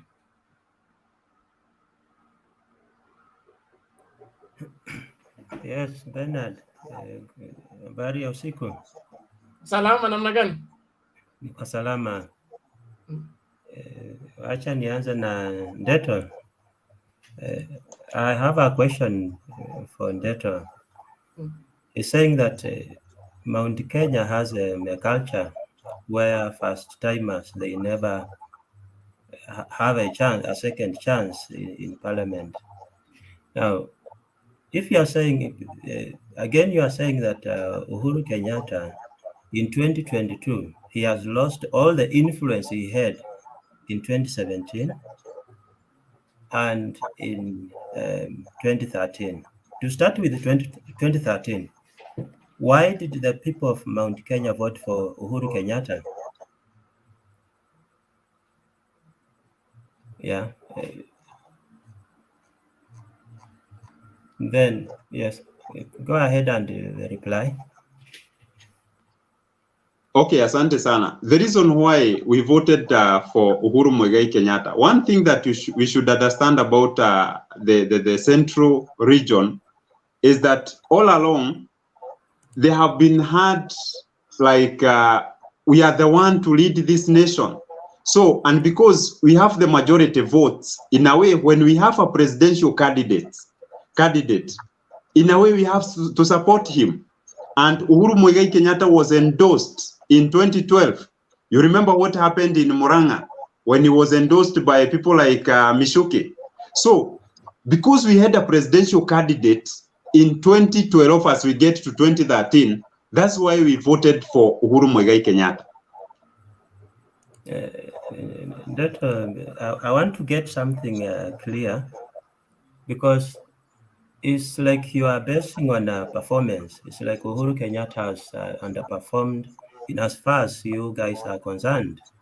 Now, 2013, before he became the president, he was voted to be the president. Uhuru Kenyatta was the minister for finance, right? He was already an influential figure. My question is, if you are basing now that he has lost clout in the region, in 2013 you voted for him. What had he done for you guys to vote for him? And what makes you think that people cannot stand with him today as we speak? Yeah. Okay, thank you. The reason why we feel that Uhuru Muigai Kenyatta is diverting from where we, maybe the Gamer Nation is because of some promises that were made. You know, you cannot just use someone for the sake of winning an election. Remember, this is a country we have been experiencing tribal wars, tribal clashes, but the moment that we were able to join the Gema Nation and the Kalenjin, in a way, Kenya has been even more stable. So by the 2.5 million votes that William Samoei Ruto came with in the basket to support President Uhuru Muigai Kenyatta, that is the reason we are saying we remain to the point that we are going to pay back good with good, not good with evil. Hold on. You have mentioned something interesting there, that the peace of this country depends on your alliance between the Gema people and the Kalenjin people. That is what you are saying. Now, in 2017, you know what happened in our elections, and the country was being split into two. That is true. Yeah. Now, basing on that, and now we had the handshake. What was wrong in the handshakes? Because it brought back the country into oneness, that we are now enjoying the peace we are enjoying today. Yet in 2013, when the two came together, there was no animosity in the country. As a matter of fact, yeah, there was no animosity between Gema and Rift Valley. That is just for a fact. Now, why do you think that in 2017, the handshake, why are you leaving the handshake out? Yeah, because it brought what 2013 could not bring in this country. We are enjoying a lot of peace. I don't know about you, but everywhere you go, the country came back to normalcy after the handshake. What is so wrong with the handshake? Because it seems like you guys, you are pained that Uhuru Kenyatta entered into an agreement with Raila Odinga in 2017. That is the bone of your... Leave alone all these things that you are telling us that all the first timers will not come back. All this. No, let's just go to the real issue. Tell us, what is so wrong with the handshake? Okay, the handshake was the perfect thing that every leader could have imagined of. But the way it was choreographed, or the way it was brought to happen, you know, it's like the prime minister, the former prime minister and our president never informed their allies or people who are following them. So in a way, it was like between the two of them, and majority of their supporters is like they noted on that morning when they had a handshake. As well, you should not forget that the very same president, Uhuru Muigai Kenyatta, in 2017, he is the same person who told us Raila Amolo Odinga wrecked the economy of this nation during Kibaki's era. He is a man we cannot trust with leadership. He is still a man with, I think, some bad something in the brain. So he is the very same person.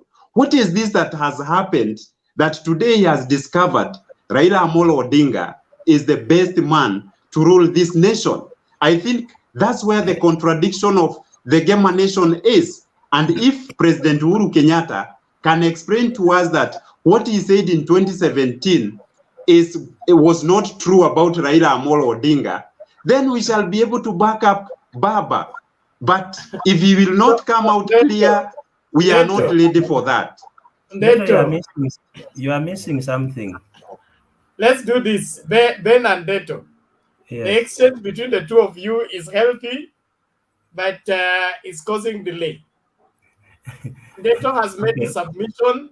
Ben, you have not made your submission. Please, I want you to make your submission fast enough so that we can get to the next person. Thank you, Bernard.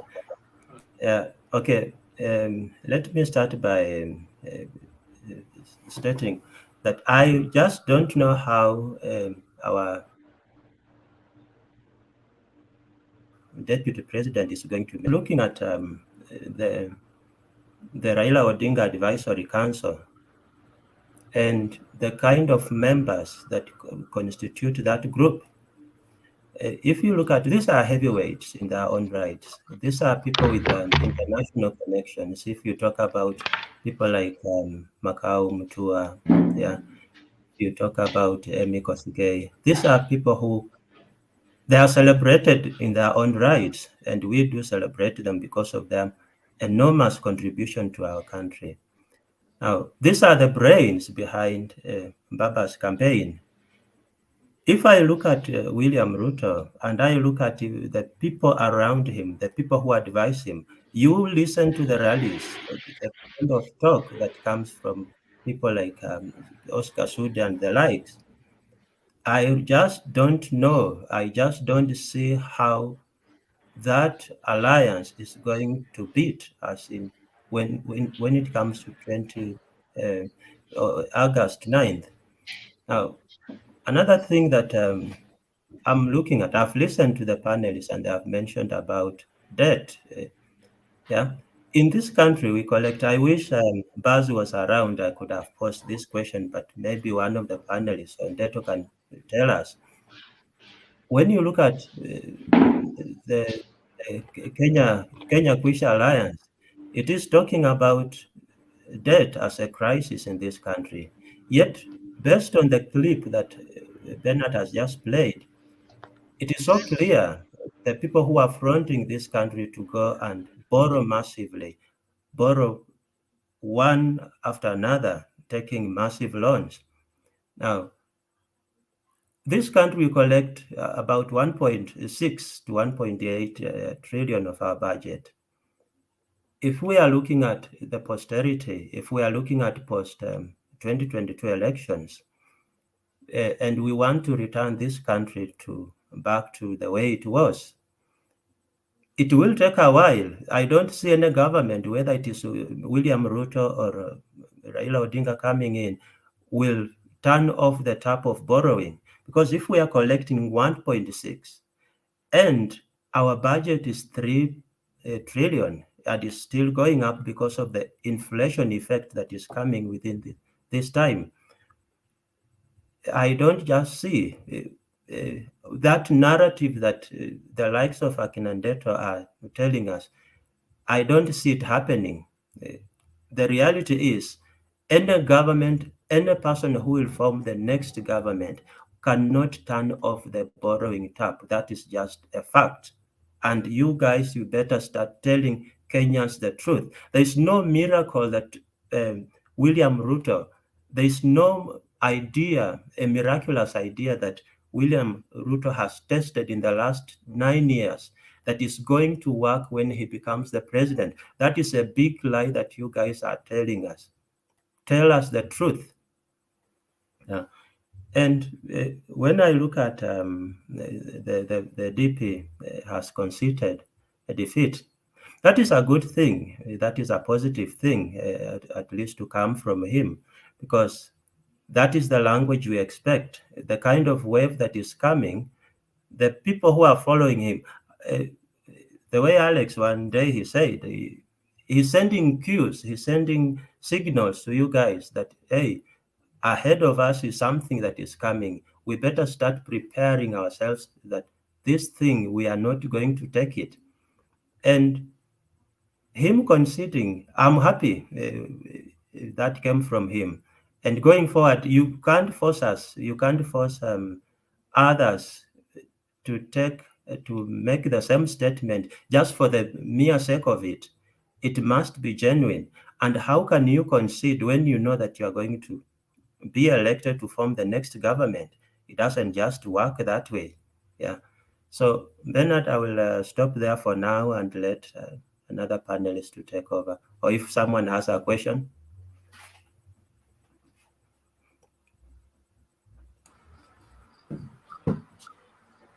Yeah, Ndeto, what is it? I have a question. He has said that we do not have anything tangible that Ruto has done in the previous 9 years, which he can show maybe to Kenyans that he will manage the economy of this nation, maybe after inheritance from the Uhuru Muigai Kenyatta. But there is something I would like to point out. You have had something like TTIs, the Technical Training Institutes, also electricity connectivity. Let me tell you, one of the challenges that is countrywide today is lack of connectivity to internet and electricity. The two goes together. And the government has brought every service to online. You know, I was the other day discussing with some people on the ground, like, how are you managing even to apply for birth certificates? Because these are things that after you give birth at the facility, you are supposed to open an e-citizen account. These people do not have even power to charge their smartphones. They do not have even connectivity to internet, leave alone even creating those online platforms.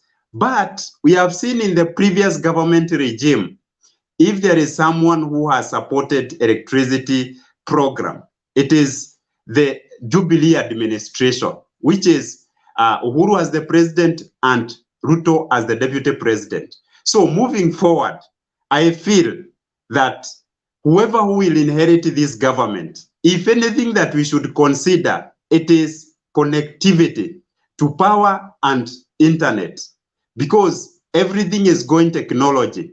And that's the only way that Kenya can get to the other level of economic transition. Thank you, Neto, for your campaign slogan. Bernard. Now, Allow you guys, me to say something, please. Ngoja. Bernard.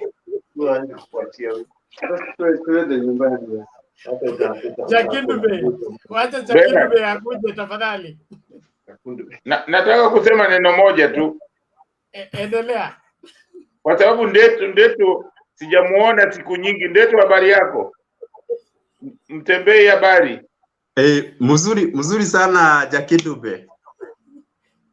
Unajua Ndeto, hayo mambo yote umesema wewe na Baz, hizo vitu zote mnasema, kwanza leader ambaye unamsupport kwanza resign. Ange resign kwanza ndio useme hii mambo. Huwezi kusema mambo unasema na huyo mtu bado yuko kwa Jubilee, na Jubilee ndio unaikashifu kwamba haifanyi kazi vizuri. Vice President ni spare wheel, ni spare wheel, ni mtu ambaye anatakiwa afuate vile mkubwa wake anamwambia. Kama hapendi, kwanza kabla hajatamka neno lolote, inatakiwa ajiuzulu, atoke kwa hiyo serikali. Kwa hiyo mambo yote mnasema ni bure, kwa sababu yuko kwa Jubilee. Sasa wewe unasema unakashifu Jubilee na yuko kwa Jubilee. Hiyo maana yake nini? Hiyo ni utapeli na uongo mtupu. Inatakikana kama ukubaliani na hiyo serikali, fanya vile Odinga alifanya, Murumbi alifanya, Raila alifanya. Hiyo ndio uzuri. Hiyo mambo yote mlisema Amerika. Unajua wa Amerika wanataka kama ukubaliani na hiyo serikali, unajiuzulu. Huwezi kusema unaikashifu serikali na uko ndani. Hiyo yote ni utapeli. Kwa hiyo bwana Ndeto, kwanza sijui kama tafadhali uwe, mimi nakuona we ni mtu muungwana, usisupport mtu ambaye anataka kupeleka nchi yetu the wrong side. Sisi tunataka nchi ambayo ina msingi wa political stability. Political stability ni kwamba tunataka kama unaona kitu unasema president anasema anafanya kitu makosa, una resign, unatoka, unazungumza ukiwa nje. Huwezi kuwa unamkashifu na uko ndani. Hiyo ni makosa kabisa. Kwa hiyo haifai wewe na Baz kuargue vile mnaargue. Hiyo ni makosa kabisa bwana Ndeto. Asante sana Bernard. Jakindube, naomba Ndeto ujibu hilo swali. Compare between what the president has delivered for the mountain and what the deputy has delivered for Rift Valley. They are the principles of Jubilee. Okay, asante sana Bernard. One thing I will tell you is that I don't know if you have visited Eldoret. in the near past. One thing I will tell you is that infrastructure-wise, you know, these are the master planners, the president and the deputy president. They even had the manifestos and such. So if something I've seen a deputy president has geared towards, it's one is road network, as well as also electricity connectivity.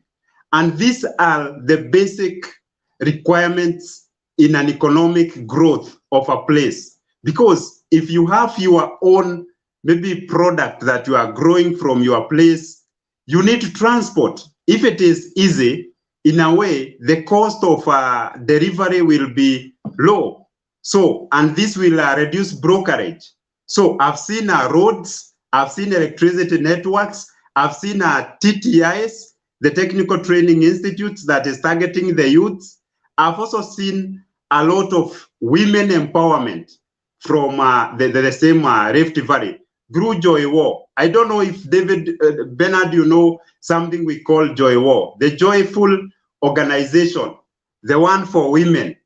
It deals with table banking, and this is the economy we are awaiting through the UDA administration, the one for bottom up. Those who are calling it bottoms up, it is up for them, but it is bottom up, where we empower the women groups, youth groups with total funds from the various circles or cooperatives that were left by Mwai Kibaki and they were killed during the Jubilee era. Do you need presidency to do that? I suppose yes, because the president signs every check. The women groups have been here. Tangu siku ya maendeleo ya wanawake. Maendeleo ya wanawake is a nationwide wherever movement that has even a building in the city of Nairobi. You don't need presidents to do that. You just need to be a woman, join the women movement, and then support it, or you know, just be there as the contributor of the women movement, as an activist, and it will work. You don't have to disturb people saying you want to be president to get that done. The only point you are not telling us, Bernard, is this, that despite William Samoei Ruto being the chair of the IBEC, there is another committee in the parliament that passes every supplementary budget, which is led by Wanga, who is the other side. So in a way, despite that deputy president have the goodwill to increase some amount in the county kitty or the devolution kitty, it might be maybe fallen at the parliament level, because if it is not passed, in a way, there will be no development. And that's what you are not telling Kenyans. Thank you, Ndeto, for holding brief for the mediocrity of the non-performance of the deputy president. But I wanted to rest there. Ruben, but Bernard, mind your language. Mind your language for our president. Is a ghost worker. He's earning salary for not working. He's on record for saying he has been sidelined from the government. It's nothing new we are saying there that he has not said himself. Please, Bernard. Before Leto goes, I just need him to answer only one question. Before he leaves, please let him differentiate between Ruto's development and the Rail and the Uhuru's development, so that we can draw a thin line between the two. Because nasikia akisema electricity is nini, when it comes to hata the roads, when Jubilee government is in a route of handshake. So we wanted to know exactly development is na Uhuru ni zipi na za Ruto ni zipi, na makosa ya Uhuru ni yapi na makosa ya Ruto ni yapi, ndio tuweze kujua ni gani. Where are we arguing from?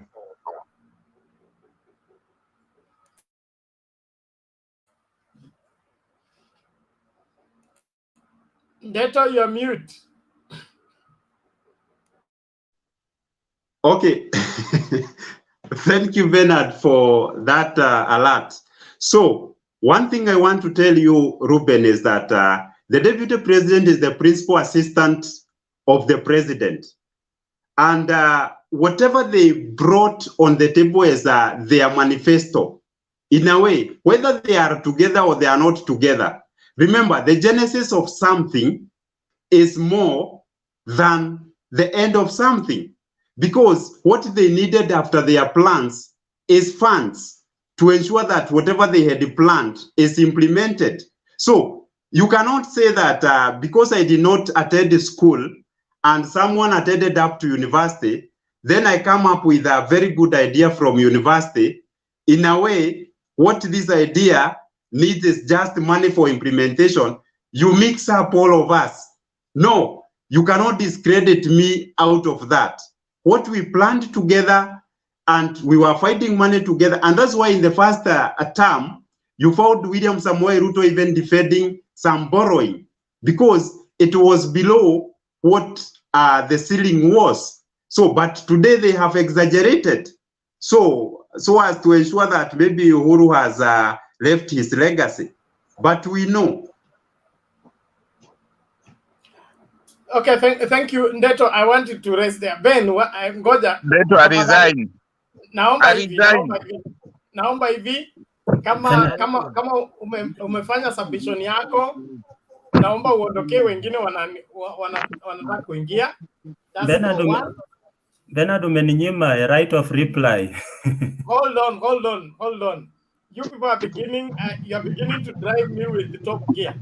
Relax, everybody. I want us to lay a grip on this. Tuelewane tafadhali. Everybody mute your mic. Jakindube, your mic is on. Mute it.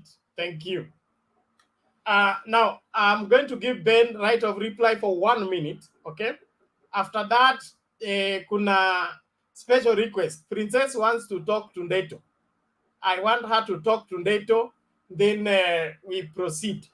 Ben, make your reply right now. Thank you. Ndeto, you have made some points there. You started by raising a question that what has the DP done for the last 8-9 years that has been in the Jubilee administration? And you went ahead to list things that have been accomplished by the Jubilee administration, like the standard gauge railway, like connectivity. You have talked about internet.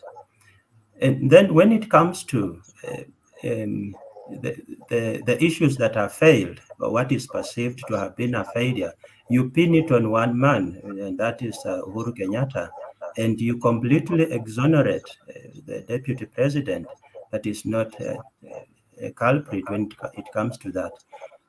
Again, you talk about debt ceiling. That is correct, what you are saying. But now the challenge is this. When you are initiating projects, and these projects have to run to completion, you must continuously get the resources, the fundings, right? And if that is the case, then that explains why we have been having this runaway borrowing year after year. Why? To be able to complete the projects that were started. And mark you, it is on record that the deputy president confused Kenyans in 2017, completely lying to Kenyans that these stadiums are going to be completed within this period of time. I know of some stadiums up to today. Back then, they were useful because young people are using them for sports. But up to today, construction started and it stalled. Why? Because the deputy president went on a lying spree to just lie and hoodwink Kenyans to vote for them. And knowing that once they are voted in, he will be focused on one thing, that is 2022 elections, nothing like completing the projects that were started. And that will just accept. Sometimes it's also good to be honest to yourself. Just accept that your candidate, he is a liar. It is on record. Yeah, you cannot exonerate him from all the failures. Anything that you can term the failure of Jubilee administration, you cannot exonerate the deputy president. And if it is anything that is of success, you also apportion success to the president. because he is the man at the top. I wish you could just isolate these ideas of the wheelbarrow and bottom-up ideology that has surfaced just the other day. Why is it that he has been part of this administration from 2013, yet he has not been able to bring it? Was he keeping it aside to only pull it in 2022 election? It doesn't work that way. Just accept for once that you guys, your candidate is not the best for this country moving forward. Thank you, Bernard, for that chance. Thank you. Let it rest there. Princess, your message to Ndeto. There are two princes, the junior.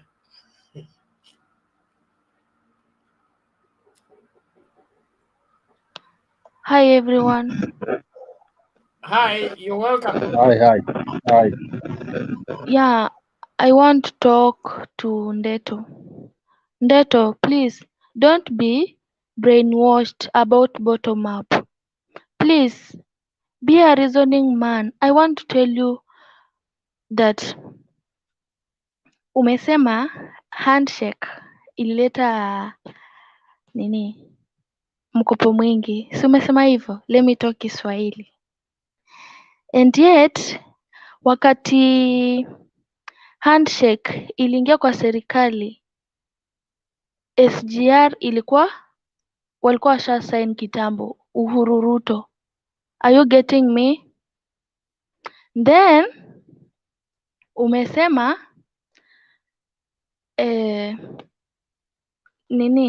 Mount Kenya.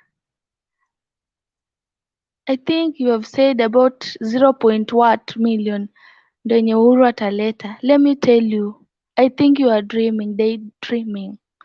Cause Ruto alianza kitambo kucampaign. Let me say like around 4 years ago up to now. Then Ruto mali amefikia saizi, yeye ndiye amefanya hii government iko hivi. Please Ndeto, reason kwanza, si ati nasema kwa ubaya, just reason. Kaa na ufikirie. Mi sijakataa, najua unatafuta kura, lakini kaa ufikirie. Uhuru Ruto wamekuwa kwa government, acha tuchague mtu mwingine tuone venye atatuendeleza kwa hii government. Cause me and you saizi tuko chini na hakuna venye tutasema Ruto amekuwa kwa government 10 good years na pia kuna scandals mingi.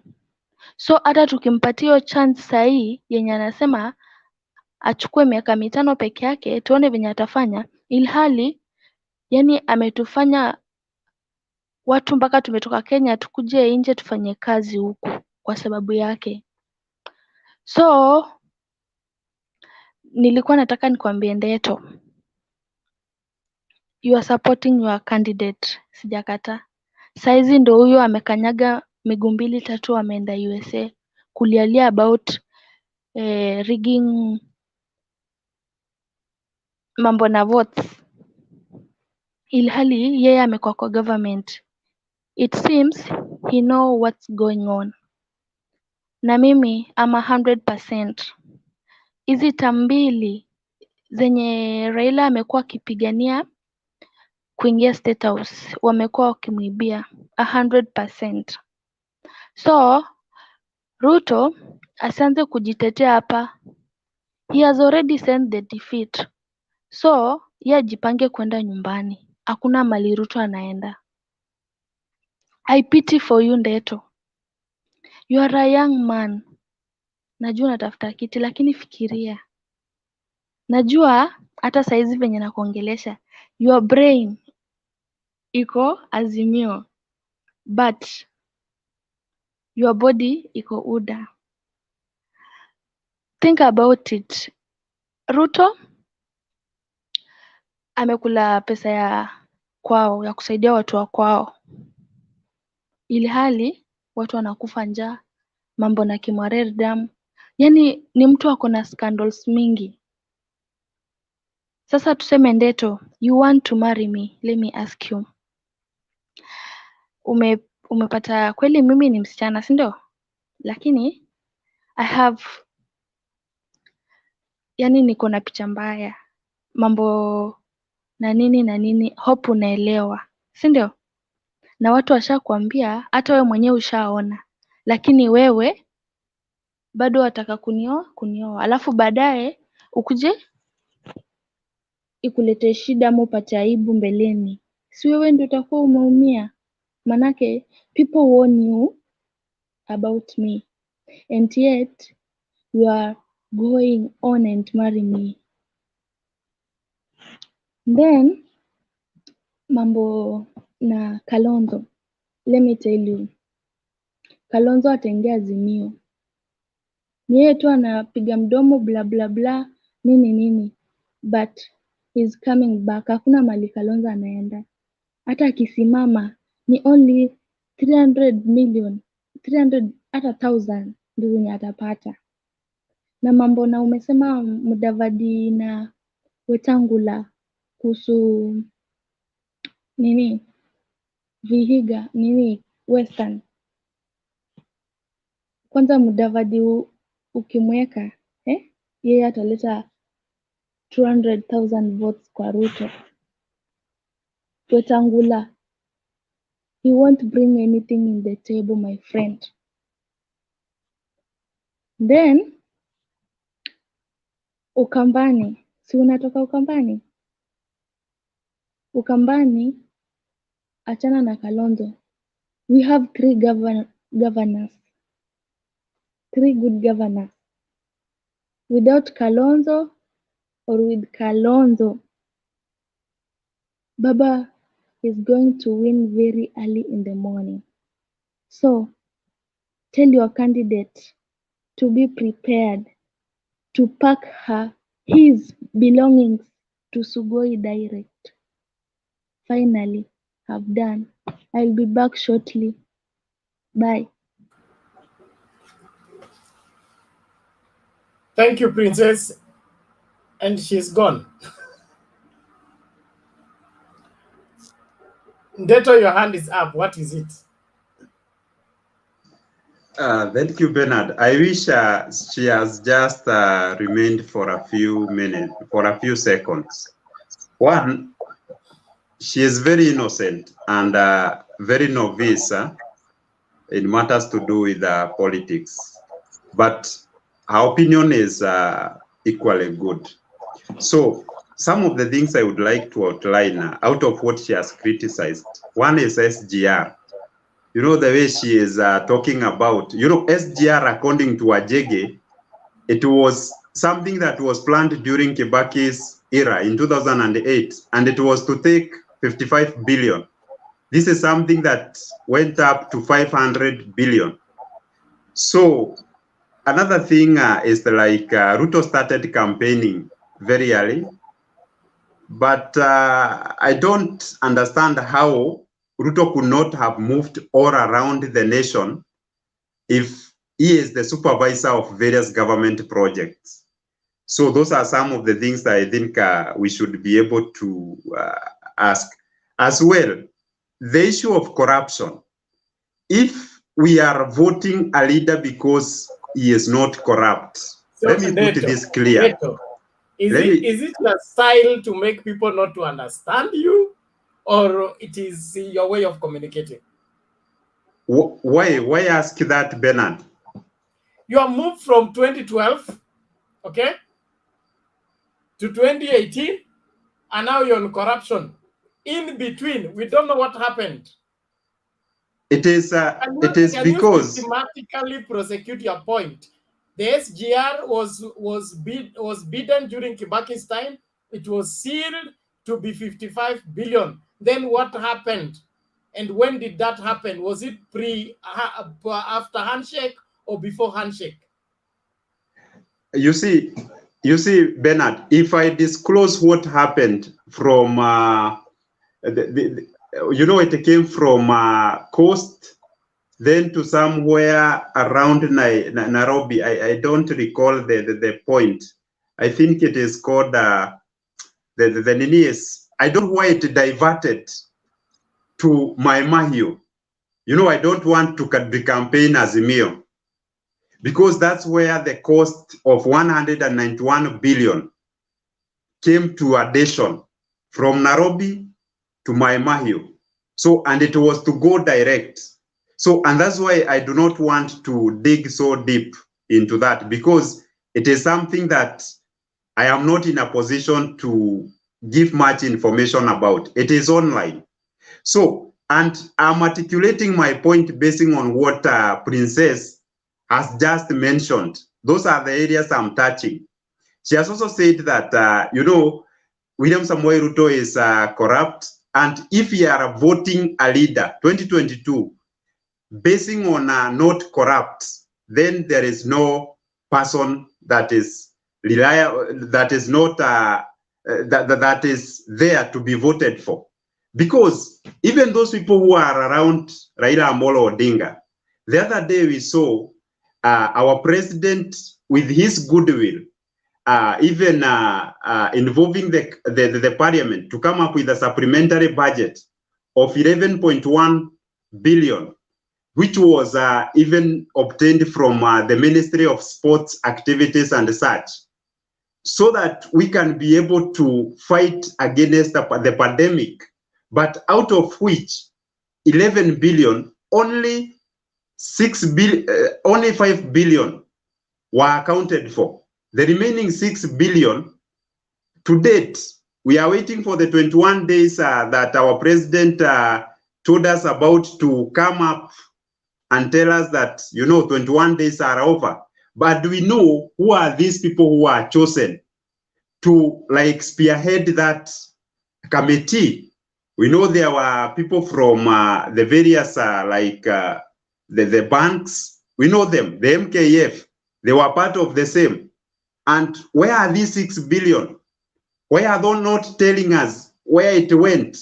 You know? So, meaning also Baba is surrounded by people who are not to be trusted, people of no integrity, and yet they are the ones spearheading his campaign. So if it is about corruption, then there is no qualified leader in 2022 to be elected. Finally, she has said that Mudavadi cannot even bring 200,000 votes on the table. In 2013, this man brought 500,000 plus. So do you think he has been gaining the momentum or popularity, or he has been losing?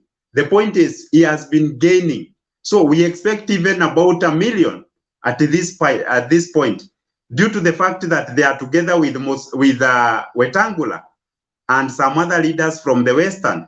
So that is how 1 million will come in the ballot, David, for Kenya Kwanza. That is Bernard. Okay, thank you. Thank you. Let it end there. Thank you. Now, I want us to move forward with our submissions and avoid this to and fro so that we can develop on our topic on DP Ruto conceding defeat, and then party nominations, wins and fallouts, then Kenya Kwanza and Oka dilemma. Let's try and restrict ourselves on the same and give our merits and demerits. Story I could defend the undefended.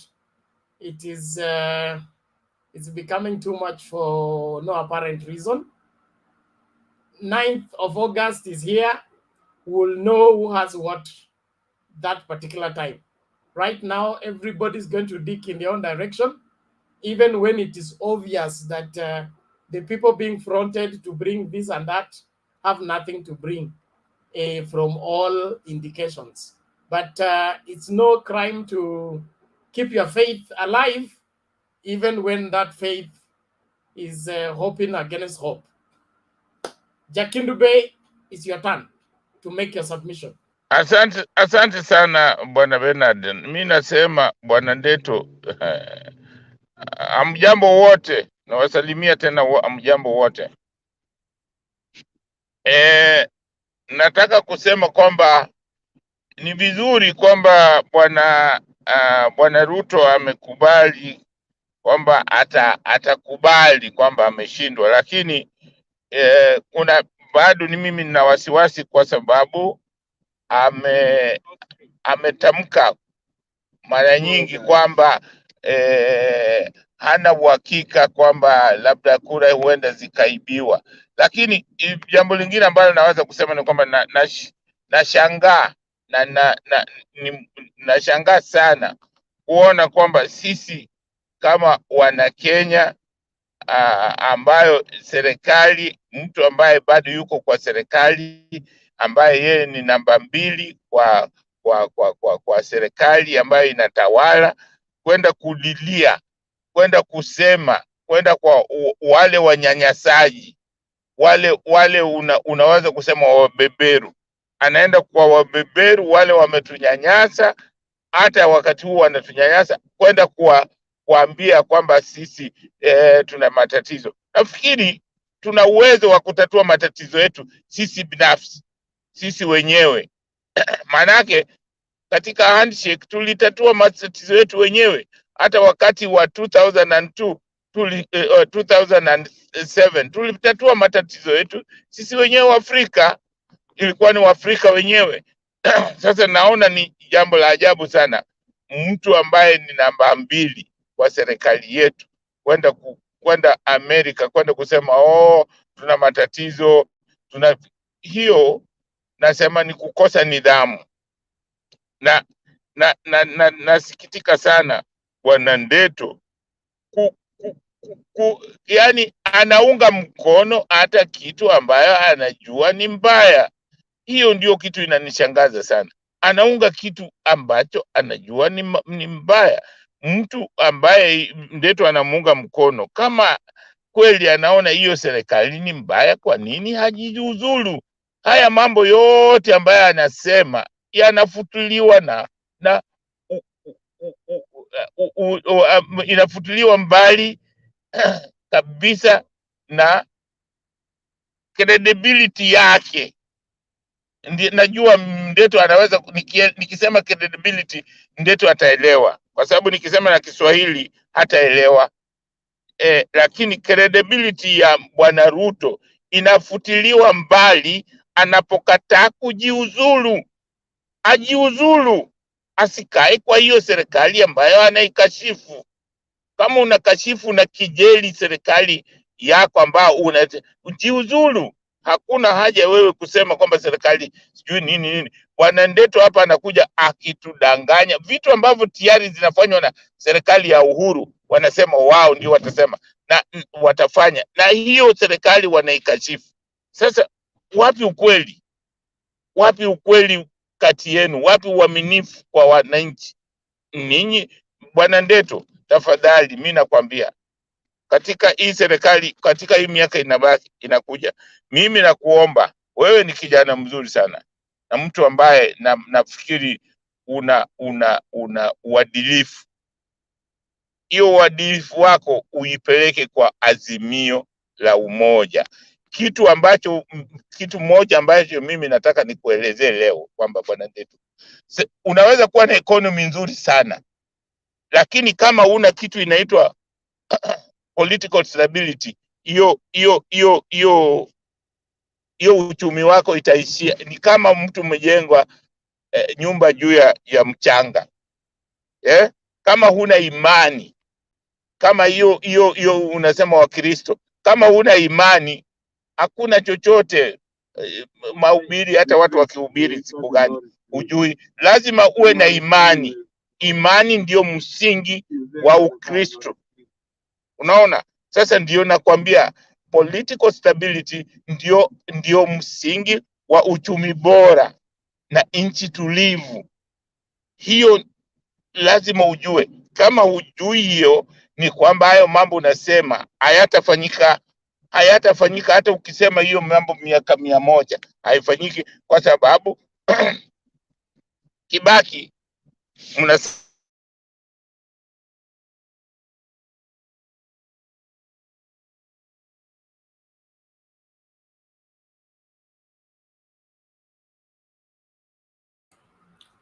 Jakindu Bey, umemaliza? You're mute, Jakindu Bey, we can't hear you. Okay. nasema ni kama huna political stability, hiyo serikali yako itayumba. Kwa hiyo namwambia Bwana Ndeto, tafadhali usiunge mkono kitu ambacho hakitasaidia serikali yako, haitasaidia nchi yako. Kuwa na uchumi bora haiwezi kudumu kama hakuna political stability. Hiyo ndio kitu cha muhimu katika nchi yoyote duniani. Kwa hiyo nilikuwa nataka sijui kama ulisikia, nilikuwa nasema kwamba katika sehemu zote za ulimwengu ukiwa na kitu inaitwa political stability ni sawa na kuwa na imani. Imani vile Bwana Yesu alisema, wale wenye imani ndio wafuasi, ndio wale ambao Mungu anawajua. Wale ambao hawana imani ni kazi bure kama huna imani. So nakwambia kwamba imani ni sawa na kuwa na political stability kwa kidunia. Kwa Kikristo, kwa mambo ya kimungu ni kuwa na imani. Na kama huna imani ni kama vile kujenga nyumba kwenye mchanga. Ndio maana nakwambia kutokuwa na political stability ni kama kujenga nyumba kwa mchanga. Kwa hiyo ni jambo ambalo la msingi kuwa na political stability. Hizi nomination mimi nilikuwa nasema, nasema hizi nomination zinafaa hasa upande wa Azimio la Umoja. Mimi naomba tuwe na mazungumzo badala ya kuwa na hizi preliminary. Yani tutumie labda science au tutumie mazungumzo. Mazungumzo ndio nafikiri ni ya muhimu. Kwa maoni yangu, mazungumzo ni muhimu zaidi kwa hizi nomination ambazo zitafanyika. Lakini wana wana KKA, hii ndio Kenya kwanza ama ni nini? Mimi nasema kwa maoni yangu mimi ningelipenda tuachie wafanye vile wanataka, kwa sababu ni watu ambao hawana msimamo wowote na ni watu ambao wanataka yale ambayo yameshatengenezwa ndio wanataka wakalie. Ni kama unajenga nyumba alafu anasema hapana, hii nyumba yako ni mimi ndio nataka nikalie, na yeye hajui hiyo nyumba ilijengwa namna gani, hajui hiyo nyumba inataka kuwa na vyumba vingapi, na anataka hajui kwamba hiyo nyumba ina umuhimu wa nini. Ndio maana nasema hawa watu wa mimi kwa maoni yangu sitawazungumzia juu yao, kwa sababu ni watu confused, ni watu ambao hawana msimamo.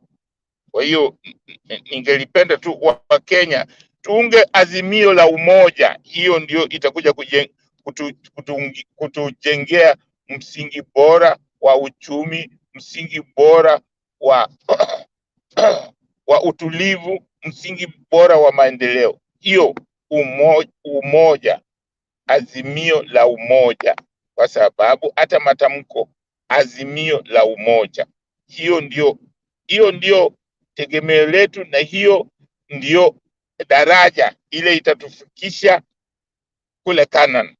Asanteni sana. Okay, thank you, Jakindu Bey. I want us to move forward. Let's hear from Princess Ziana. Princess Ziana, are you there?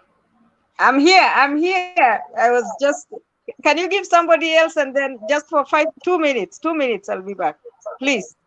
I have a very special request. There are people who want to come in, and you people are occupying space, and you are not ready to submit. Please, if you have made submission, you can get out and then come in later, so that we have these other guys who are pushing me from this end to come in. Naomba tafadhali. Okay. Let somebody come in then. Let me just leave a little bit. I'm still busy in 2 minutes time. Okay. Daniel, if you are able to click on the link, you can come in the studio. Try your errand. Try your luck now, if you will get that chance. 1, 2, 3, 4. It's Captain.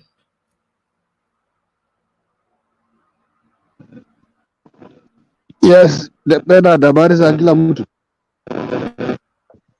Namna gani? Sasa Bernard, umenipatia hata kama niko salama sana bana, umenipea kama sijakuwa tayari, lakini sasa itabidi niongee. Nimesikia Jakindube anaongea ni kama yani, nakumbuka naona Ndeto Sun is hapa. Captain, sauti yako sijui imefanyikaje, ina kelele. No, I see Ndeto Sun is hapa. Unanisikia? Kuna upepo, kwani uko Marsabit?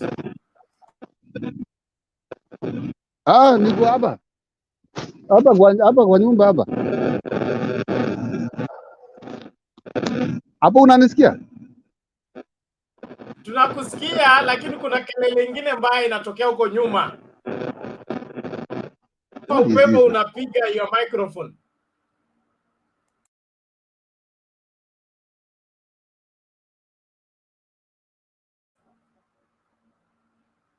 Unmute.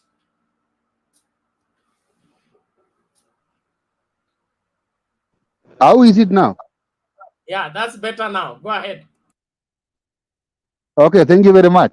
I heard of Jakindube talking like this Azimio is something that came from heaven. I remember watching ile movie ya South Africa, ile ya God Must Be Crazy. Kuna chupa ya Coca-Cola ilianguka kutoka juu. Wale watu wakaangalia ile chupa wakaona ni kama ni malaika imetoka mbinguni. Jakindube, Azimio tunaijua sana. Wacha ifike party nominations kwanza, ndio muanze kuonyesha vituko hapo. Tunawakaribisha wale defectors, mtakuwa na defectors wengi sana. Hiyo ni kuhusu party nominations. Mumetuwekea ati sisi KK na Oka tuko in dilemma. Labda Oka. Sisi Kenya kwanza hatuna maneno. Sisi tuko sawa sawa kabisa. And I'm wondering there are still some people who believe that William Ruto will not be president here. I cannot talk of that because right now as we talk, it's like we are just waiting for Kasarani to be sworn in. The first thing, DP Ruto commits to concede defeat. You know, Ruto is accepting that way because something like being defeated does not exist in him. Hakuna mahali atashinda. Najua atashinda. Ruto before that atindwa akalete shida. Nilisikia Jakindube akisema sijui is accepting that he concede. Hakuna siku ile amewahi shindwa akalete shida. Tunajua wenye wakishindwa wanaleta shida ni kina nani, na wao ndio wako kwa serikali sahizi. Watu wananunua sukari 180 kwa kilo, mafuta ya gari sijui ni pesa ngapi, mafuta ya kupika lita moja inaambiwa siku hizi ni 300. So anyway, no problem. I'll not have a lot of submissions because umenipata off guard. I was just preparing my list here with my PA, but now because it was turn of Princess, the few that I've given, let it rest there, and I'll come in some other time. Thank you very much. Okay, thank you, Captain. I want to get rid of the backlog ya wale watu wajaongea kwanza, for the purpose of ensuring that everybody gets equal chance. John Okila.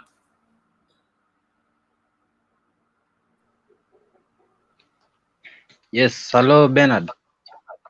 Hello to you. How are you? I'm fine, thank you. It has been long bana. Karibu tuambie yaliyomo. Okay, mi nashukuru sana kwa hii nafasi and nimesikia venye watu wameargue their points hapo. I started following mapema sana, so nimemsikiza Ndeto, nimesikiza watu wengi wakiribattle, and ni poa, we are having a healthy conversation, but nile sasa saa zingine watu wataki kukubali ule ukweli ambao upo. So kwanza tungepatiana mifano kuhusu story na DP Ruto kusema atakubali matokeo. Ni dhahiri shairi kuwa chombo cha kuzama hakina rubani.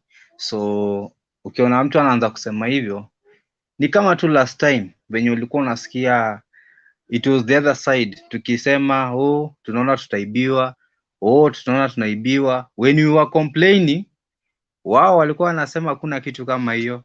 Sasa now this is the time we are the ones who are beating the drums. Now they are dancing to the tune. It's good. So hiyo ni dalili ya kusense defeat actually. Juu sidhani kama akienda US kwanza kusema vitu kama hizo surely ina do any good to us. Angekuja hapa tujue sini IBC ndio usimamia elections, then we should have put our house in order, ile commission ambayo inasimamia elections. But going to the US kuambia walete wale observers as in the wakue keen na sisi, that will not help anything. And then another thing, it also proves what Sabina Chege said, because the deputy has been in power for the past 9 years. So they know what they did in 2013, I believe so. Pia wanajua what they did in 2017. So he thinks the same thing will be done onto him. But I think ako misled, because tunajua all those years Baba has been winning the elections. That's a fact. Hata kama Ndero atataka ku rebuttal, I know that's a fact.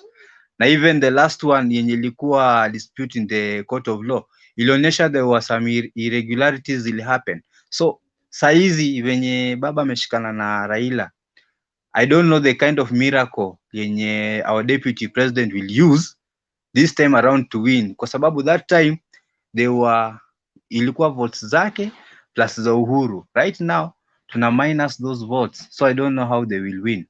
And now about the party nominations, I believe the party nominations zitakuwa zitaonyesha the weakness na strength ya some parties ama some rallies. So for example, like the way we were saying, if Azimio wakiongea in between them, then they give us those strong candidates. Najua those party nominations, they are very tricky.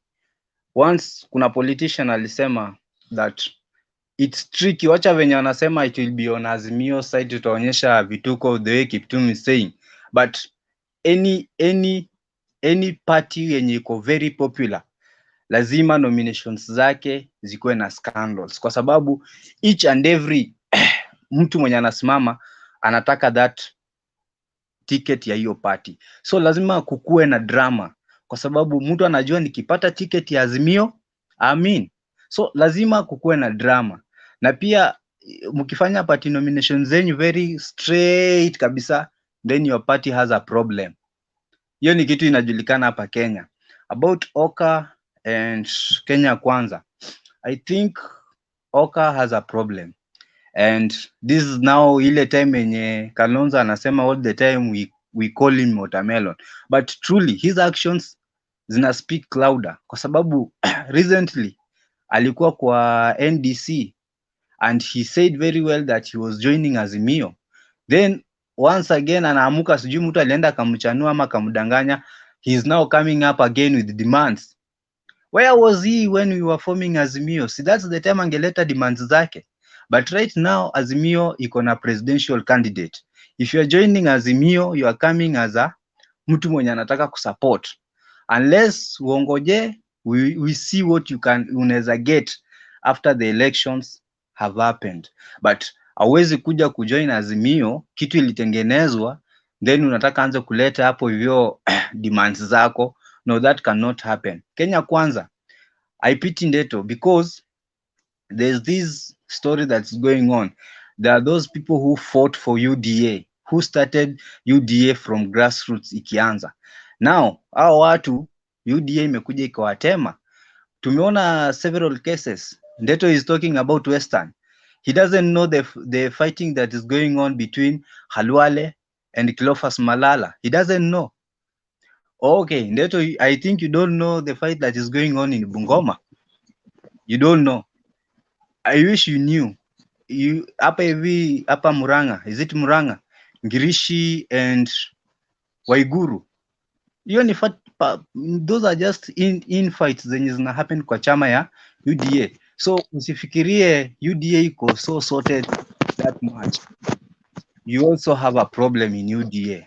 So about nominations, I think tunaweza sort nyumba yetu if we agree. Tulete kama Nairobi we agree tukisimamisha governor akue wa Jubilee, deputy governor atoke labda ODM, depending na how strong the party is.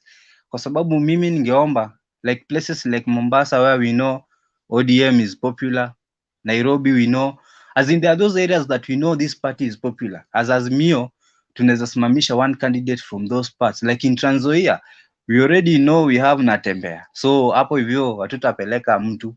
So if we do that itakuwa vizuri. And captain amesahau kitu moja, kuna sheria mpya ya chama ilipitishwa captain. This time around ukienda nominations, ukianguka, you don't hope to another party. You don't hope to another party, get it right. Ukianguka nominations, wewe ni hivyo, you wait until the 5 years ishe. You cannot hope to another party because that law ilikuja kutoa hiyo mchezo.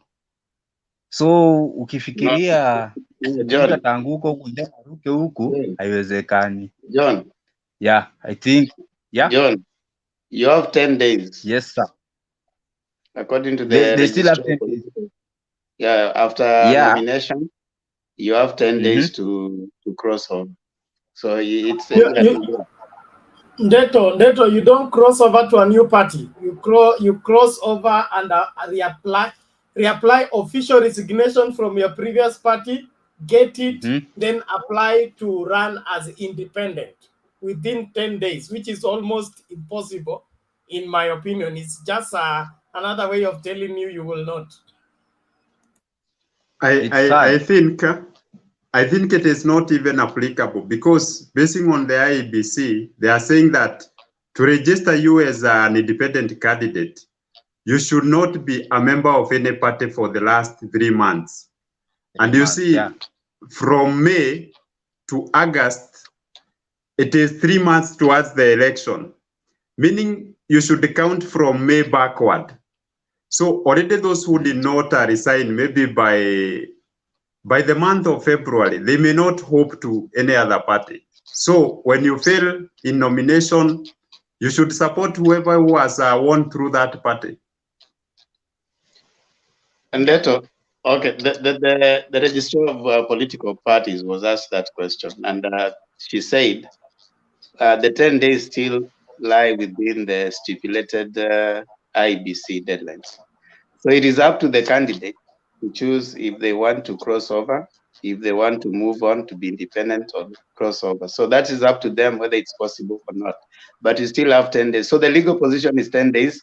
The practicality of it is up to the candidate and the parties.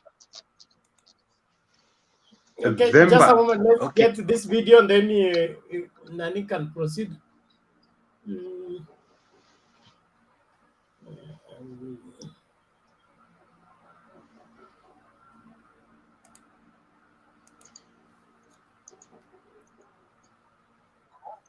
Political parties amendments bill into law had sent mixed signals to the aspirants eyeing various political seats in the country.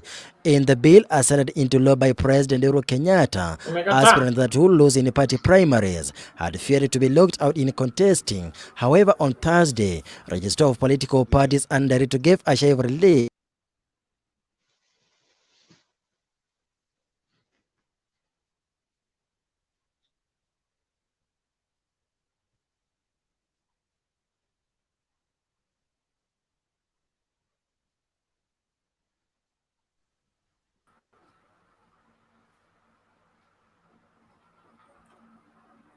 Sorry, my gadget failed, but let's try it again.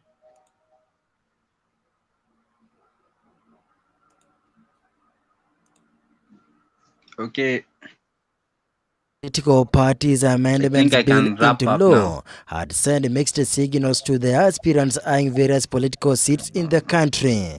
In the bill ascended into law by President Uhuru Kenyatta, aspirants that will lose in party primaries had feared to be locked out in contesting. However, on Thursday, Register of Political Parties and Ruto gave a share of relief, saying that they have a window to go as independent candidates. Can somebody, the 10 days between 22nd and 2nd May, can somebody jump ship from a party to become independent? The answer is yes.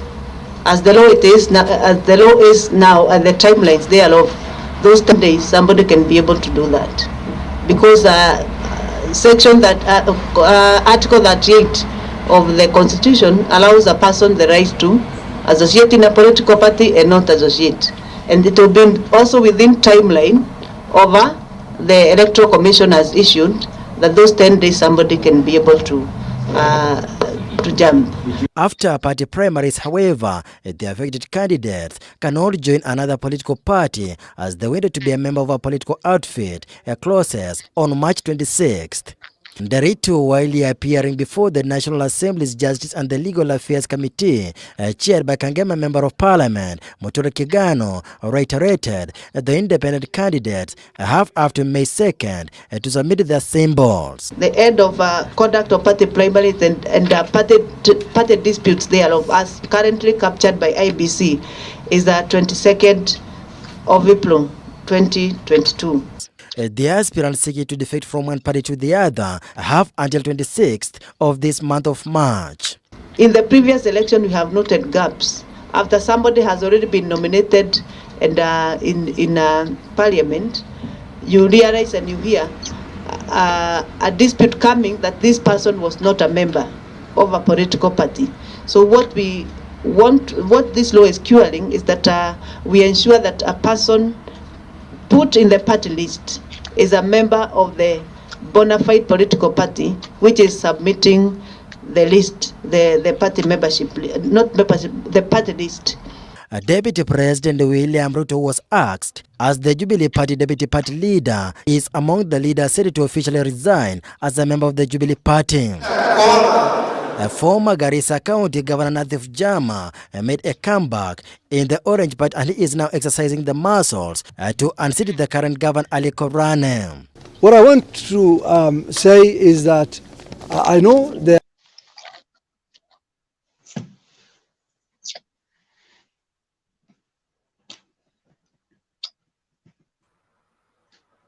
Okay, I think that clears the air on that. John Okila, you can conclude your submission, please, so that we move on. Okay. Before I make my conclusion, unajua I was following about what Ndeto was saying, and that time alikuwa anasema vitu mingi sana. You know, something I've realized with people from the other side is that manze, the way your leader behaves, that's how you will behave. As in, if your leader tells a lot of lies, you also tell a lot of lies.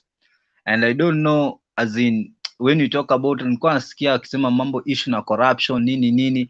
By the way, Princess made a very good point, is that maybe Ndetu akuipata. She just asked you a simple question. Yeah? You want a lady, and this lady umesikia she has been engaging in prostitution, ameabortu watoto, then you go ahead and marry her. Then after marrying her, you find out that all those things that you are being told are true. Now you start complaining again. She's just telling you something very simple. So Ndeto, the candidate you are trying to sell is not sellable. Kwa sababu mimi, there's a day I asked here, if Ruto has been the vice president for the 10 years, Eldoret is still the same. Rift Valley is still the same. I've been asking this question. Go to Central. There are things that people are benefiting from the presidency because Uhuru is the president. Now, what are the people of Eldoret or Uasin Gishu benefiting from the deputy being the deputy president for the 10 years? Go to Kisumu because of the handshake. There are some few things that you have seen that are there. That shows you that there are people, if given a chance and resources, they can change this country. but also it shows that there are people, even if ukiwapatia resources kwa their hands, they'll just create excuses, and they will not do anything. They cannot even account for the money. You see, the Kimaror dump, it was a project that was meant for Rift Valley. Nyinyi mna complain president ametengeneza pale pengine, people from Western wana complain president anatengeneza pale pengine, but now the people wenye wanawekwa in forefront to fight for those developments, when they get those chances, they don't fight for the developments. Echesa was CS for sports. Alifanya nini wakati Western inatoa a lot of players, football, rugby players? Echesa alifanya nini? Now they are coming back to tell us, we know those track records zenye mnajaribu kuuza, we know them. So please, tafuteni vitu zingine za kutuzia, but don't sell us to us the rotten potatoes. That's my submission. Thank you, Bernard. Thank you. Let it rest there. I believe we need to make progress. Themba, I believe you're here to stay. Thank you very much. That gives me breathing space. I can leave at my pleasure. Twende moja kwa moja kwa Kasuti. Tukimaliza Kasuti ndio twende kwa Nancy. Kasuti, then Princess Ziana, then Lusweti. Kasuti. Hey. Oriana man. I hope mko wazima wote. Kuna facts tu nataka kupeana facts zangu na hata niondoke. Na hizi zote zinaenda kwa Ndeto. Ndeto. Kwacha nianze na infrastructure hilo umesema ya Rift Valley. Kuna barabara inatoka Munyaka kwenda Kiplombe. Munyaka kwenda Kiplombe. Hiyo barabara imekuwa hapo for ages. Paka leo hii ni matope, ni shamba. Ulisema about the infrastructure, hiyo weka kando. Mama Selina ako hapo, anaweza kuthibitisha. Kutoka maili 7 Nyahururu kwenda Mchongoi, it has been there for ages. Ni shamba. Vile tunaongea leo hii. Waja nikuje kwa stima. Wakati Kiraitu Murungi alikuwa Minister of Energy, tulikuwa tunalipa kikingi ya stima shilingi 15,000. Wakati huyu mtu alikuja wakachukua serikali, kikingi ikaruka kutoka shilingi 15,000, stima ikapanda, kikingi moja ilikuwa saa hii inalipishwa 30,000. Huyu mtu tu huyu tunaongea kuhusu mambo yake huyu. Kwa nini nyumba zinapanda? Kwa nini nyumba zimepanda bei kabisa, nyumba za kuishi, rental house? Stima ilikuwa inakuja inasomwa mita. Stima ilikuwa cheap at that particular time. Ulikuwa unaweza tumia shilingi 200, 100 kwa mwezi. Ndugu yangu, wakati wameintroduce hii vitu inaitwa token hii. My friend, how much are you paying your electricity right now? Stima ilitoka shilingi 16, 12, 14 kwa unit moja. Saa hii I'm very sure wale watu wenye wako saa hii wanalipa unit moja shilingi 24. Mtu wangu, open up your eyes and smell coffee. Saa hii it's a political season and we have to be talking to one another. Tuambiane ukweli. Na kama hutajua ukweli itakuweka huru. Mimi sitaki ujoin Azimio. Weka mali huko.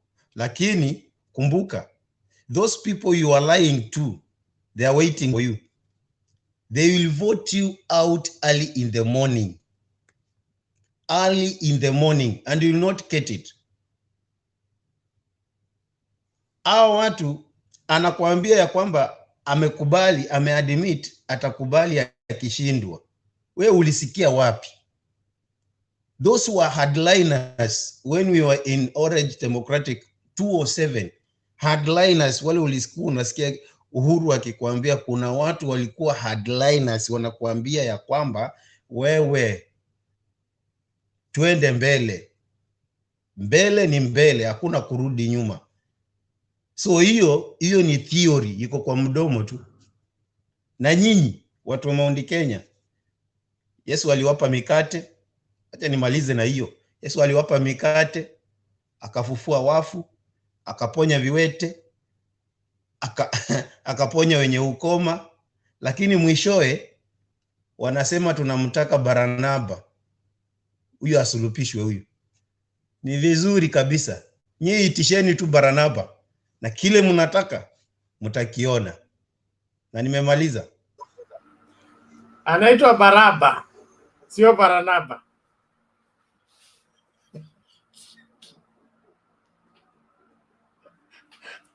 Asante, lakini asante sana Bwana Kasuti.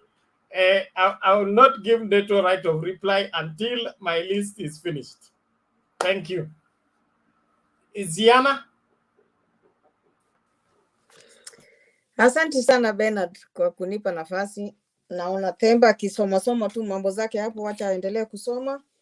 Nasi tunazungumza kuhusu siasa. Nimeona Bwana Ndeto anang'ang'ana kupigia debe makamu wa rais sana, ya kwamba anakubali kufanya nini, kuwa atakubali kama ameshindwa. Sioni vile nimesikia Kasuti akisema, sioni akikubali. Mimi sioni katakata akikubali ya kwamba ameshindwa, kwa sababu anajiona kana kwamba yeye ni mshindi kila wakati. Tukikumbuka 2007 ni akina nani? Kina nani ndio walikuwa wamekataa katakata? Kama sio yeye, Raila angelikubali mapema na aseme ya kwamba wacha tuendelee. Ilipofika 2013 alivuka pande hiyo nyingine na akamweka Uhuru kuwa ya kwamba hii kitu hata liwalo na liwe, sisi ndio washindi. Akatoka hapo 2017, kama sio yeye, Uhuru angelikubali mapema kabisa, mapema. Chukua ushindi. Kwa ukweli umeshinda. Lakini kwa vile ni yeye mwenyewe alikuwa nakataa. Kwa hivyo hiyo kwa kusema tu nitakubali nimeshindwa, hiyo tusahau, kwa sababu leo hii niseme alikuwa amesema ataibiwa. Anaona wizi upo. Ijapita siku mbili anasema atakubali kama atashindwa. Kwa hivyo mimi hiyo maneno yake tuondoe kabisa kwa akili yetu. Hii maneno ya party, tukienda kwa hii maneno ya party nomination, wengi, hata wewe Ndeto ambaye sasa nakwambia unasema unaenda kwa nomination, ukianguka ujue hakuna kuvuka kwingine, ila hali ni hapo hapo. Sasa utakuwa hapo kwa sababu uko kwenye UDA. Kenya kwanza, sijui Kenya kwisha, uko hapo ndio utakuwa na utatoka. Hii ndio sasa ndio mbaya zaidi. Ile ungeruka na ukaenda independent, lakini hamna, huwezi enda independent. Kwa hivyo Ndeto, mimi nakuhurumia mahali upo, sababu ingekuwa nyakati zile zingine ungekuwa umeruka, unavuka kwenye chama lakini hamna.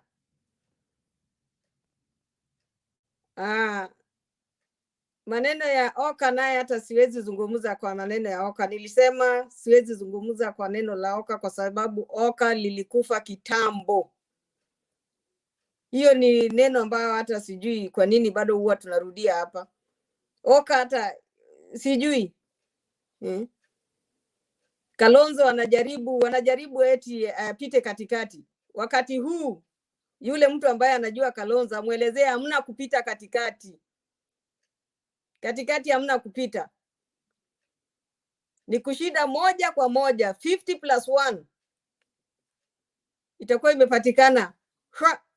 Kwa hivyo Kalonzo hana chake. Mimi nakwambia Oka hata tusizungumze kuhusu Oka. Alikuwa anangojea hela kutoka US, kutoka kwa makamu wa rais, lakini ole wake. Benki zimefungwa, hamna benki tena. Hamna benki. Ndeto benki imefungwa. Hata kama wewe pia ulikuwa unatarajia kidogo ugawiwe, hamna benki. Benki imefungwa. Kila mahali, kila mwanya kumefungwa. Ila hadi na waomba wa Kenya nikimalizia, tupendane. Hata Ndeto ni ndugu yangu, tukiwa hapa ni ndugu yangu. Tunapitana tu kwa wasia, lakini ni ndugu yangu. Ndeto, kaa hapo hapo, lakini baadaye tutakutana na kukaribisha nyumbani kunywa chai. Asante sana Bwana Bernard.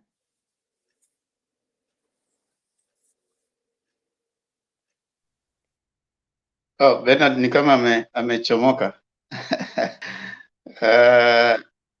Naona kuna Princess Emi, wacha tumsikize Princess Emi kwanza alafu ndio tujue namna gani. Princess Emi.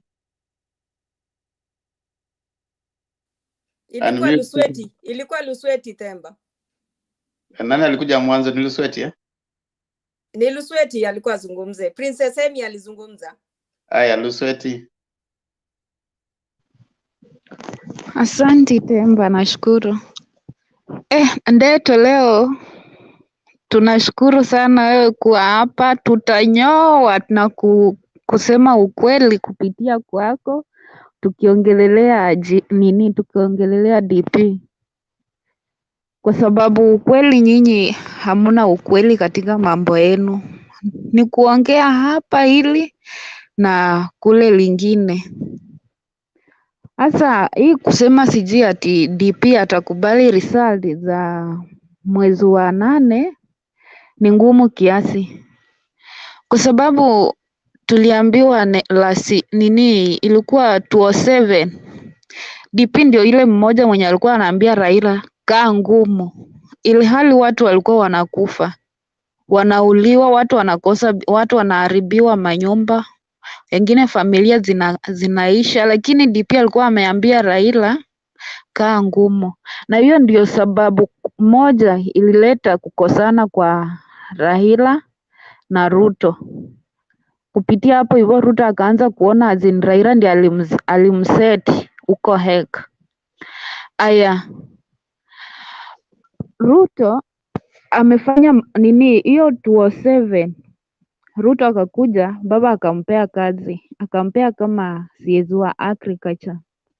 Hakumaliza kwa sababu ya kuleta mahindi kutoka nje na kuacha wakulima wake wanateseka, wanaumia, kutoa mahindi kama Mexico, kusababisha mahindi ya hapa na mbolea ya hapa yenye walikuwa wanasema sijui imeteremuka, kupanda mara yani kupanda zaidi. Sasa sijui mnasema ati sijui DP wakati alikuwa CS wa agriculture, mbolea ilishuka na mahindi pia ikashuka, lakini sababu ilisababisha ishuke ni kwa sababu hatukuwa na soko. Ye mwenyewe alikuwa ashaharibu soko. Ndio alikuja akakuwa CS wa education, akasababisha education ikakuwa mzuri kiasi, na bado hakumaliza. Kwa ndani ya miaka 5 alikuwa amefanya kazi 2, na kazi 2 zote alikuja akatolewa kwa sababu ya ufisadi. Amekuja 2013 wakachukua serikali, wakatuagiza ya kwamba watoto watakuwa wanapata laptop. Wakati walichukua serikali, inasemekana ya kwamba Uhuru alitenga mabilioni ya pesa kununua laptops. Ruto alisema hiyo ilikuwa ni kampeni, tumepata serikali. Kidogo kidogo Eurobond ikatokelezea. Kidogo kidogo. Sasa hii mambo yameenda ng'ambo kuongea ati serikali yake 2013 to 2017 ilifanya kazi lakini wakati handshake ilikuja ikaingia hapo ndani ikaharibu serikali. Saa hii serikali iko upinzani iko ndani ya serikali. Aya, na wewe hapo unaongea tu na kiburi eti Uhuru haezi control vote za Mount Kenya, ili hali Uhuru ndiye alileta kwa meza votes mob ukilinganisha na za Ruto. Sasa Uhuru anawezaje kosa kucontrol ama Ruto amekosa kuwa Mkalenjin, amekuja kuwa mtu wa Mount Kenya, ndio sasa mnaita Ruto as in kingpin wa Mount Kenya. Na mbona hamuongelelei Rift Valley?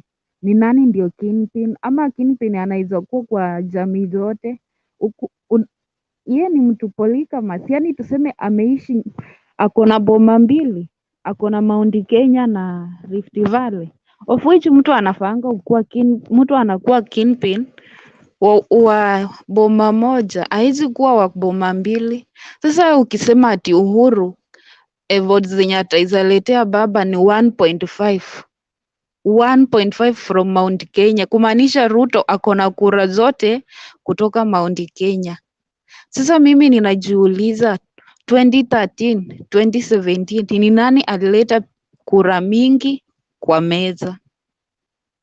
Aya, we unasema eti Mudavadi na Weta wana control Western. At Western iko na kaunti 5 na mko na uhakika mtachukua.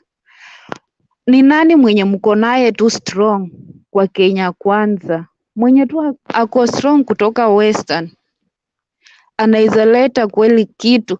Kama Mudavadi aliingia tu kwa aliingia UDA hivi na ma MP wake wote wakatoka, amebaki na MP mmoja na Malala mwenye saizi hata hajielewi, hajitambui. Hata saa hii huenda Malala akisimama hata UMP hawezi pata kwa sababu yani Malala ni mtu tulikuwa tunaheshimu kutoka kitambo, lakini kumbe mtu anaweza fika mahali ajoin mahali ama akule pesa mahali aanze kufanya mambo yenye hata ye mwenyewe hajielewi kabisa. Nyinyi mnasemanga Raila ni mganga, mnamuita sijui mganga. Ninajiuliza kati ya Ruto na Raila nani ndio mganga? Kwa sababu wakati mtu akiamua kuingia kwa Ruto, wakati kuongea kwa mtu kunabadilika, anajiona yeye ndio mwokofu zaidi, anajua Mungu kuliko wengine. Sasa mlituambia sijui nyinyi ni serikali, mnaleta serikali sijui ya mama mboga, ya mabodaboda sijui nini. Tumeona kwa rali mingi sana, hamtaki kupea watu kama hao wajieleze. Wakati mnaingia hapo mnaongea mambo yenu, mkitusi hii upande ingine, mkiongea mambo yote, alafu mnasema tumeacha hapa 5,000,000 mgawane. 5,000,000 yenyewe mnaacha watu wanapigana, hakuna kugawana. Hakuna pesa yenye inapatikana mahali kama pale. Sasa hiyo ndio serikali tutarajie kupata kutoka kwa Kenya Kwanza? Mko na uhakika mnataka tupate serikali yenye haijielewi, inatoa mapromise zenye hazieleweki? DP sasa hivi venye ako ng'ambo, hakuna mtu mwenye ameongea na yeye kama investors atuambie nimeongea na mtu fulani, tumeelewana, tutakuwa tunasaidiana hapa hivi, hapa na hapa. Hakuna. Vitu tunasikia huko ni complaints tu, venye kura zitaibiwa, venye Uhuru sijui venye Uhuru ameharibu serikali, venye handshake iliharibu serikali, venye alifanya kazi 2013 to 2017, kumaanisha venye anasema serikali ilitoka alafu upinzani ukaingia, kumaanisha anadharau Uhuru. Ukweli venye inasemekana alinunua wabunge kutoka Mount Kenya ili wa impeach Uhuru ni ukweli, kwa sababu anadharau Uhuru. Kwa nini yeye anajiona yeye ndiye serikali na Uhuru ni upinzani? Heshima, unajua hata kama wewe ni mtu mkubwa ama wewe ni mzazi, heshima yenye wewe utapea watoto wako ndio itarejea kwako wewe mwenyewe. Wale watoto jinsi utakavyowalea ndio hata hao watakuheshimu na hiyo heshima unawapea. Lakini kama wewe unaitisha heshima venye mna demand, mnataka heshima kutoka kwa Uhuru, kutoka kwa Azimio, mbona nyinyi pia msipeane Azimio? Juzi Raila amekuwa Kisii akaongea tu ukweli. Ruto haya yote yeye ni mwanafunzi wa Raila, lakini Ruto anajiona yeye ndio kila kitu, yeye ndio kujua, hawezi ambiwa. Yani DP ameenda ng'ambo, lakini amedisappoint Kenya mzima. Lakini mimi kitu yenye bado nitaendelea kusema, president asijaribu kuchukua hatua yoyote, sababu DP alikataa kuresign. Wacha tu katiba iendelee kumpea nguvu, akae kwa hiyo kiti, kwa sababu kiti ya kwanza DP amewakopa tear gas, anajua upinzani si mchezo. Msione Raila hii muda amesimama akiwa upinzani na sahii kwenye amefika muone ni mchezo. Baba amepitia hali ngumu, na hizi hasira zenye mko nazo, sisi wengine wenye tumesupport wa mtu kama baba, hii hasira tungekuwa na kama hii yenu, nchi yetu ingekuwa iliungua kitambo, haitungekuwa na Kenya. Lakini ni venye tunapenda nchi kuliko hiyo uchaguzi yenye inakuja, sababu ni kitu inakuja kwa siku moja, ibadilishe nchi ama iharibu nchi. Sasa ni sisi wa Kenya kuamua. Ndeto hata kama unajaribu kuambia kutafuta kura, lakini jaribu kutafuta kura kwa ukweli. Hata kama ni advisors wa DP, jaribu kuambia DP kweli kwenye imefikia, sababu nakumbuka siku ya earthquake venye nyinyi mlikuwa mnasema sijui earthquake, si mlikuwa mnasema tuambiane ukweli? Ambia DP tuambiane ukweli, sababu ameenda ng'ambo, hakuna kitu tumeona yenye anarudi nayo kama Wakenya yenye tunatarajia. Alafu kusema ukweli, DP mimi nimekaa LD, nishawahi kaa LD. DP hakuna maendeleo amepeleka Uasin Gishu, ni nyumbani kwa karibu na nyumbani kwao, hakuna maendeleo. Hii kampuni ya Rivertex, DP amekuwa DP kwa miaka 9 sahi. Angekuwa kuamsha kitu yenye inasaidia vijana, yani anajali sana vijana wenye sahi. Anasema hiyo Rivertex ingekuwa iliamushwa kitambo. Rivertex unajua ilikuwa inaandika watu elfu ngapi, lakini saa hii ndio hiyo. DP amekuwa pale, hakuna usaidizi amefanya Eldoret kupitia kwa hiyo nini. Na hiyo ndio shida tumekuwa nayo for the last 24 years yenye Moi alikuwa nayo. Nishaienda Baringo, ukienda Baringo yani ni barabara tu inalinganisha Baringo East na Baringo na hii Baringo ingine, lakini nakuambia watu wa Baringo ya juu njaa venye wanakufa, venye wanalia njaa, hawana mbele hawana nyuma. Na mtu wao amekuwa president for 24 good years. Sasa kuna watu wenye wanaweza kuwa na maendeleo na kuna watu wenye hawezi kuwa na maendeleo, na usituambie ati sababu ati Uhuru amesaliti TB ati sasa kura za maoni hawezi control. Kusaliti tulianza kitambo, tumezoea hii kusaliti. Baba alizunguka akiombea Kibaki kura Kenya mzima. Kibaki kuko na mkono wa shukrani alimletea, hata kama kura za 2027 zilileta shida. Si Kibaki angesimama na baba 2013, si alimwacha hivyo? Akasimama na kina Uhuru chini ya maji. Je, mnasema Kibaki alikuwa mzuri? Alisimama na kina Uhuru chini ya maji. Mbona baba alikuwa anakula tear gas na Uhuru hawakukuwa ndani ya serikali, lakini baba alikuwa anakula tear gas 2013. Sasa msituambie ati sijui Kibaki alikuwa mzuri. Kibaki alisaliti baba. Sasa Uhuru, Ruto si angel. Ruto sio angel. Hata yeye anasalitiwa tu, hata yeye akitaka akipata asaliti pia mwingine. Aya, Nancy, Temba. maliza. Nimemaliza Temba, nimemaliza. Okay, sawa, thanks. Pole Ndeto, nilikuwa naona ni kama Nancy anamaliza, lakini aliendelea akaendelea tu. Okay, kabla hujauliza swali, wacha niseme jambo, kwa sababu ni mimi tu sijaongea. Temba, a moment, I play that video first. Okay.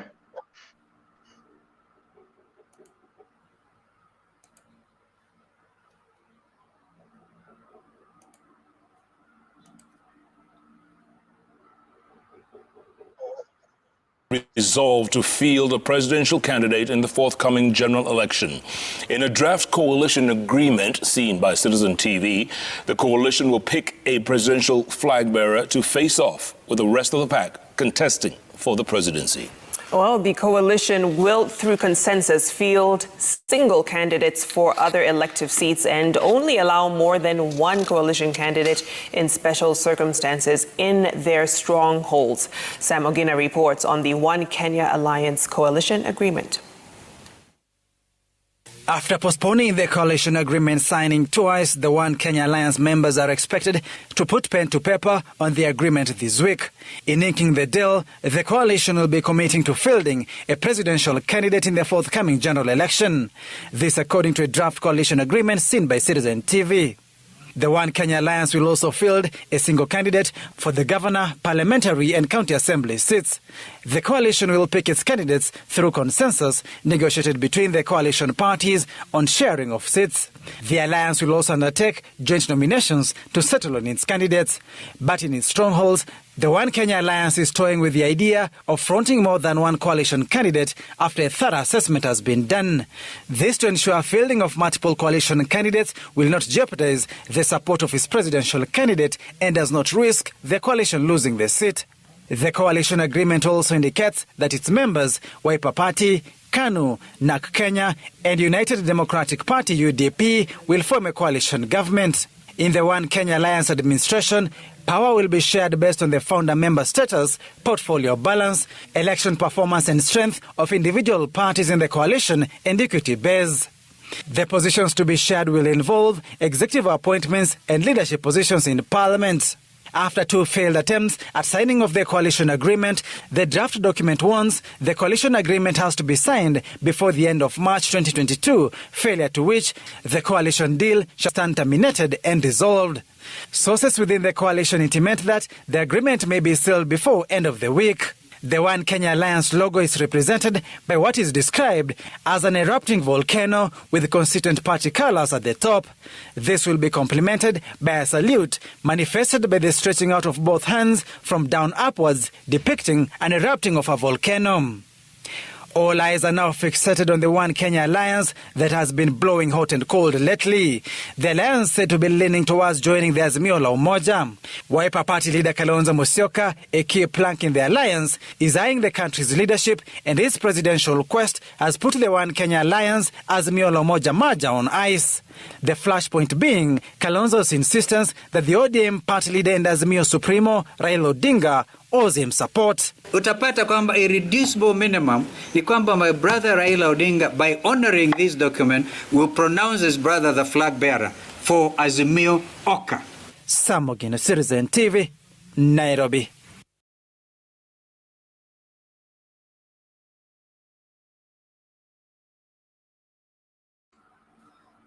Okay, Temba, you can go now. Okay, thank you. I want to comment very briefly. I want to start with that the video that you have just played right now. what affected Oka's signing of the agreement the other time was the selfishness of one Stephen Kalonzo Musyoka. Stephen Kalonzo Musyoka came to the Azimio pact before agreeing with his Oka partners. The reason he did that was because he had pressure from within the Oka partners, that is Gidi and Jirongo.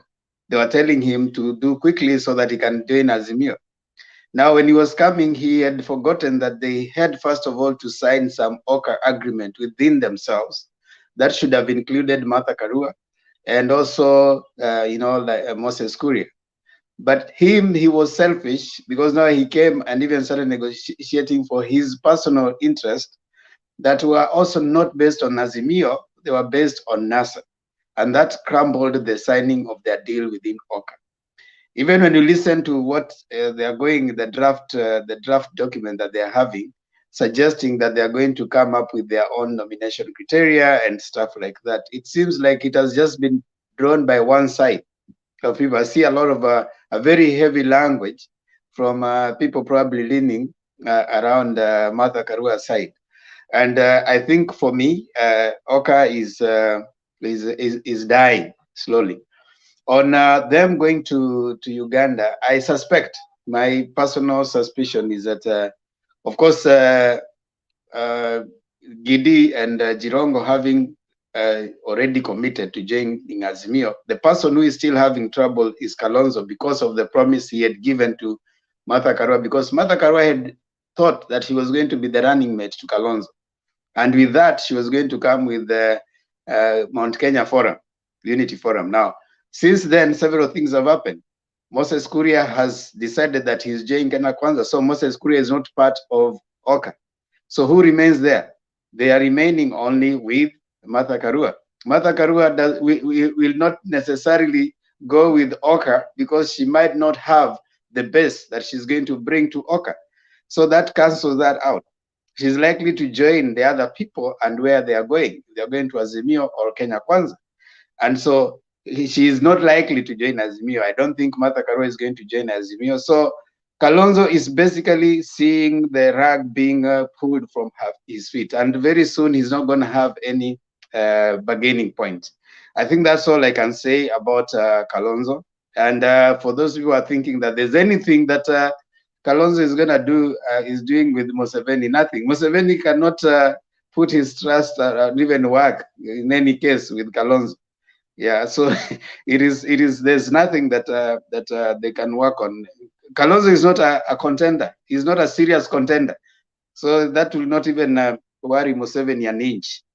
I suspect that Manigidi is basically the other sidekick of, like Azimio, going to know what is it that is going on the other side.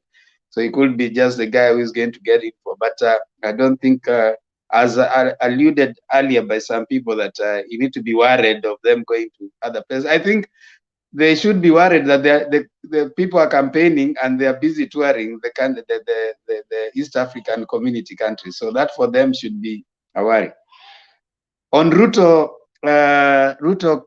committing to concede, I think he doesn't have to commit to, because even Trump has never conceded defeat to date, and he's not running the US government. So whether he commits or not, once he's defeated, that's it. I mean, there's no much of that is just rhetoric.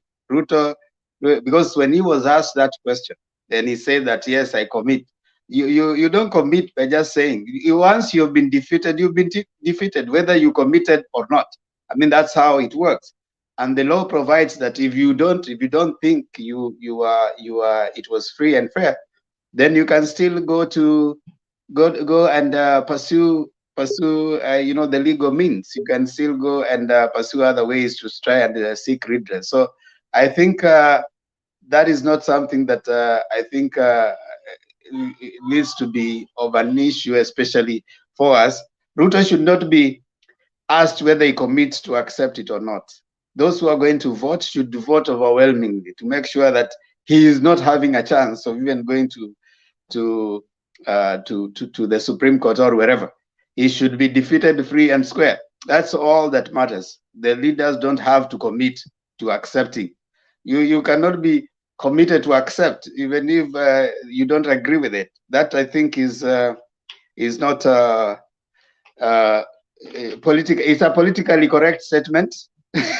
So it's like I was saying, Bernard. I mean, Trump has never conceded to date, but he's not the president because I mean the law follows its course. So the law should follow its course. What I want to urge all Azimio members is to get all the people to go out and vote. That for me is the most important thing, because we don't need to keep asking Ruto if he's going to accept it or not. We need to go out and vote. Finally, I want to comment on nominations. Nominations is going to be a problem across board. You know, for you know any party that is going to if you have seen the different cycles of voting, nomination has always been an issue in every political party. So it's going to be a problem for Oka. It's going to be a problem for Kenya Kwanza Lands. It's going to be a problem for Azimio. So there needs a lot of balancing and, of course, a lot of management of the nomination. And as it were, everybody has an ambition. You know, being a politician, you have an ambition to rise to that power. So anything that is going to make you feel like you are not given a fair chance, you're going to feel like I need redress. So I think probably for the first time, you're going to see lots of people coming in as independent candidates, especially considering the political parties, acts right now. So probably they are going to jump ship and log on. So the presidents that they're supporting will be there, but I think they're going to consider lots of independent. We are likely to see a rise of lots of independent candidates in this election that is coming, because you see from the mood across board, either Kenya Kwanza areas or even Azimio areas, you see a lot of sentiments. People saying that probably the parties are not going to give them fair nominations. Smaller parties are gaining a lot because they are also now saying that avoid nomination, because a small party, what it's going to do, it's not going to do any nomination. It's going to just sell the certificate to a person who wants to avoid nomination. So in Azimio areas, someone is likely to say, okay, fine, I don't want to go for either ODM or whichever nomination.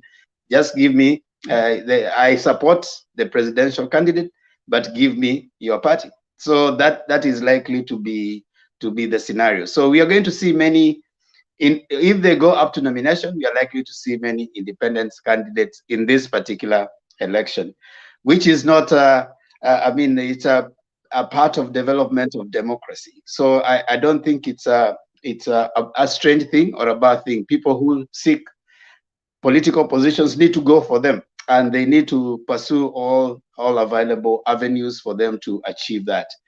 I think that will be it. Fallouts, yes, there will be fallouts.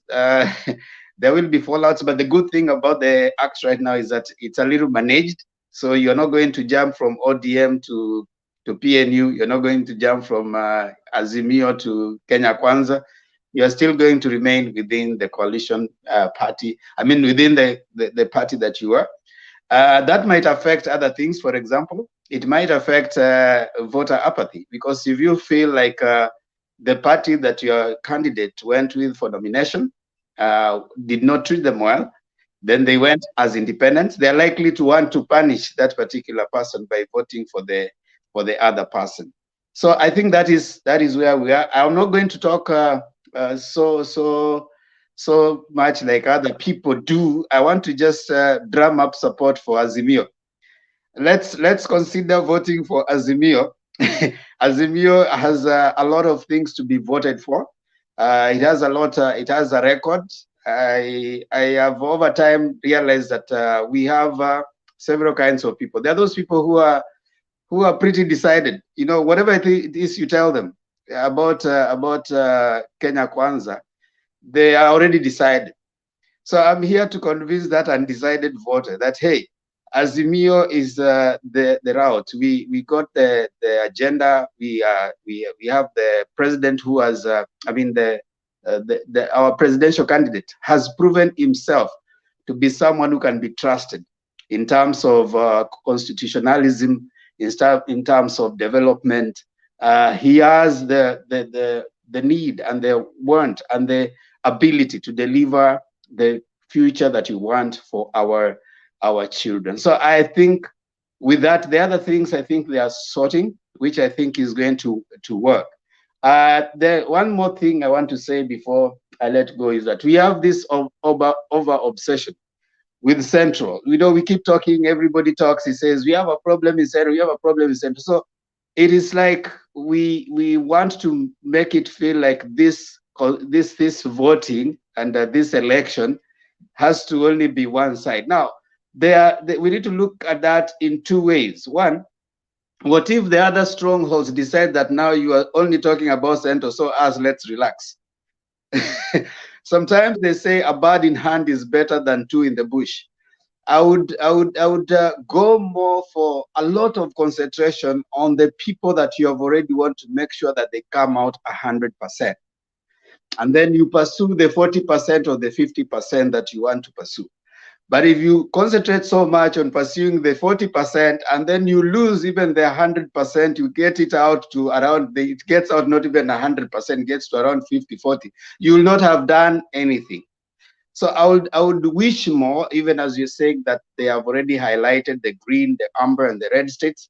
The green states, they put more effort so that they bring more.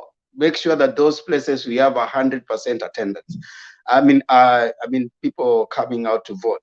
Then the others, you can at least work at getting 40%, but at least you know that this one, even if I push it, is just an addition to what I already have.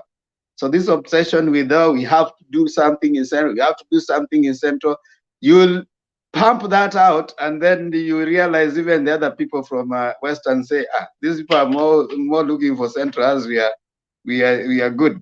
So that can cause also voter apathy in other areas. So I think I'll leave it there for now. It's unfortunate Neto has left. I wished he could have been here to engage, but it's okay. I think I'll stop there. And okay, thank you, Themba. That is a good one.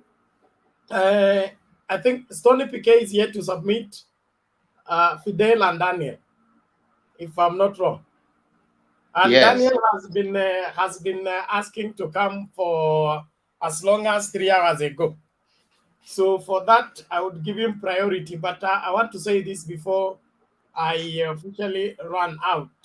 I think Jared has passed out. Let him wake up first before he's put back on the screen.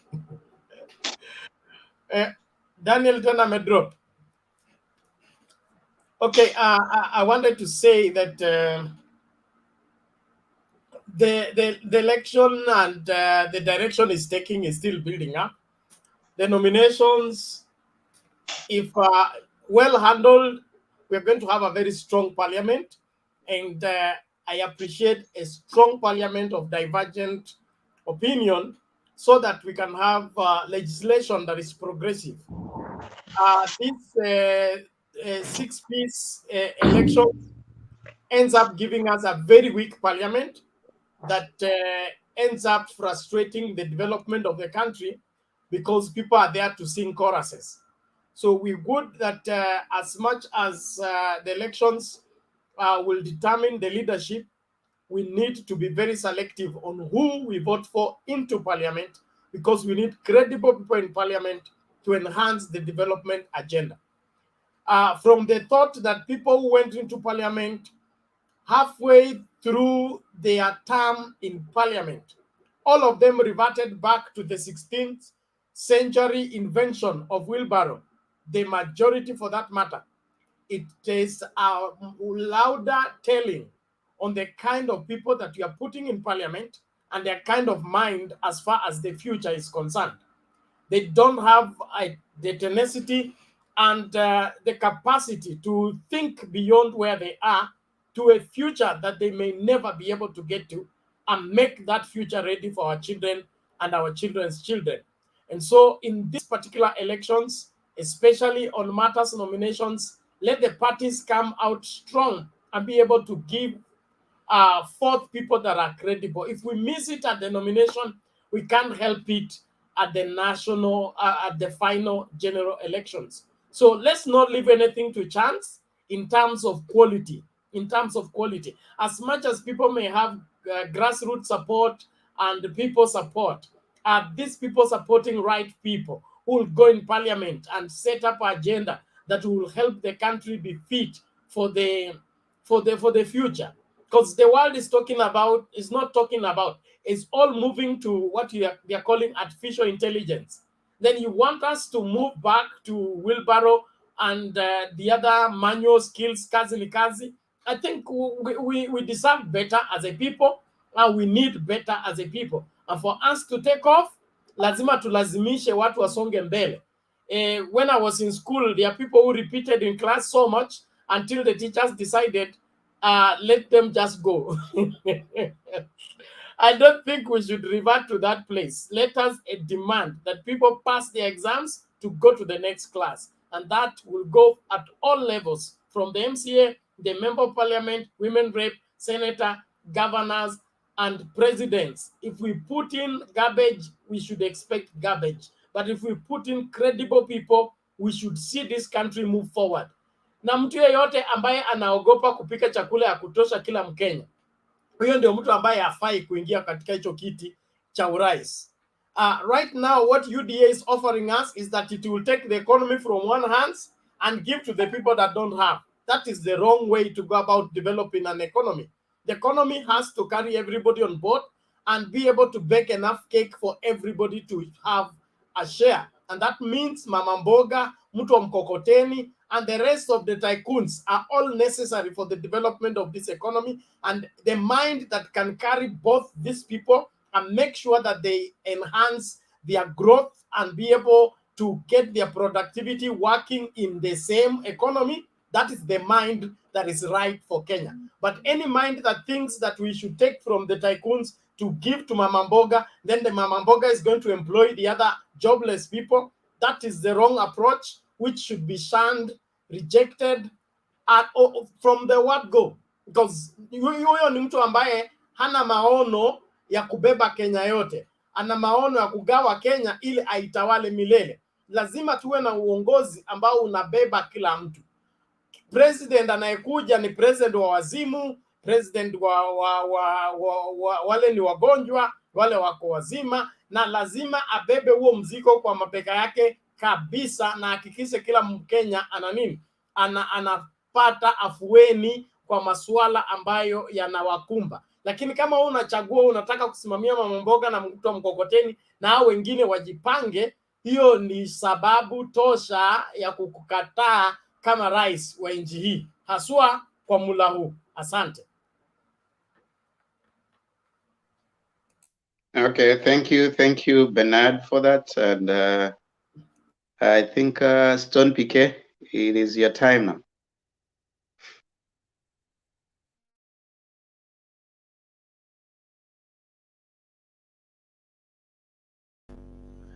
Thank you Bwana Themba kwa ukaribisho huo, na wasalimu wa panelist wote wale, akina Harun, kina Fidel na waona pale, Jared karibu, Jakindube, Princess, Lutsweti, Nancy, Themba na Bernard.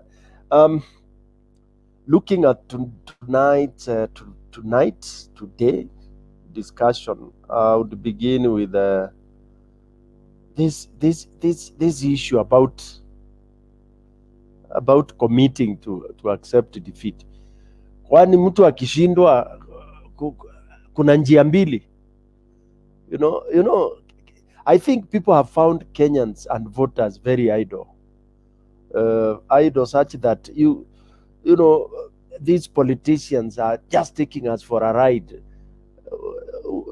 Going on an international radio, Voice of America, then inakuwa sasa that is a serious topic from a deputy president that I will accept defeat. So ask all the others to accept defeat. There are those people who are not used to accepting defeat. And I've heard also UDA followers, spreading that very tired narrative that Raila has, ndiye anajulikana kwa kukosa kubali defeat. I wish I had my own radio or TV station whereby these guys are, I put them to task. Number one, tell us Raila anakataaga kushindwa kwa nini? Why don't they ever explore that? And also these journalists that go interviewing these guys. People go on national TV kusema tunajua ule anakataaga nini. I have never had follow-up questions. Ask these guys, mnasema akataagi, what are the reasons that are given? I mean, you steal votes and then you tell me nikuje nikubali. I will not accept. Whatever it happens, you go, continue ruling if you want to rule. But I will not append it my signature saying that I have accepted the. It is these same people who are saying ati tukubali aishe. No, there was the English phrase they were using, accept and move on. How do you move on with the fraudsters, with thieves? It is wrong. And I don't like this now idea that UDA has started bringing and making it a national discussion, that Ruto has committed to accept defeat. I would not commit at all. I would wait for the election to happen, then I see how it is, and that's when I'm able to say, brother, umeni beat or you have not beaten me. So for me, this is nonsense, what the DP did, and wanted to make it like it's a subject. It's an issue that should be discussed about people committing to accept defeat. Once you are beaten, you are beaten. Okay? And whether you accept or you don't accept, it doesn't matter. If you don't accept, you go to court. And if the court is a just court, it will do like they did on 2017. They were telling us to accept that 2017, yet the court went through and they nullified it. So Ruto tu ambiwe hiyo ni idle talk. What he was telling people and telling Raila to wherever. If I were Raila, I would not even have responded to that nonsense. Then looking at the party nomination, I mean, it has just been clarified that nominations will take place, and there will be a chance to hope. Once you are defeated in a party, you are free to go independent. It has been actually, that is what has been clarified by the lady, the head of party something. So once if you are offended in the party nominations, unaruka immediately, unaenda independent. You have 10 days to go to clear yourself, to do yourself the normal things with IBC. So that's a very good window, so that at least one will not feel muzzled. If the party mistreats you or you feel it's an injustice, then you can go man solo as an independent candidate. So that's good. That's good. Only that you have to station your people on very fast, so that within the 10 days, hoping that kama weekend iko katikati, then you'll also get some time to do that. The other one is, of course, KK and Oka dilemma. I would agree with Themba so much that this Oka thing, actually, it's soon going to disintegrate. It will disintegrate, and that is whether we like it or not. Because, the driving force is selfishness, individualistic. It's not collective vision. It is Kalonzo with his own ego, the other Martha Karua with her own. And so when those egos kind of try to sit on a table, that there is no sincerity, there is no commonality, pale ni kila mtu kivyake. You even see the way Kalonzo was saying in his conference. And time will come when Kalonzo will regret all these things he has done towards the sunset of his political career. I feel so sad, that all the respect and the way people had put, he had amejishusha chini such that he will not even be a point of reference in colleges, political colleges. He will not. How would you make him a point of reference when he stands with a document and anasema, he depends on somebody, that somebody must second him, somebody must support him. and you are talking with a lot of emphasis. Sijawahi kusikia hiyo duniani ati unasimama, because one of the strongest point number one is for somebody to come and say Kalonzo tosha.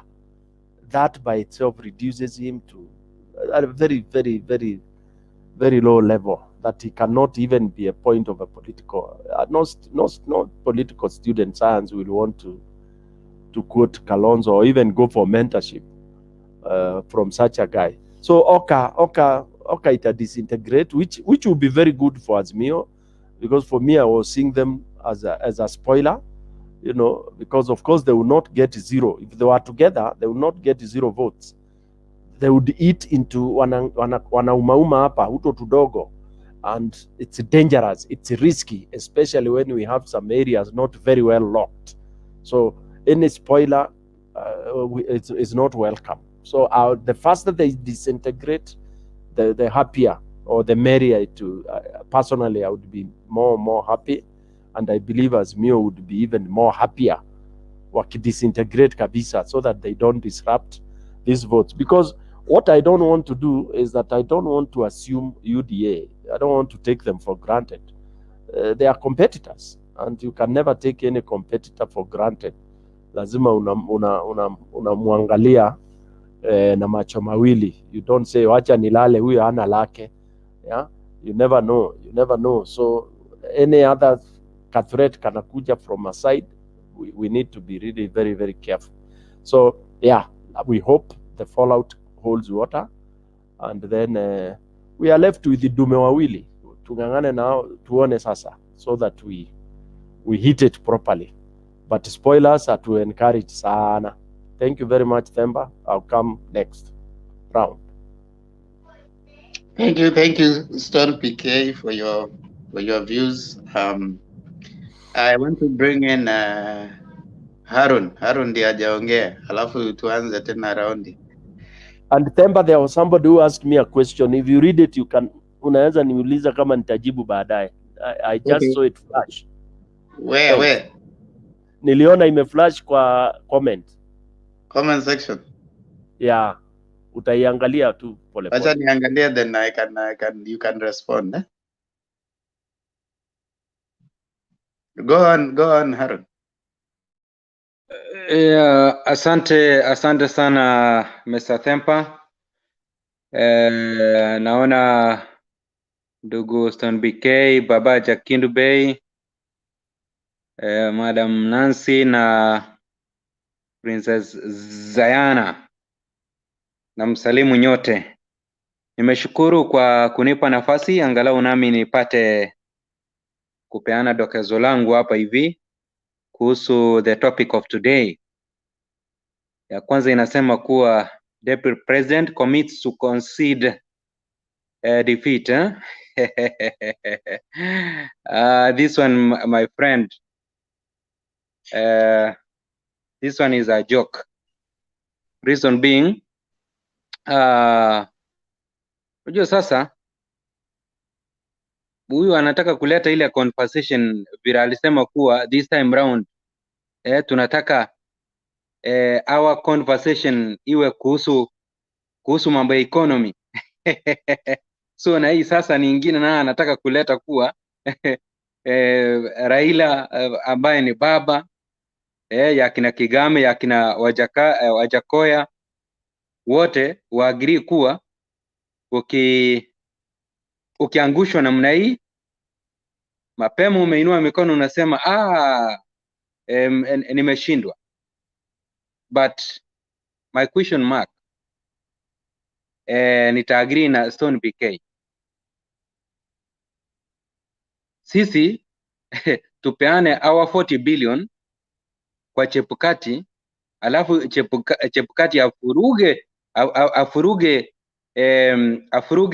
result, apatie William Samoei Ruto ushindi, then tukimwambia fungua server akatae, alafu uambie sasa yakina Wajakoya now just concede defeat and move on. Uongo mbaya. Ile kitu yenye iko mimi nasema namna hii, baba, cause unajua William Samoei Ruto hii statement ni baba anataka kuleta ndani eti baba yeye hajawahi concede defeat. So go back to 2017. Muliona vile results za presidential zilifurugwa. Mpaka sasa hivi server haijawahi funguliwa tuone hakika nani alifanya nini, nani alishinda. Then kutoka hapo mwambie mtu eti just move on. No. Mtu ata move on ikiwa IBC yenyewe sasa hivi ndio inastahili ijicommit. Because William Samoei Ruto sasa hivi ameiwekea question mark kuwa kuna vile itamuibia kura zake. So it is IBC wa commit mbele ya Wakenya kuwa watapeana uchaguzi yenye iko free and credible. Then kutoka hapo hayo mengine itakuwa sawa. Tunataka tuone uchaguzi kama ile wakati ya kuvotia hii bill ya political parties. You saw how in parliament in fact kura zilikuwa zinapigwa tu namna hii, tunaona tu vile zinakimbia pale. Tunataka tuone hivyo uchaguzi results zikitangazwa from kwa polling station kama final, same result zireflect kwa National Tallying Center. Then kutoka hapo hata iwe ni baba akitaka kukataa, tutamwambia baba kwa kituo chako kwa sasa hivi Chebukati ameamua kuwa watu last time, unajua tallying center yetu tuliweka kwa mawingu, so this time round tunaileta chini kwa ground, haitakuwa kwa skies, tunaileta kwa ground. So tutauliza baba as per all the polling stations, I don't know kama zitakuwa 50,000 ama zitakuwa 40,000, agent wako zile form sijui ni 34A zile zenye unapata returning officer mahali ana sign, alafu na party agents mahali wana sign kuwa this is the final result from such and such a polling station. Then kutoka hapo tutamuuliza kuwa wakati mmesifanyia tabulation, je, zina reflect na zile results zenye Chebukati ametangaza pale, yes or no? Kama zinaingiana, well and good. Kama William Samoei Ruto atakuwa ameshinda, peana mkono. Kama ni William Samoei Ruto, peana baba mkono na maisha iendelee. But sasa hivi msije mkatuambia kuwa baba commit sasa hivi na IBC ifuruge uchaguzi. Alafu kitu kingine kuhusu party nominations, ningependa kusema kuwa sasa hivi Madam Anne Nderitu amesema vizuri kuwa kuna hiyo window ya kuhope ya 10 days. So it is but mimi ile kitu naomba our party primaries in fact ifanywe kwa njia mzuri, so that watu wetu wasije wakaanza wasije wakaanza kuruka kuwa tumefanyiwa mabaya, waanze kuruka kutoka kwa party wakienda independent. So that is my prayer in fact. Alafu na mambo ya Oka huyu mtoto naona ni kama amekufa before atoke nje manzi. Reason being sasa hivi KANU already wako na agreement na Jubilee ambayo inaenda until elections. So if at all KANU wataamua kujitoa kudo away with that agreement na Jubilee, then kutoka hapo I think itakuwa ni faida ya wao, but ikiwa KANU itaamua kuwa na hiyo agreement na Jubilee, then I'm sorry, naona Wiper peke yake ikipaki hapo, cause Jirongo anaegemea pande ya Azimio sana. So mimi naona hii Oka itabaki na Kalonzo, and itakuwa sadi kwake asipofanya nini, asipojiunga na either Azimio ama ajiunge na wana KKA. But ombi langu ni kuwa Kalonzo in fact ajiunge na sisi Azimio, kwa sababu Azimio is the way to go, cause unajua baba as I know right now, in fact ako immovable, you cannot move him, but Ruto ambaye tunaona kuwa in fact ni force ambayo iko somehow unstoppable due to yeye anatumia government machineries. Hata ukiangalia kwa campaigns na nini, but baba ambaye who is immovable tunamuona kuwa ameshinda William Samoei Ruto. That is why William Samoei Ruto ameacha kulia akiwa hapa Kenya, ameenda kulia sasa internationally like a baby. Yeah, so I just leave it at that, as I gonna allow another panelist to take over. Back to you, Mr. Themba. Thank you so much, Harun, for your submission. Captain alikuwa shaongea. Kuna swali ilikuwa imeulizwa pale ndani kwa Stone PK, wacha nione kama Stone PK ataijibu. Stone PK, kuna Daniel anasema why you worry if it doesn't matter, you are contradicting yourself. Daniel alisema hivyo. I don't know if you have an answer to that before we start doing another round. Yeah. I wonder, yeah, actually you are right, Themba. I don't know what answer I should give, because I don't know what I said that was worrying. Because I can't remember being worried. I just said, for example, the commitment to concede, that should not be a worry. That's what I said. Because if whoever wins will win, whether I say no or not, it will go on. I think that's the only way I mentioned, the only time I mentioned worry. Sawa Themba, let somebody else move on. Yeah, I think he misread your comments. Maybe he didn't understand why. Sure. My question would go to, just before we start making our second round, I mean, to Captain. Captain, you came here and said that you're wondering that people still believe that Azimio will be I mean, Raila will be the president.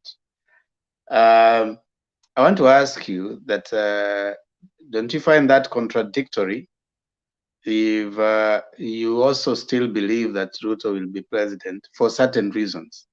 You have reasons to believe that. So when you ask that question, are you being genuine with yourself also? Because the same question would apply. We are still wondering why anyone believes Ruto would be president. You know, it's just a question. I want to hear your comment from that, because I thought according to your presidential candidate Ruto, he's asking for a free and fair election. And in a free and fair election, in a country that is democratic, everyone has a choice to believe on the cause that they believe in, right? and you have no reason to question. Why they still believe in it? Because we wouldn't like that everybody in Kenya votes for Azimio. That will be a single party state, which is not constitutional. A fair competition should be having competitors. Just like I wouldn't want Ruto to for any reason that will make him not be a competitor. A competitive scenario is the best one. So don't you find it contradictory on your side that you believe in someone and his cause? These other people believe on the person and his cause, and you're questioning why, other than putting points for which you think they should come over to your side. Captain.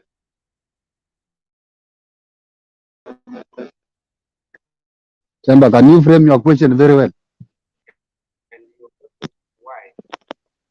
Are you getting me?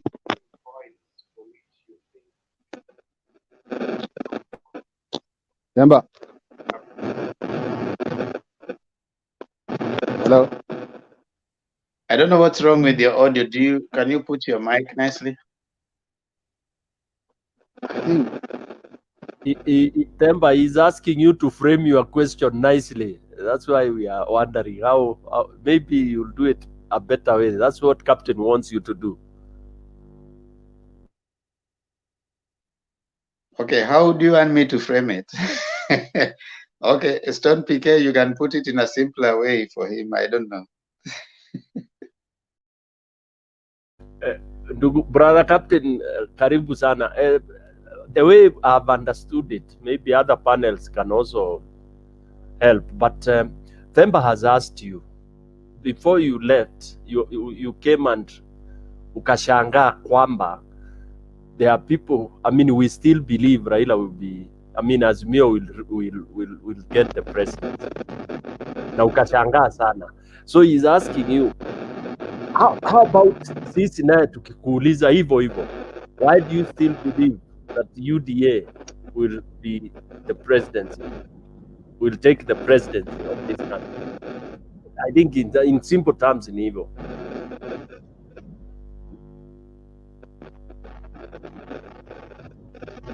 It's still difficult. He has issues with his audio. I don't know. You want to fix your audio first?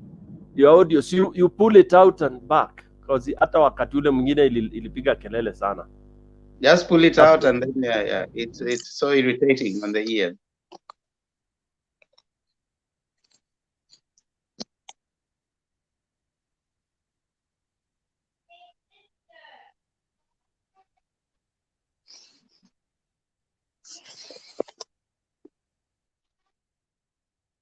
Okay, he's off.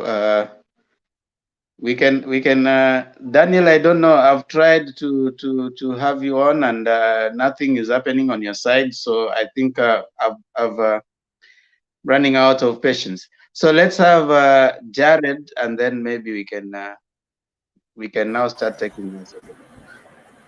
Thank you, Themba, for this opportunity. I didn't want the weekend to go without saying something. So I've listened a couple of my panelists. I can see Stone PK, Jackie Lupe, Captain Lushweti, and Princess, and Ancestor, and of course Themba. Hold on, Jared, hold on. Ebu mute kidogo. Captain, is your audio okay now? I don't know, because now we can you my hear headphones me? or what? Can you hear me? Hear you. Is that okay? Yeah, of course.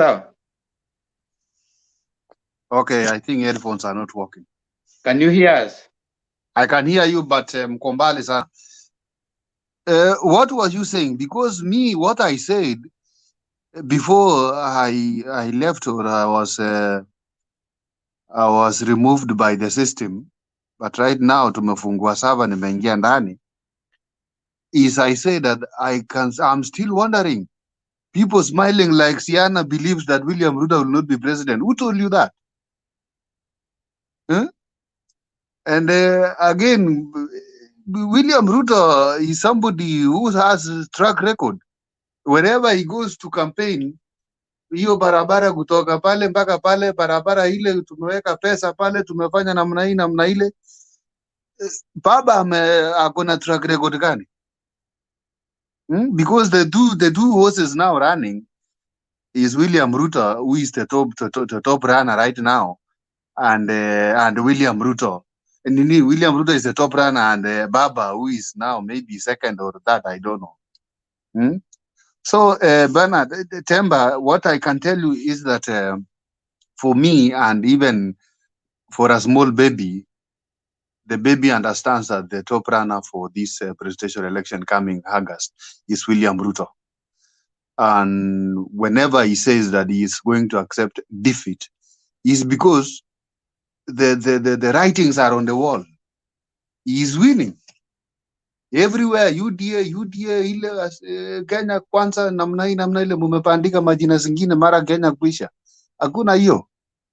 William Ruto has a track record. Yeye ndiye anajua kuleta wananchi pamoja. Saa hii unaona wanaenda Amerika huko, anaambia enda namna hii, enda namna ile. Saa hii ndio huyu wako hapa nyuma yangu hapa UK hapa. So I think next time anaweza pitia pande hii, tutampatia mawaidha 2-3 hivi, ndio akifika huko unganishe wananchi wakae pamoja. Because then your question nini was somehow that you came with a question, yes, but you bring it in a different way, but somehow it was meaning what I meant, that I'm wondering some people are still believing that William Ruto will not be president. So you've changed your statement now, but your statement was that you're still wondering that people believe that Raila will be president. That was your statement, but right now you're saying you're wondering that people are believing that William Ruto will not be president. You see, election is not about believe or not; it's about votes. That is number one. So it's not whether you believe William Ruto will be president or not. Someone is voted in to be a president. So secondly, the things you are talking about, I mean, we have raised here, I think all the panelists here have raised a lot of contradictions from what you say. The same William Ruto who is saying that he's going to accept defeat is the same William Ruto who is accusing IBC and saying that the elections are going to be rigged. So there's a contradiction there. It's just there's contradiction after contradiction that is making him, not a fair candidate. Anybody can be a leader, by the way, and it doesn't mean that anyone who rises into a leadership is necessarily the most qualified, because sometimes the less ideal are voted in, and we have seen that before. In Kiambu, that happened. So I don't think you can say track record, because that one is also neither here nor there. That's also in contention. But I am happy for what you have clarified right now. You are just trying to push your agenda of believing on your candidate. But you see, coming to say just in blanket that I'm wondering why people are still thinking that Raila will be president. That insinuates that there's something that you could be knowing that you don't know. If 2007 was free and fair, if 2013 was free and fair, and if 2017 was free and fair, and 2022 will be free and fair. So you can go back and look at those, and it is the same Chebukati who took through 2017, and is the same one who is going to be taking through 2022. If those ones were free and fair, this one will be free and fair. So I just want us to push a narrative of we demand for a free and fair election, not whether candidates are going to accept or not. Ruto should not tell us whether he's going to commit to who, to where. He has committed to so many things that he didn't deliver. He committed to giving us 6 stadiums. He never gave. He committed to giving our children's laptop. He never brought that. He committed to supporting Uhuru to the end. He never did that. He committed to make sure that at least Jubilee delivers. One time he's saying that he's supporting the loans. The next time he's condemning the same loans. So his commitment, you cannot take him for what he says. So let's just say we demand for a free and fair election. I want to bring in Stone PK, then I bring, yes, what is it, Stone PK? 1 minute, and then I bring Gerard for submission. Then now we can open the forum for the others. Temba, one question. Temba, one question before you bring in Stone PK. Go ahead. You are saying that he promised, William Ruto promised laptops. I don't know which government William Ruto was and which government Uhuru Kenyatta was, because the two people or the Jubilee government promised everything like laptops, but we didn't see. But now, when William Ruto is doing his campaigns, he has been given that task to carry the task that he promised laptops. He was promising laptops akiwa na Uhuru Kenyatta, sio William Ruto peke yake. Uhuru Kenyatta is not a candidate in 2022. But promising of laptop was not an agenda for 2022. It was 2013 and 2017. Exactly, and they didn't deliver. Yes. So Uhuru Kenyatta and they were with Uhuru Kenyatta. So when you mention laptops, mention two of them. Wait, Captain. If Uhuru Kenyatta was, therefore, if Uhuru Kenyatta is going home, that's the other reason why Ruto should not be the president. So if we are mentioning the two of them, then he should not be the president because he hasn't delivered. Fair enough, Temba, fair enough. Uhuru Kenyatta should not bring in Raila Odinga before he brings laptops. Let him come with laptops first and then he brings Raila Odinga. Is not being brought by anyone. Raila Odinga is the State House project. He's not coming in by himself. Yeah, that's what you guys say. Just like Ruto, he's his own. He's forcing himself onto us. No, he's not forcing himself to you. He's forcing himself to Kenya, to be the president of Kenya. Na hii Kenya lazima my friend upiganie kiti. Na Kaboga alimwambia kiti hakuna mtu atampea. Lazima apiganie kiti. So let's agree. Yeah. You agree how? You said just before I talk, let me allow Stone PK and then maybe we can Stone PK. Thank you, Themba. Ndugu yangu Captain, they are applying selective amnesia.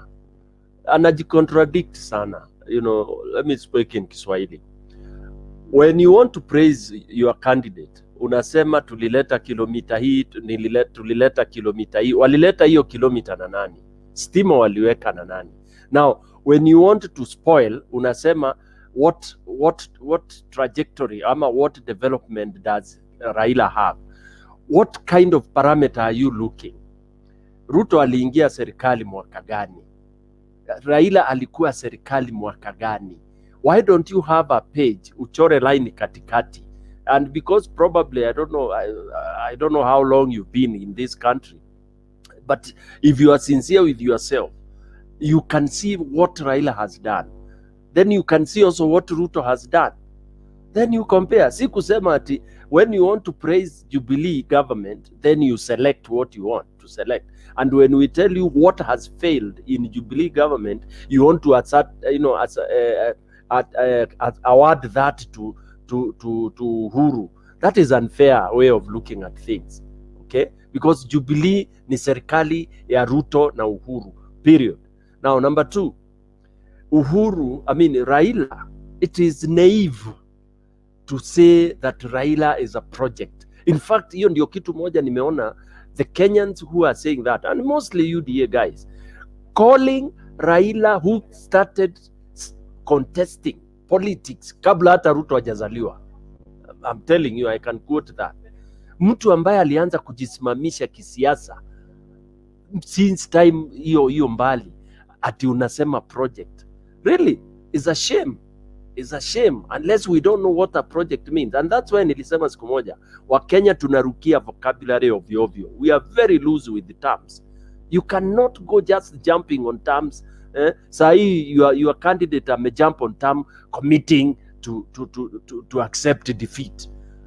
Some of these terms tafadhali muzispare. They are used sparingly where they make sense. Thank you.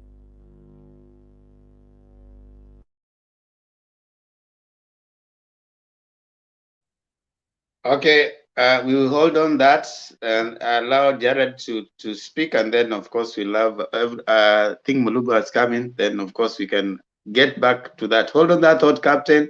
We will explore it further. Jared, karibu. Thanks for the patience. Maybe it will be unfair if I do my submission without trying to answer Captain, because Captain is raising a very good point.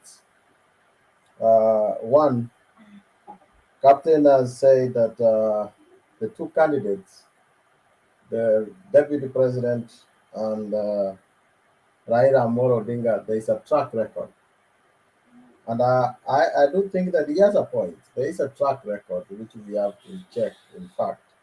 If you check on a track record of the one deputy president, William Samoei Ruto, is a man who cannot work with anybody. It's not a trusted person. Look from the man who helped him, Daniel Toroitich Arap Moi, deserted him, could not come close to him. Jirongo deserted him. These are people who have helped him, but would not come close to him. Raila Amolo Odinga has deserted him, saying this is not a man you can work with. The latest, Uhuru Muigai Kenyatta, they have worked together.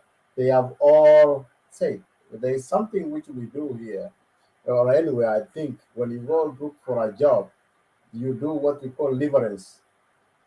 Your previous employers. We try to check who were you. If they go back to check on William Ruto, I'm very sure that everybody will say, stay away from that man.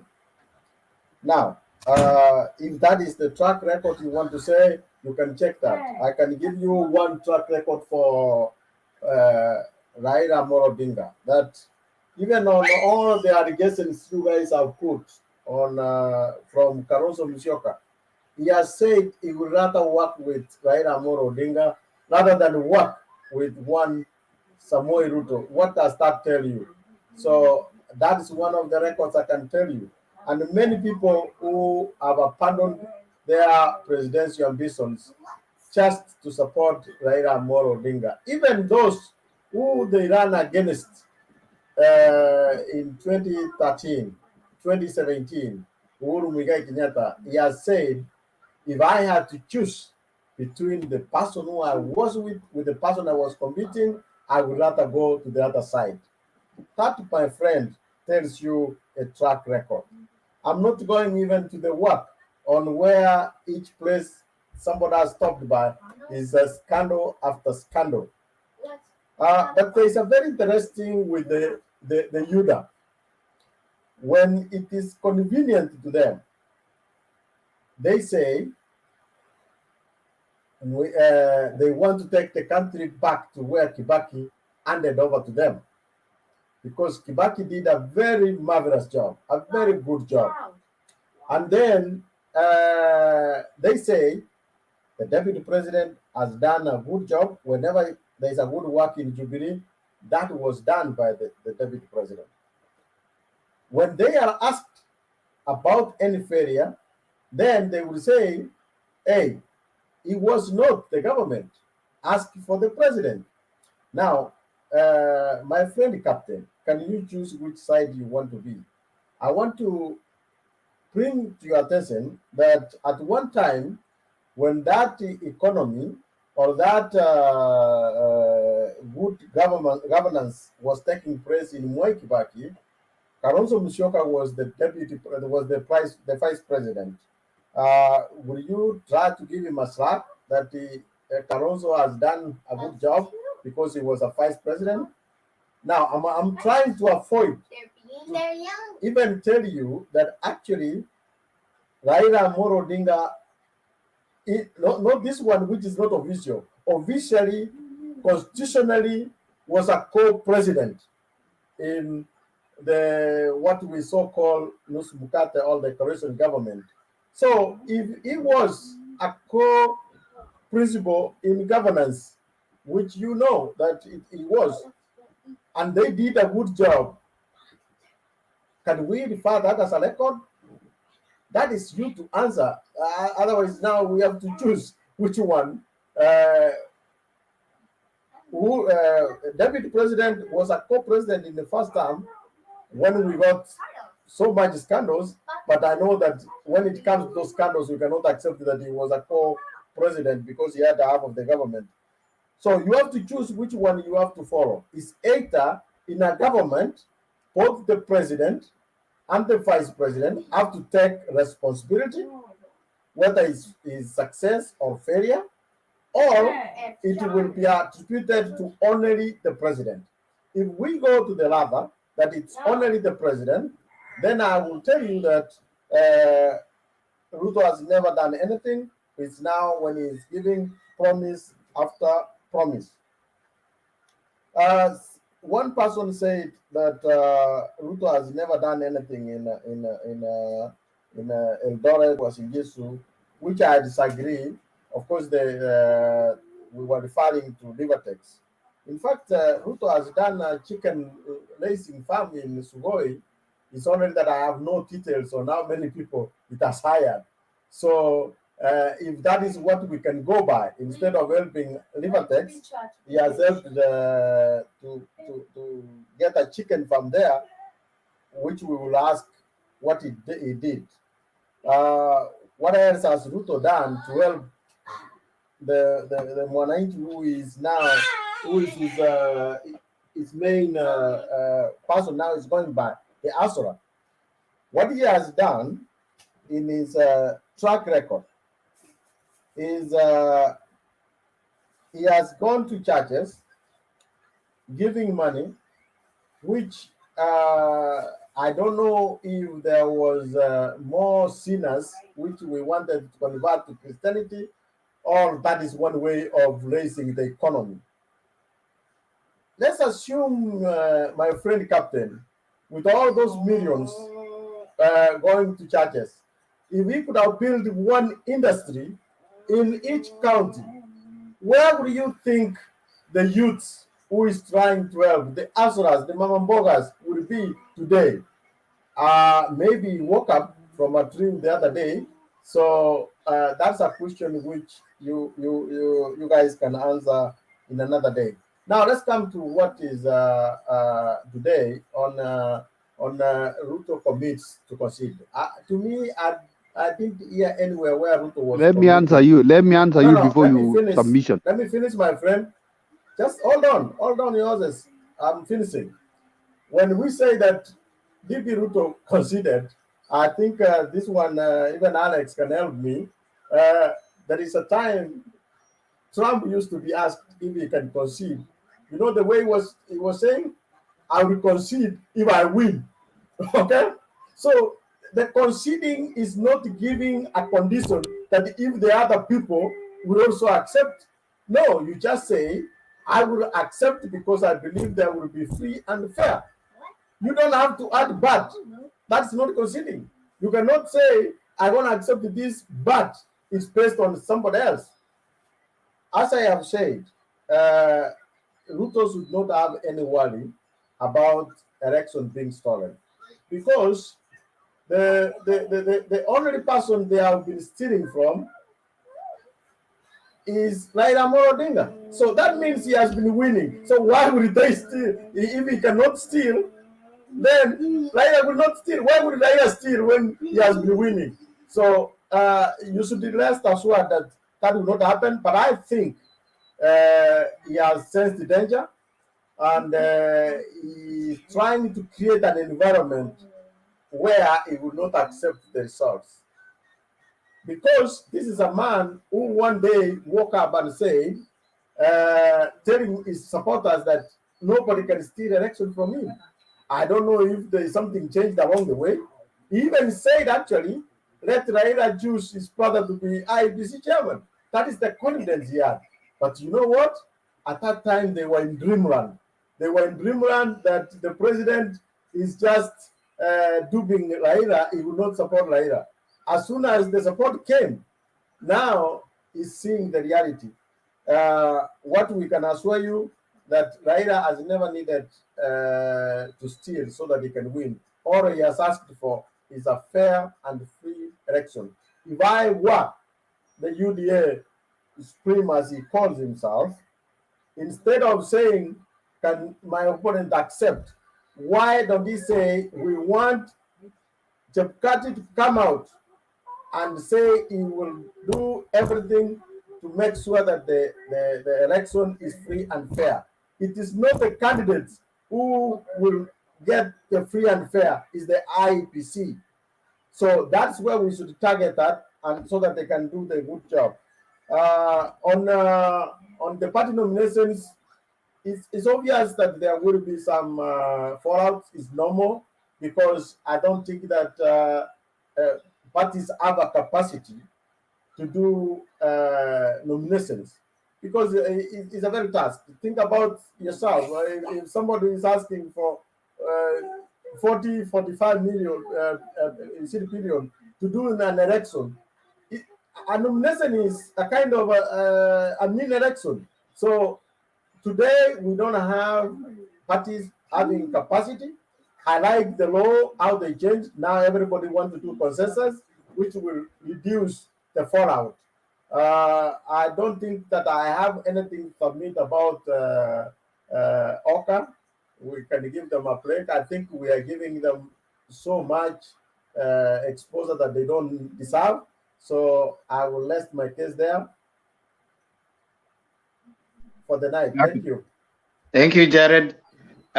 Before Captain asks his question, I want to ask Mulumbu to submit, and then now it will be open question. So we'll open it up, and then of course we take our Mulumbu. Are you there? Yes, I'm here, my brother. Good morning, good evening, good usiku. Good evening. Can you give your submission before we have an open forum? Yeah, what I can just say, according to how I have heard my brother speaking about it, is just that we have to learn a lot. And it's good that nowadays we have a digital platform that everybody, even in the village, anybody who has a smartphone can understand what's going on. And as in English they say, you better educate a stupid person, but don't educate a fool. If you educate a fool, whether if he's a professional, a professor, he'll remain a fool. But a stupid person, when you educate him, he'll come about and he'll understand what to do. That's the situation we are in right now. Because we have so many people that are fools. They are not stupid, but they are fools. They forget that Kenya is our country. And Kenya deserves better. Because they have been given something little, so they can be blind and tell the lies in front of people, in the eyes of people, while they knowing that it's not the truth, because they have eaten. Because the corruption ate our minds and our souls for a long time, so there's some other people that corruption has eaten them, that corruption can't come out of their blood. Those are people like Captain. Because they don't see what's going on. They don't think about the kids they are bringing on this earth. They don't think about their mothers and their parents and their fathers. Because their fathers fought very hard to bring them on this earth, so that they can now drive from where their father are living. But they are driving this gun to the dogs. I'm really sympathetic about it. But I think God is with Kenya. And those young people who are stupid, who are educated now, they are clever, they can understand what Kenya is. They're going to drive our country to the right position. I hope that those foolish people will not go and to drive our country to the dog. Because it's very embarrassing. Somebody as number two can go to lie to in the foreign country. You go disgrace your country to the foreign country instead of giving it great as it's supposed to be. And then you find the people supporting what the number two is doing, which is which is illegal. If they were the other countries and the root of India done, but because we have a God-given president who opened his eyes and said, no, I can't sacrifice my people. And I need to open my people's eyes and lead them to the prosperous life. He can't do that. He let them sacrifice themselves instead of him sacrificing. So kitu naweza sema, mandugu zangu na my brothers, my sons and sisters and daughters, if you don't open your eyes and know that Kenya is ours, endeleeni kuikaranga kwa sufuria, na wanasema nguruwe kujikaranga na mafuta yake yenyewe. Nyinyi ambao mna support evil, you are frying yourself and you get it in. I thank for Mr. Raila. Since he started politics, he has never fallen back. Whenever something occurs, he comes to another one. That when he comes to it, ni hiyo ambapo nataka wananchi wa Kenya wakule matunda yao. He's not for his stomach or for his kids. He's for Kenyans. Every corner of the country is now benefiting because of his stand. He'll never go back. And that's what he's doing. Not as those ones, today wanaongea ingine, kesho wanaongea ingine, kesho kutu wanaongea ingine, they don't deliver. Raila, when he says deliver, hiyo ukimkataa kwa hiyo anaenda kwa ingine.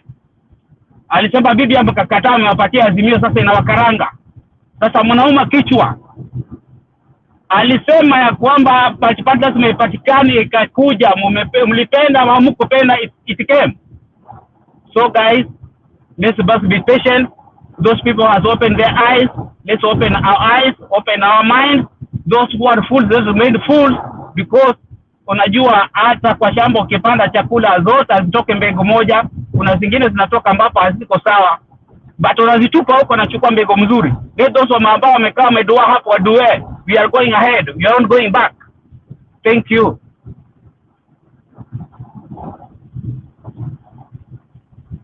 Thank you so much, Mulumbu. Now we want to have an open session question. Kama kuna kitu ambao kuelewa, we have some response. Captain, what were you saying? Ndio twende round.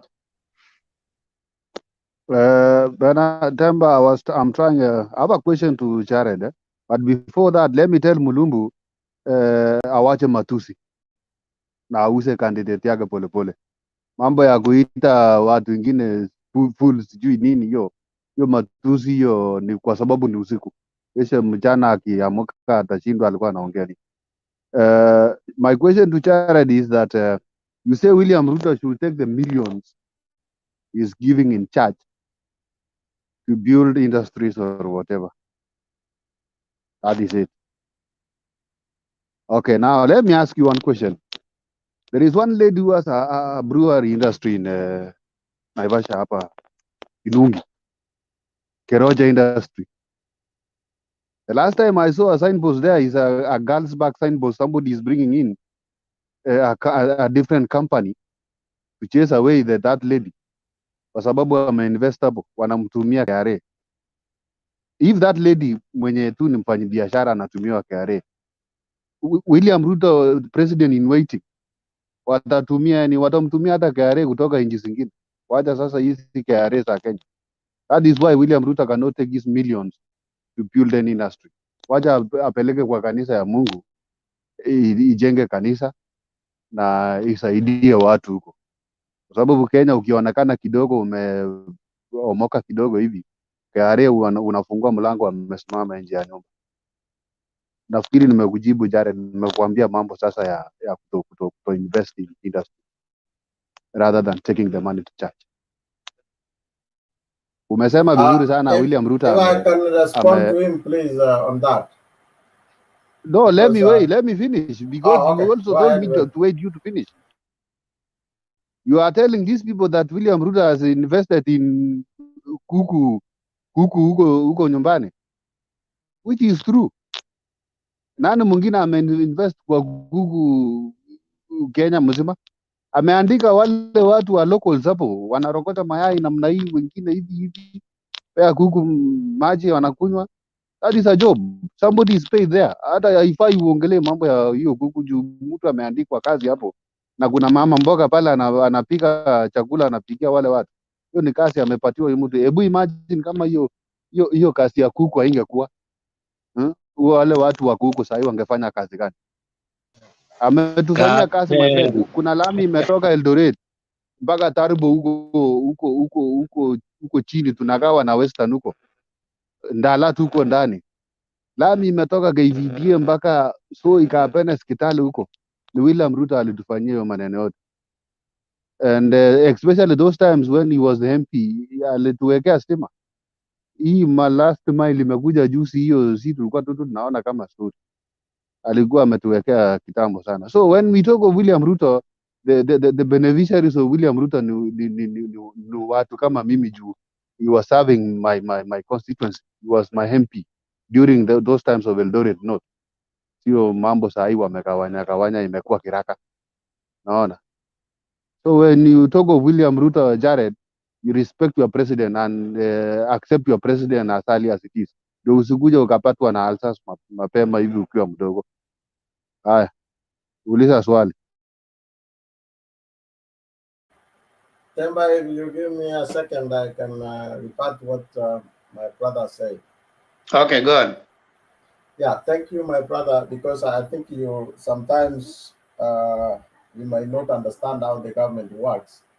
First, I want to say that it's unfortunate that they want to close down Keroche. I will support the local industries, but also these companies are not there to siphon money out of the government. The government, all the services we get is through taxes.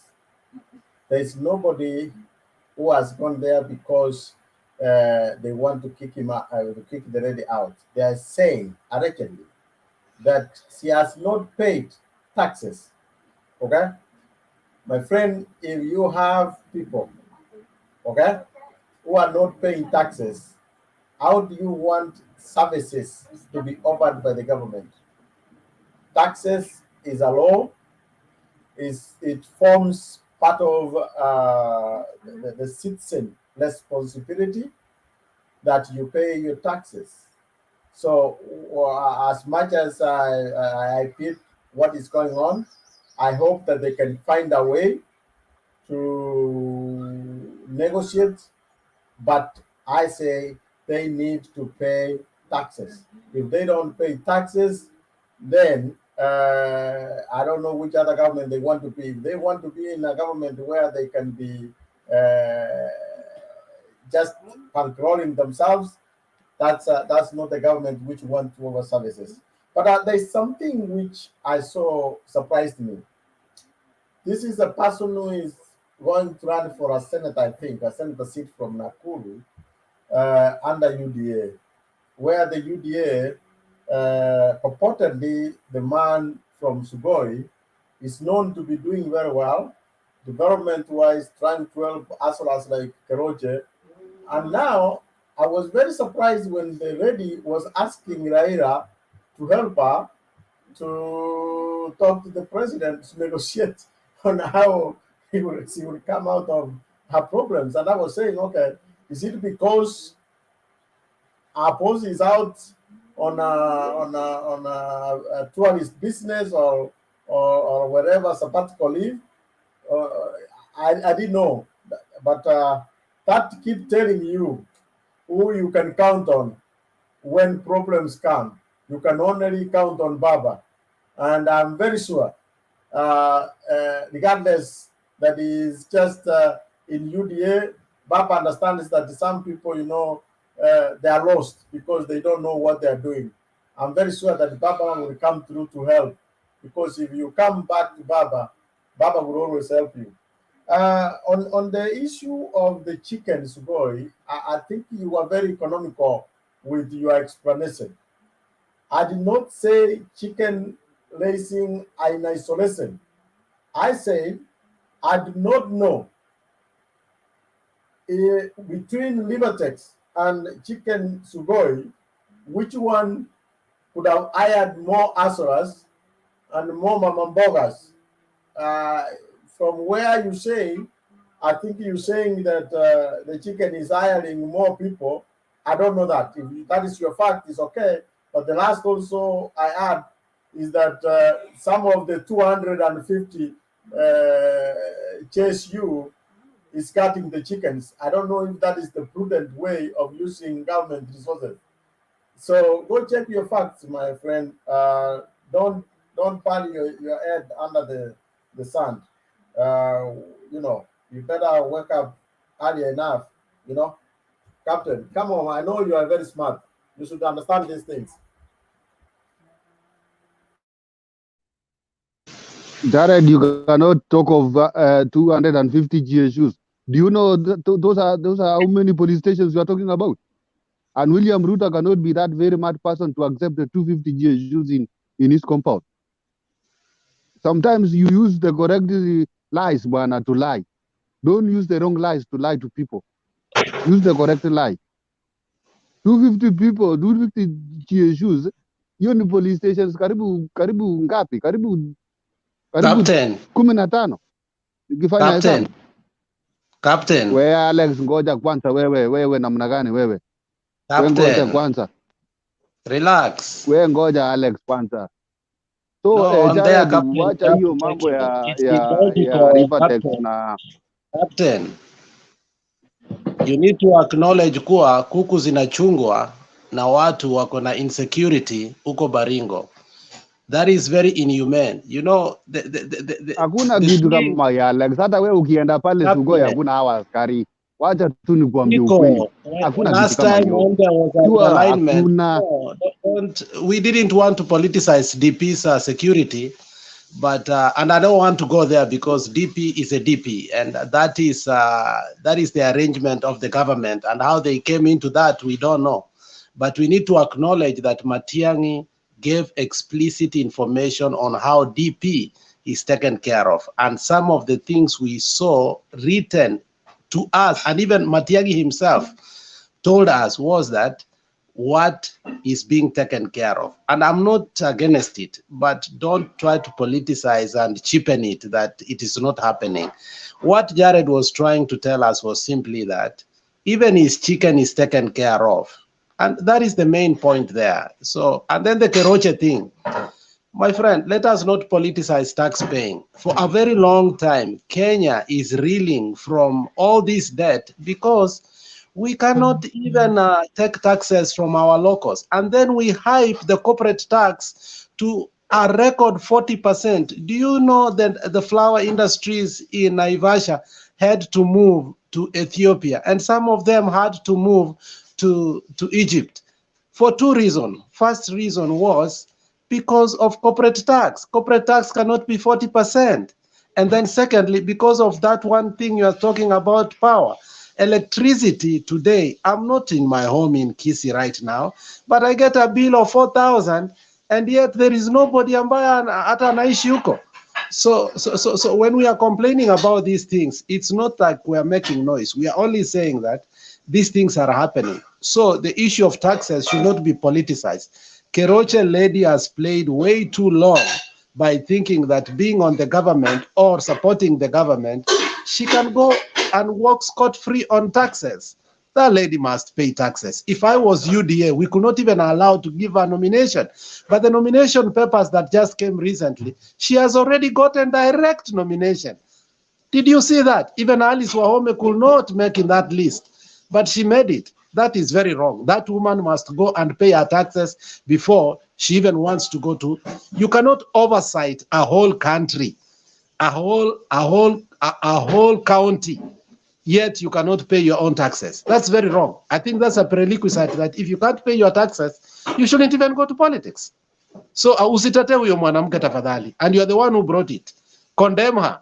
Where you are staying, I know you pay taxes. Alex, I was not tearing yeye, but I was comparing what Jared was saying when it comes to having or opening an industry between giving out to church. But that was the worst example having to an give. industry. That was the worst example to Okay, give. no person who lives no outside the problem. country. Let me tell you this. You know very well in Europe or in German, I don't know, in Europe, you pay 40% tax before you work 1,000 euros and you only get 600.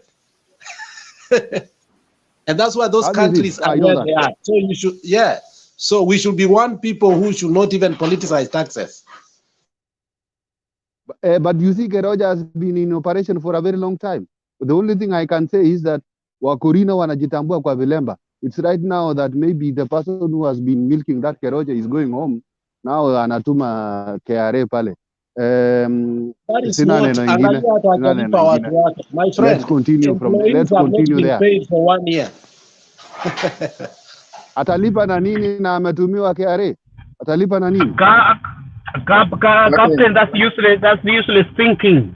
Kama ni nini yafaa ilipwe Which bwana. one? Wewe kama unatetea na mtu hajalipa tax, Wewe you have to acha. pay. That's how our country fail. You Lakini are the people that are usinitusi making basi, our country to usinitusi. fail. Ongea tu. Sikutusi, sijakutusi. Unaona wewe mwenye makosa nakimbia peke yako, nakimbia nimekutusi. I haven't even abused you. Mimi Okay. sina makosa bwana. Niko na makosa Okay, gani? thank you. Sina makosa.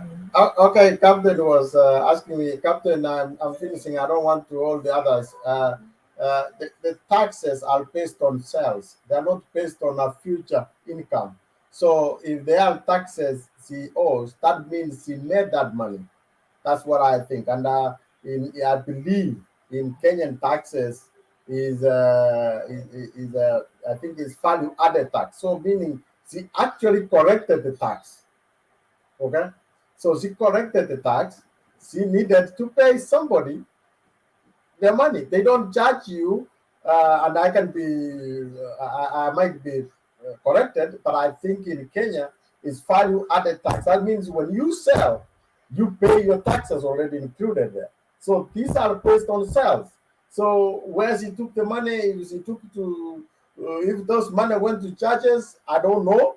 So she needs to explain and pay. That's how the government services are offered. And saying that somebody will follow up with William Ruto, we have left him to keep his hotels and all his fast businesses. So that's not true. I was talking about helping community to have industries which will observe the people is claiming 3%. Thank you. And let me add on that. Okay, I agree with you. Captain, let me add on that so that you can understand how it was. When you have a company and you are the director, you must have a CFO, Chief Financial Officer. And your Chief Financial Officer signs the Finance Act, which means that you collect taxes, especially the payroll tax, on behalf of the government. It's a crime to collect, for example, you're working for Keroche, I get a check saying Alex has paid taxes, and yet you are not remitting those taxes to the government. And that is one of the problems she has, that on paper, it's showing the payroll tax. The payroll tax, it has been taken off from what? From the employees. But it has not been remitted to the government. So it's not just even the VAT taxes only. It is multiple tax malpractice. And we need to read more about what she has done before even we start bringing that in the political circle. She is grossly incompetent of running a company. And she was running that company like a kangaroo. Her daughter who died was the one who was in charge of the finances, remember. And those are the problems that perhaps let's not even go there. Okay, thank you very much, guys. If you will groom, just a minute, Temba, just 1 minute before we can let it rest. You see. Listen, Captain. It will rest in 30 seconds, just 30 seconds. 30 seconds. Let me tell Jared and Alex that if we groom Raila Odinga the way we are grooming William Ruto like this, in the next 2 years, so only 2 years, Eldoret or Uasin Gishu will be like London. We will be having maize written Uasin Gishu maize rather than Gitui maize lobby. I like the way you are grooming. I think William Ruto is listening. And I will want also Raila to be groomed like that. I will want to see many fridges of samaki huko Kisumu kabla sifikishwe Nairobi. Na siingie hapo tuletewe samaki pande kwingine. Najua samaki ya Lake Victoria ni ile fresh. I will want that one. Let's not only see that the way gas haini pesa mingi, lakini tunataka kujifanya ni kama Raila hausi gas. Thank you very much, Temba. We'll take over from there. Why are you so bitter, Captain? Crude oil has gone to 130 per barrel. Is that Raila's problem? Okay. You can mute. You can mute. Just mute. Mute, Captain. You see, it's okay. You know, you make a point, and if Captain chooses not to be convinced with it, I mean, we can't push it further. There's no wisdom in doing that. When people have chosen, wanasema kwa Kiswahili, sikio la kufa halisikii dawa. Okay. So sometimes there's no wisdom in flogging a dead horse. You know, you make a point and then you let it be. Daniel, how are you?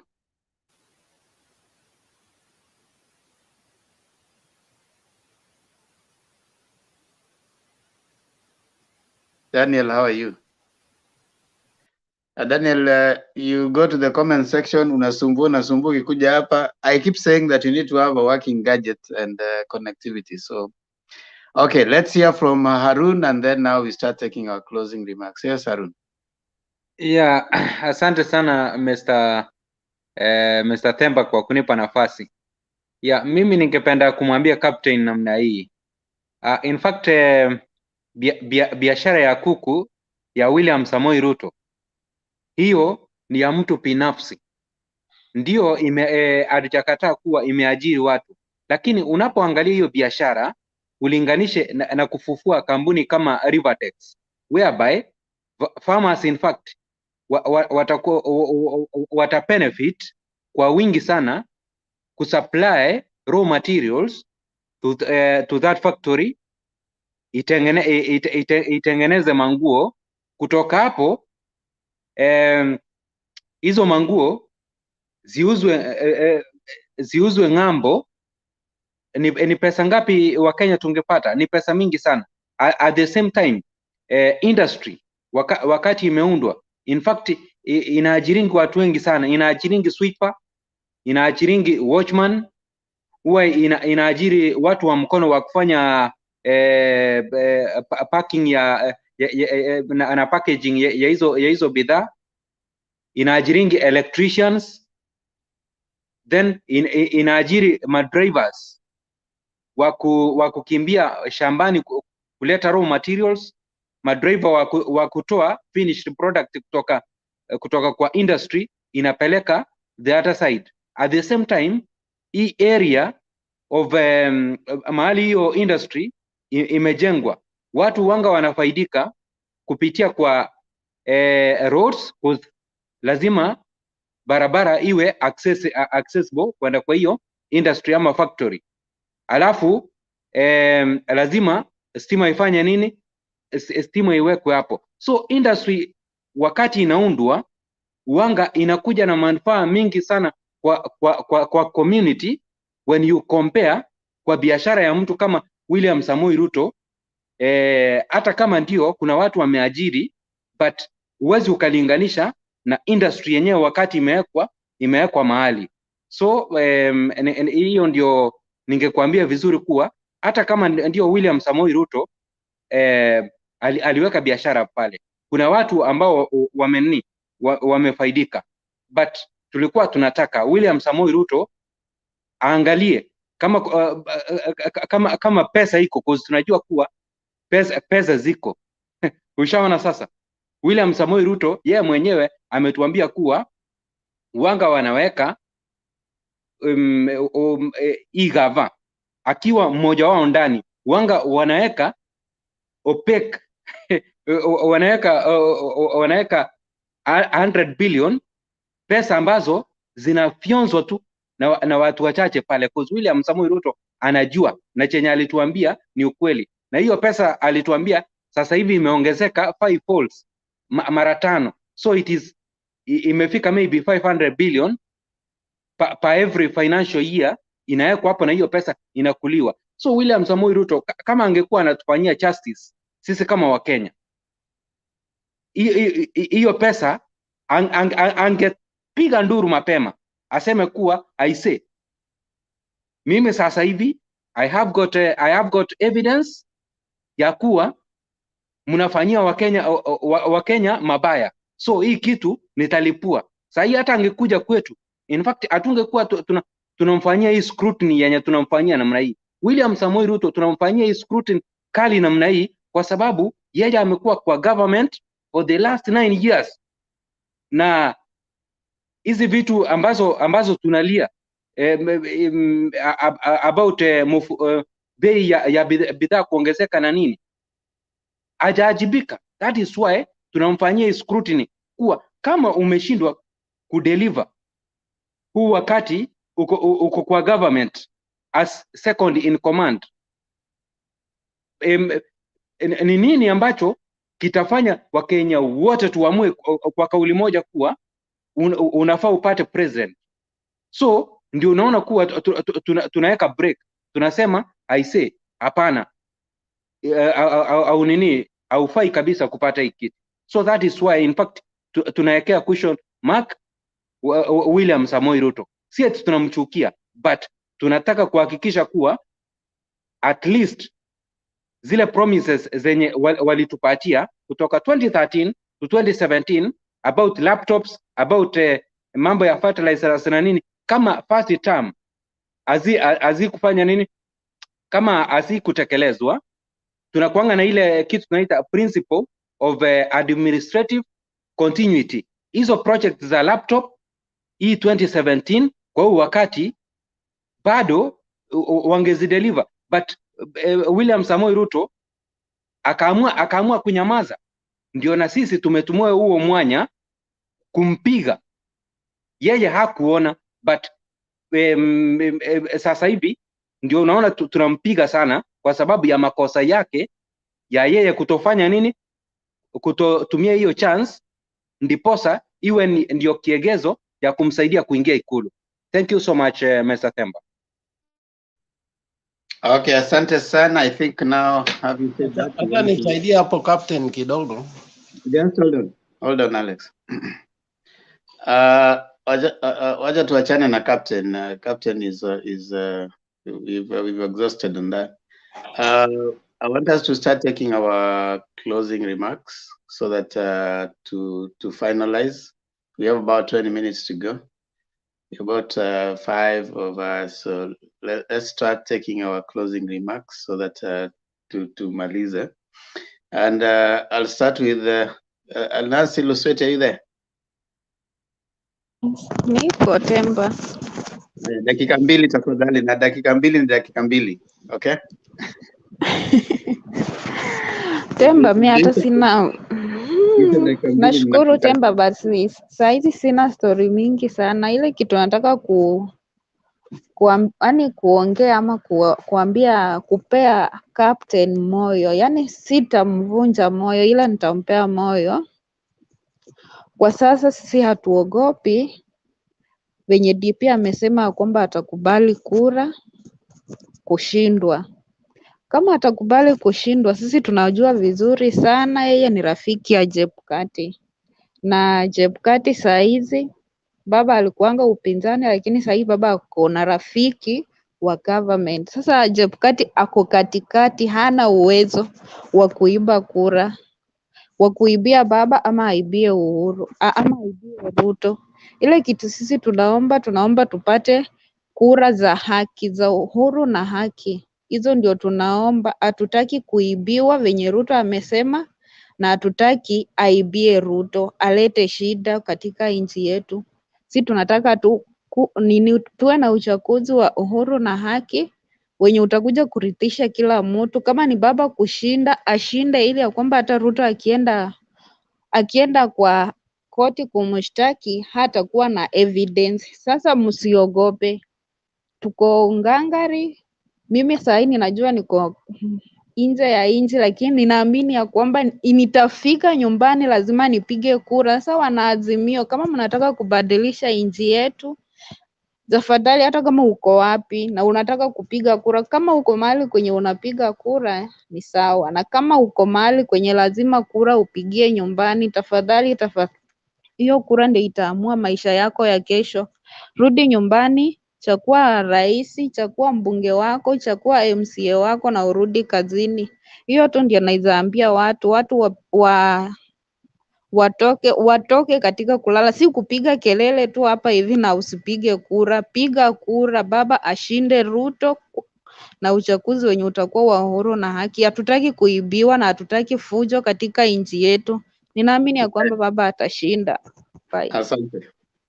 Asante sana. Stone PK, dakika zako 2 tafadhali.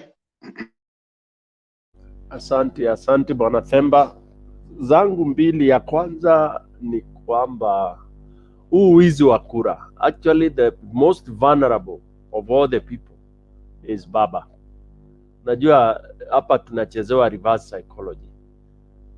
We know the third, we know ni nani anaweza iba kura. In fact, baba should be very very careful. Baba ndio naona akiibiwa kura. Ya pili, when we talk of this issue ya wanaitwa nani, allegations, not allegations, interests za Oka, they are meant to destroy actually the enemy, or the enemy they have, the common enemy they have is baba. That's another second worry that we should be having.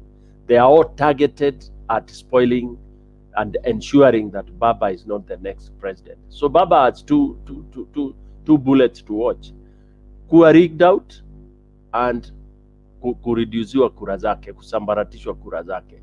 So he has to really be very careful, because even Uhuru can be conned. Uhuru is too soft. He is in a government, but he doesn't have full control of the government. So actually they should take Ruto very seriously and begin to counter. I don't know how they'll do it, because they have the same IBC, which is a stumbling block, heavy stumbling block. So up on the elephant in the room: Oka shooting and IBC kuiba. Hiyo ndio iko very serious. Thank you. Asante sana. Princess, dakika zako 2 za mwisho.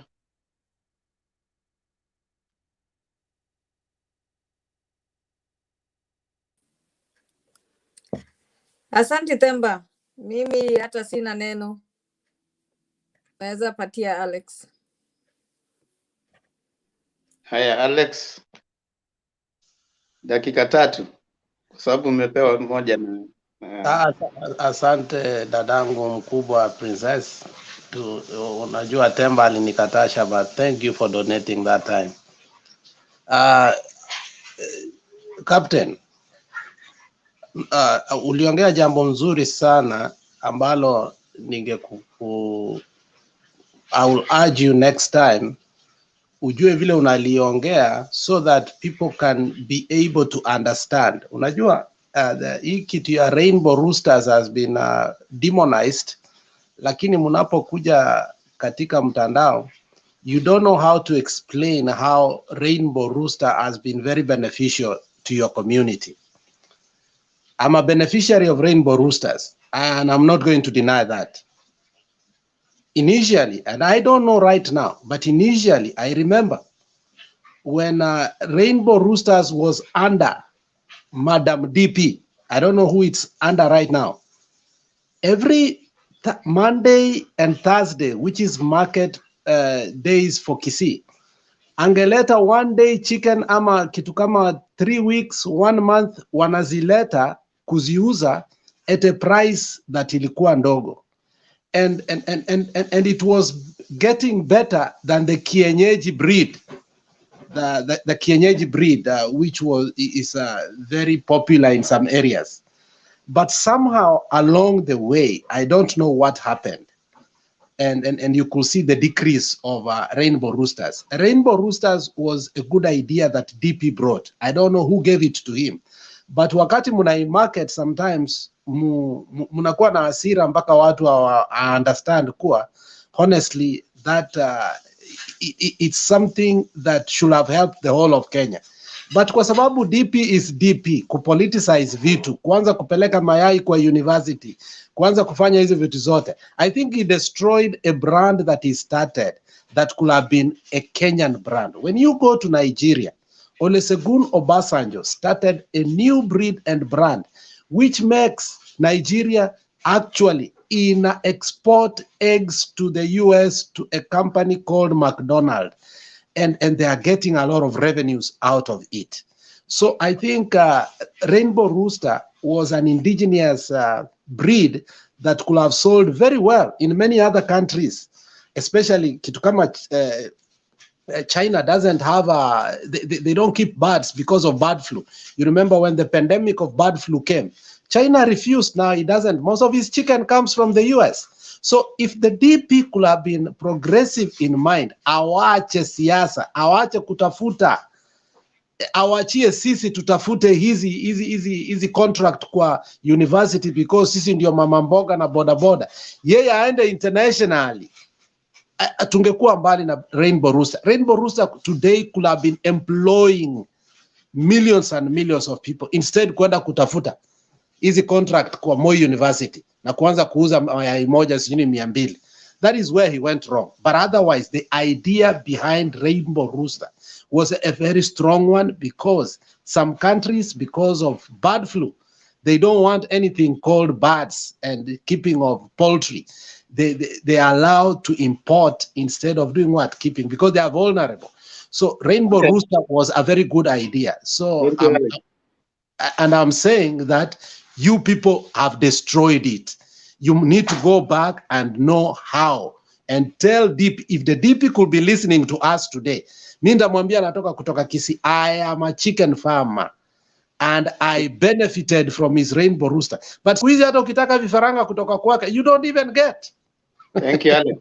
Because it's concentrated in politics and is leaving a brand that was helping everybody around the country. And a central province, and even coast. There are people who are addicted to the breed called Rainbow Rooster. Walikuwa nakula chakula ndogo, walikuwa nakula chakula ndogo, walikuwa wanamea haraka, walikuwa wanasaidia mkulima. In 3 months, you have a big chicken.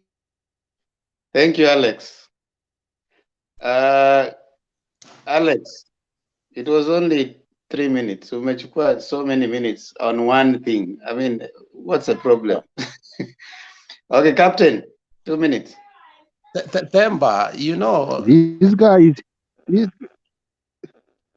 Captain, 2 minutes. You are taking 5 minutes to tell us Rainbow Roosters. Anyway, Themba, let me say this. I heard of Lusweti and she has disappeared. He say that kuibia sijui baba kura mara nini. Asa Ruto huko analia ataibiwa kura. Who is the best thief now between these people? Anyway, let's not think of kuiba kura. Mwenye atashinda ashinde fairly, aongoze Kenya. Kama ni Ruto, which I'm convinced he is the next president, aongoze Kenya vizuri. Na wale wenye mtakuwa mmeshindwa, enda tu nyumbani pole pole. Raundi hii msituletee maneno mingi pale Uhuru Park. Sisi wengine tukishindwa, sisi hatuna maneno mingi. Tunaenda tu Sugoi nyumbani, tunakaa hapo Eldoret, tunapiga siasa tukingoja miaka ingine 5. Nowadays we are not those Kalenjins of 1992 during Moi's era. No, we have so many things to do at home. We don't have time to go and waste it loitering around asking for, IEBC must go. Oh no, no baba, no need. There's no need. Haitatusaidia chochote. In fact, the peace has to be placed after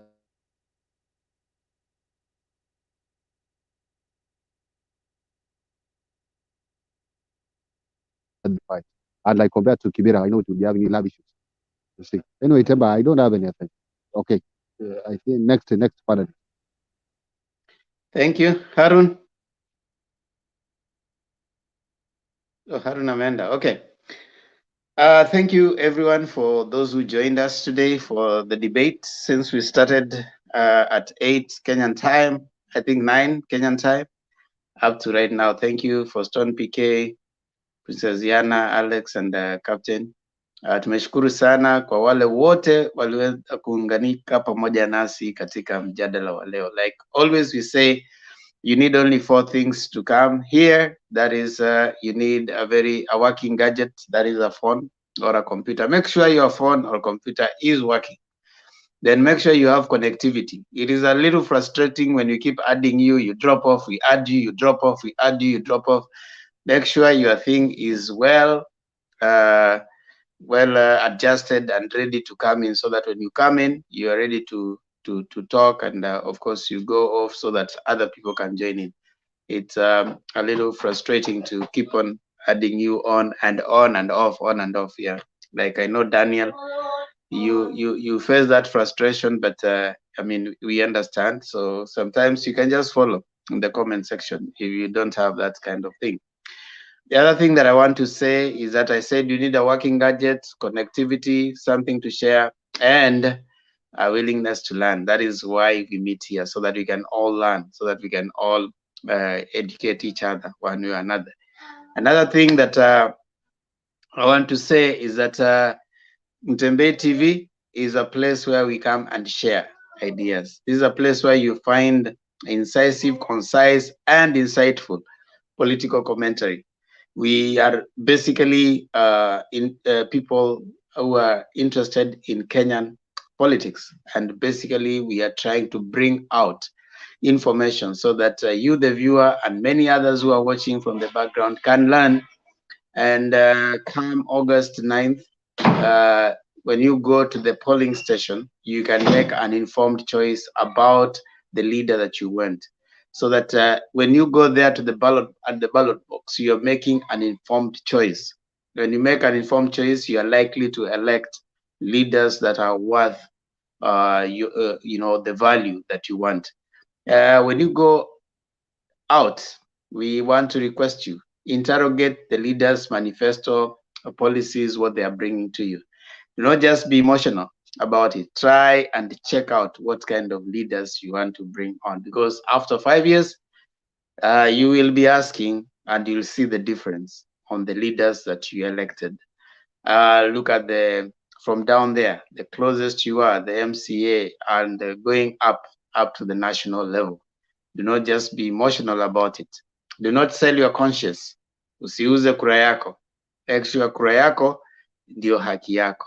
And don't just go and vote blindly. We are trying to provide for you a platform that can make you make that informed choice.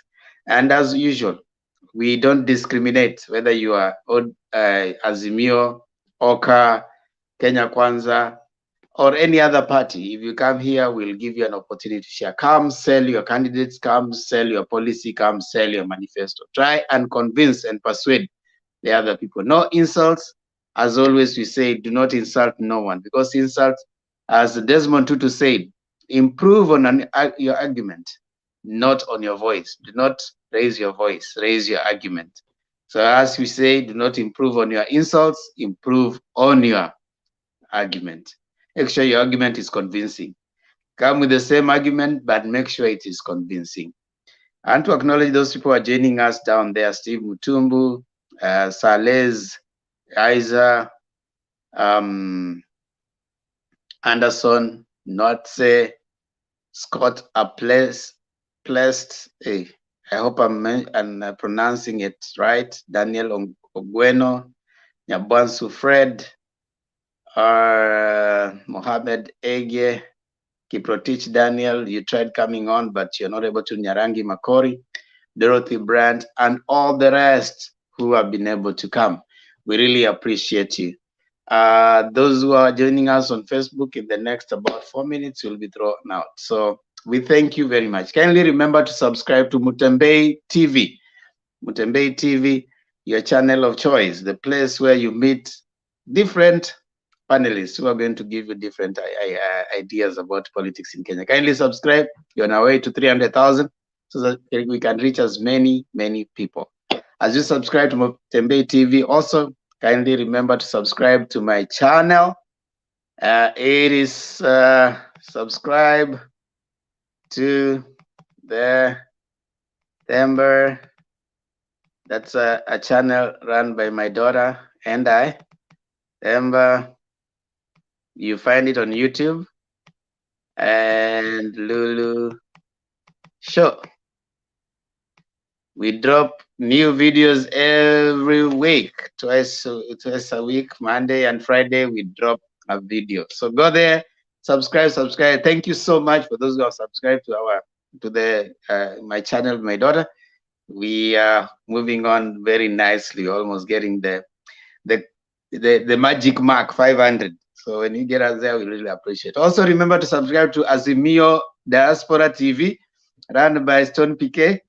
And I think Princess Diana, they have Azimio Diaspora TV. They also engage. That one is basically Azimio discussion. So there, you don't go there with this drama of Sijui, Sijui Ruto, Sijui Nini. There is purely Azimio stuff. So if you are going there, Captain, don't go there. But you can go and subscribe. Don't go there because you'll take issues there. So thank you so much, everyone. As always, before we close, we do our national anthem, but in Kiswahili. So that's our prayer. So yesterday, Harun had committed to helping us pray today. So I will ask Harun. Harun, you are to do it today, right? Temba. Yes. Temba. Okay. Yes. Before Arun do that prayer, I just have a question for you. That See, you said you that, can ask after you that's pray. a question, and then Arun will finish. That you said that when people are going to vote, Azimio. So Azimio, is it not having so many parties? So how are they going to write that list? Are they going to write ODM Azimio, DAP Azimio, or how are they going to write it? So that when you put this, I want this one to be my MP, and I don't need this one. So how are they going to do it? Because they're all in Azimio. Yeah. It will be a coalition. Those who are on Facebook, you'll be thrown out any moment now. Thank you so much. See you next time. Now, what will happen is you'll be having all your parties, because they are parties in coalition parties. So they're called coalition parties. So the coalition party will be Azimio. And you'll have now the presidential candidate who will be Azimio. Just the same way it was in 2013.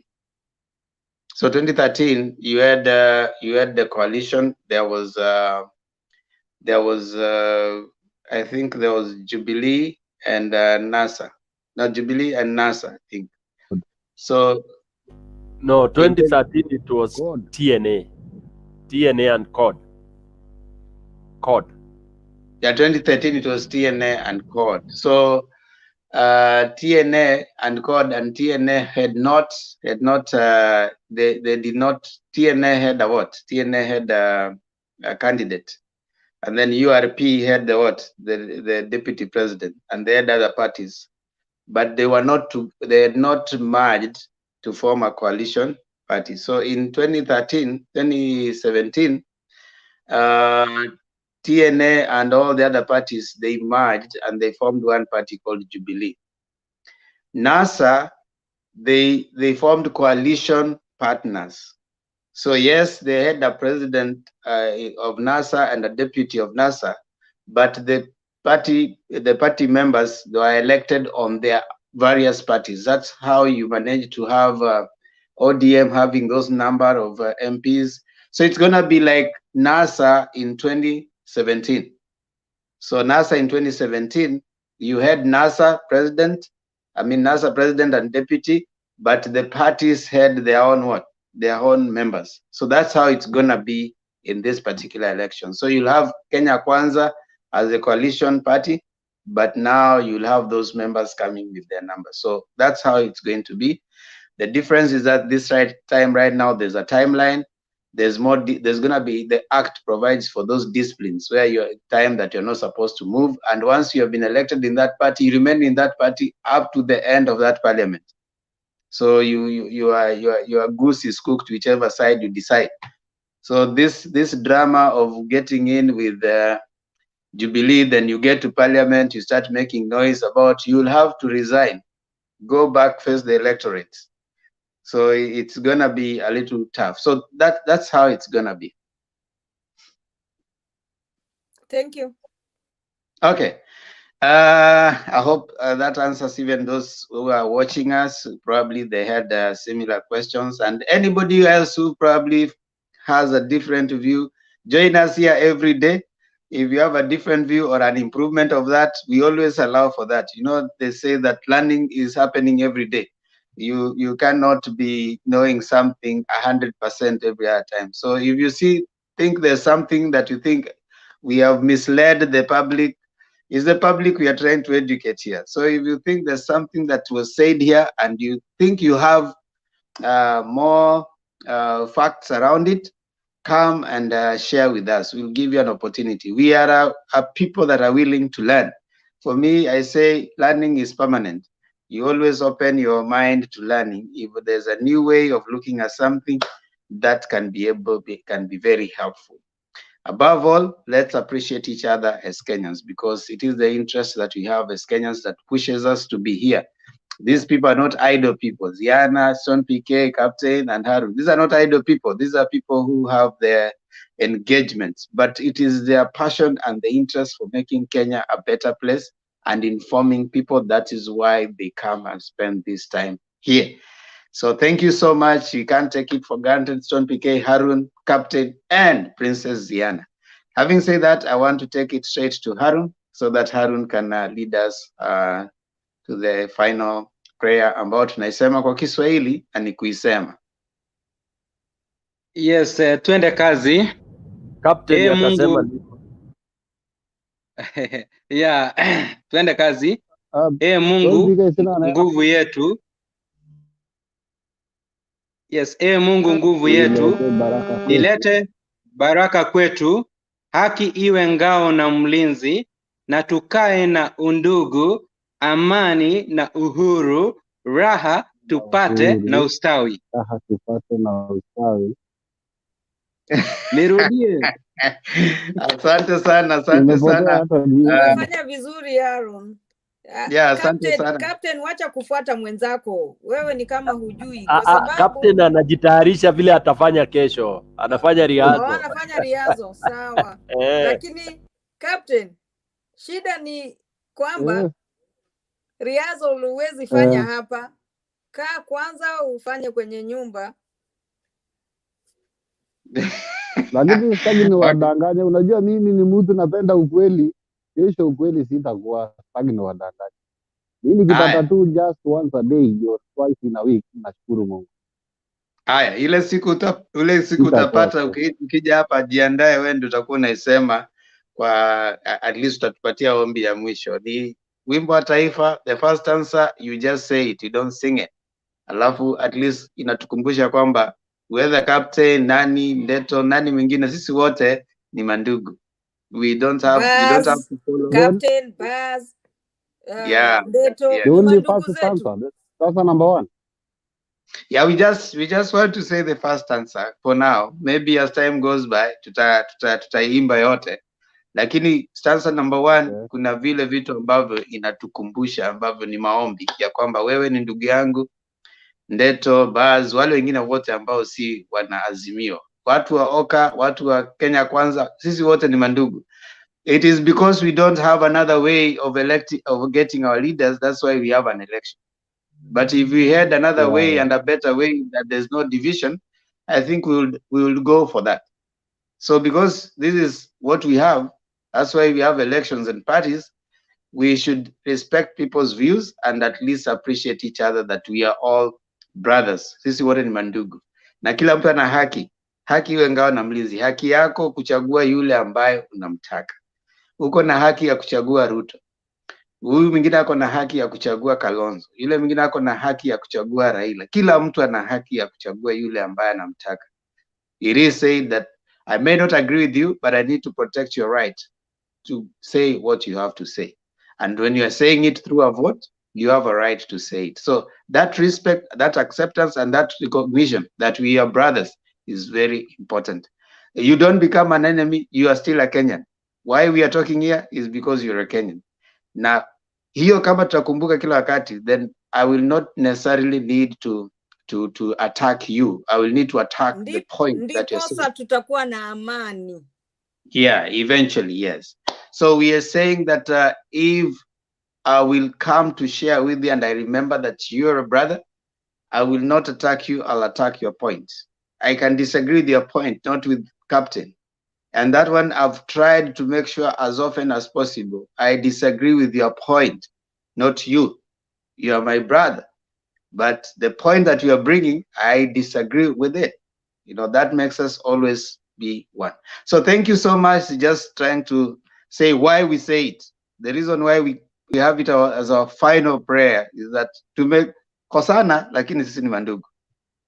See you tomorrow again. The broadcast starts at 9 Kenyan time and it goes up to late. If you come in and you find 10 people, it means that the studio is full. Just wait on the background. Na wale ambao mnakujanga mapema, acha sasa niambie wale wanakujanga mapema. Once you have come and you have given your views, drop off so that other people can also get a chance. Ama namna gani PK? Kuna watu wanakuja mimi siku hizi kabisa, siji tufanye na mapema. shift. Ndivyo. Yeah, you submit, then unarudi unapisha mwingine. You can listen from the other side. Hivyo hivyo. Yeah, you can by the way, Mr. Themba, hata mimi si unaona siku hizi nakuja nyuma kwa sababu niliona kuja mapema na kukaa kwa studio, kuna hawa ndugu zetu wageni ambao wanakuja wanakosa nafasi. So sisi kama vigogo, the likes of Captain, saa hii tumepata nafasi yetu, tumejienjoy, which is very good. Yeah, actually if kama wewe ni mtu ambaye uko na you can always come in. Just wait, come time to masaa yetu tunakuja na kina Ziana na kina Stone PK. Unakuja unakuwa na raha, lakini ukikuja uweke kibanda hapo mapema, unazuia wengine kuja kutoa maoni yao, na si vizuri. Tusiweke kibanda kwenye studio. Kuja toa maoni, get out. Ukishaongea you get out, other people wakuje. Isiwe sasa unaanza unajua saa zingine inabidi Banada anaanza kutupa watu. Kwa kweli kuna wakati inabidi anatupa watu kwa sababu watu walishatoa maoni, wamekaa 2 hours hajaongea, lakini ako tu hapo. No, we don't need that. Drop out, come in. Inabidi then at some times anawa explain in a good way so they will understand that you are dropping you out for somebody else to come in. You've been here for long, umeongea, umekaa tu, awaelezee. Wengine wanaweka alafu wanaweka curtain na wanalala kwa studio. Sasa unaita mtu hayuko na analala kwa kiti hapo. The black. Anyway, I hope the point is up. Thank you so much. See you again tomorrow. God bless you. Adios. Captain, kesho njoo.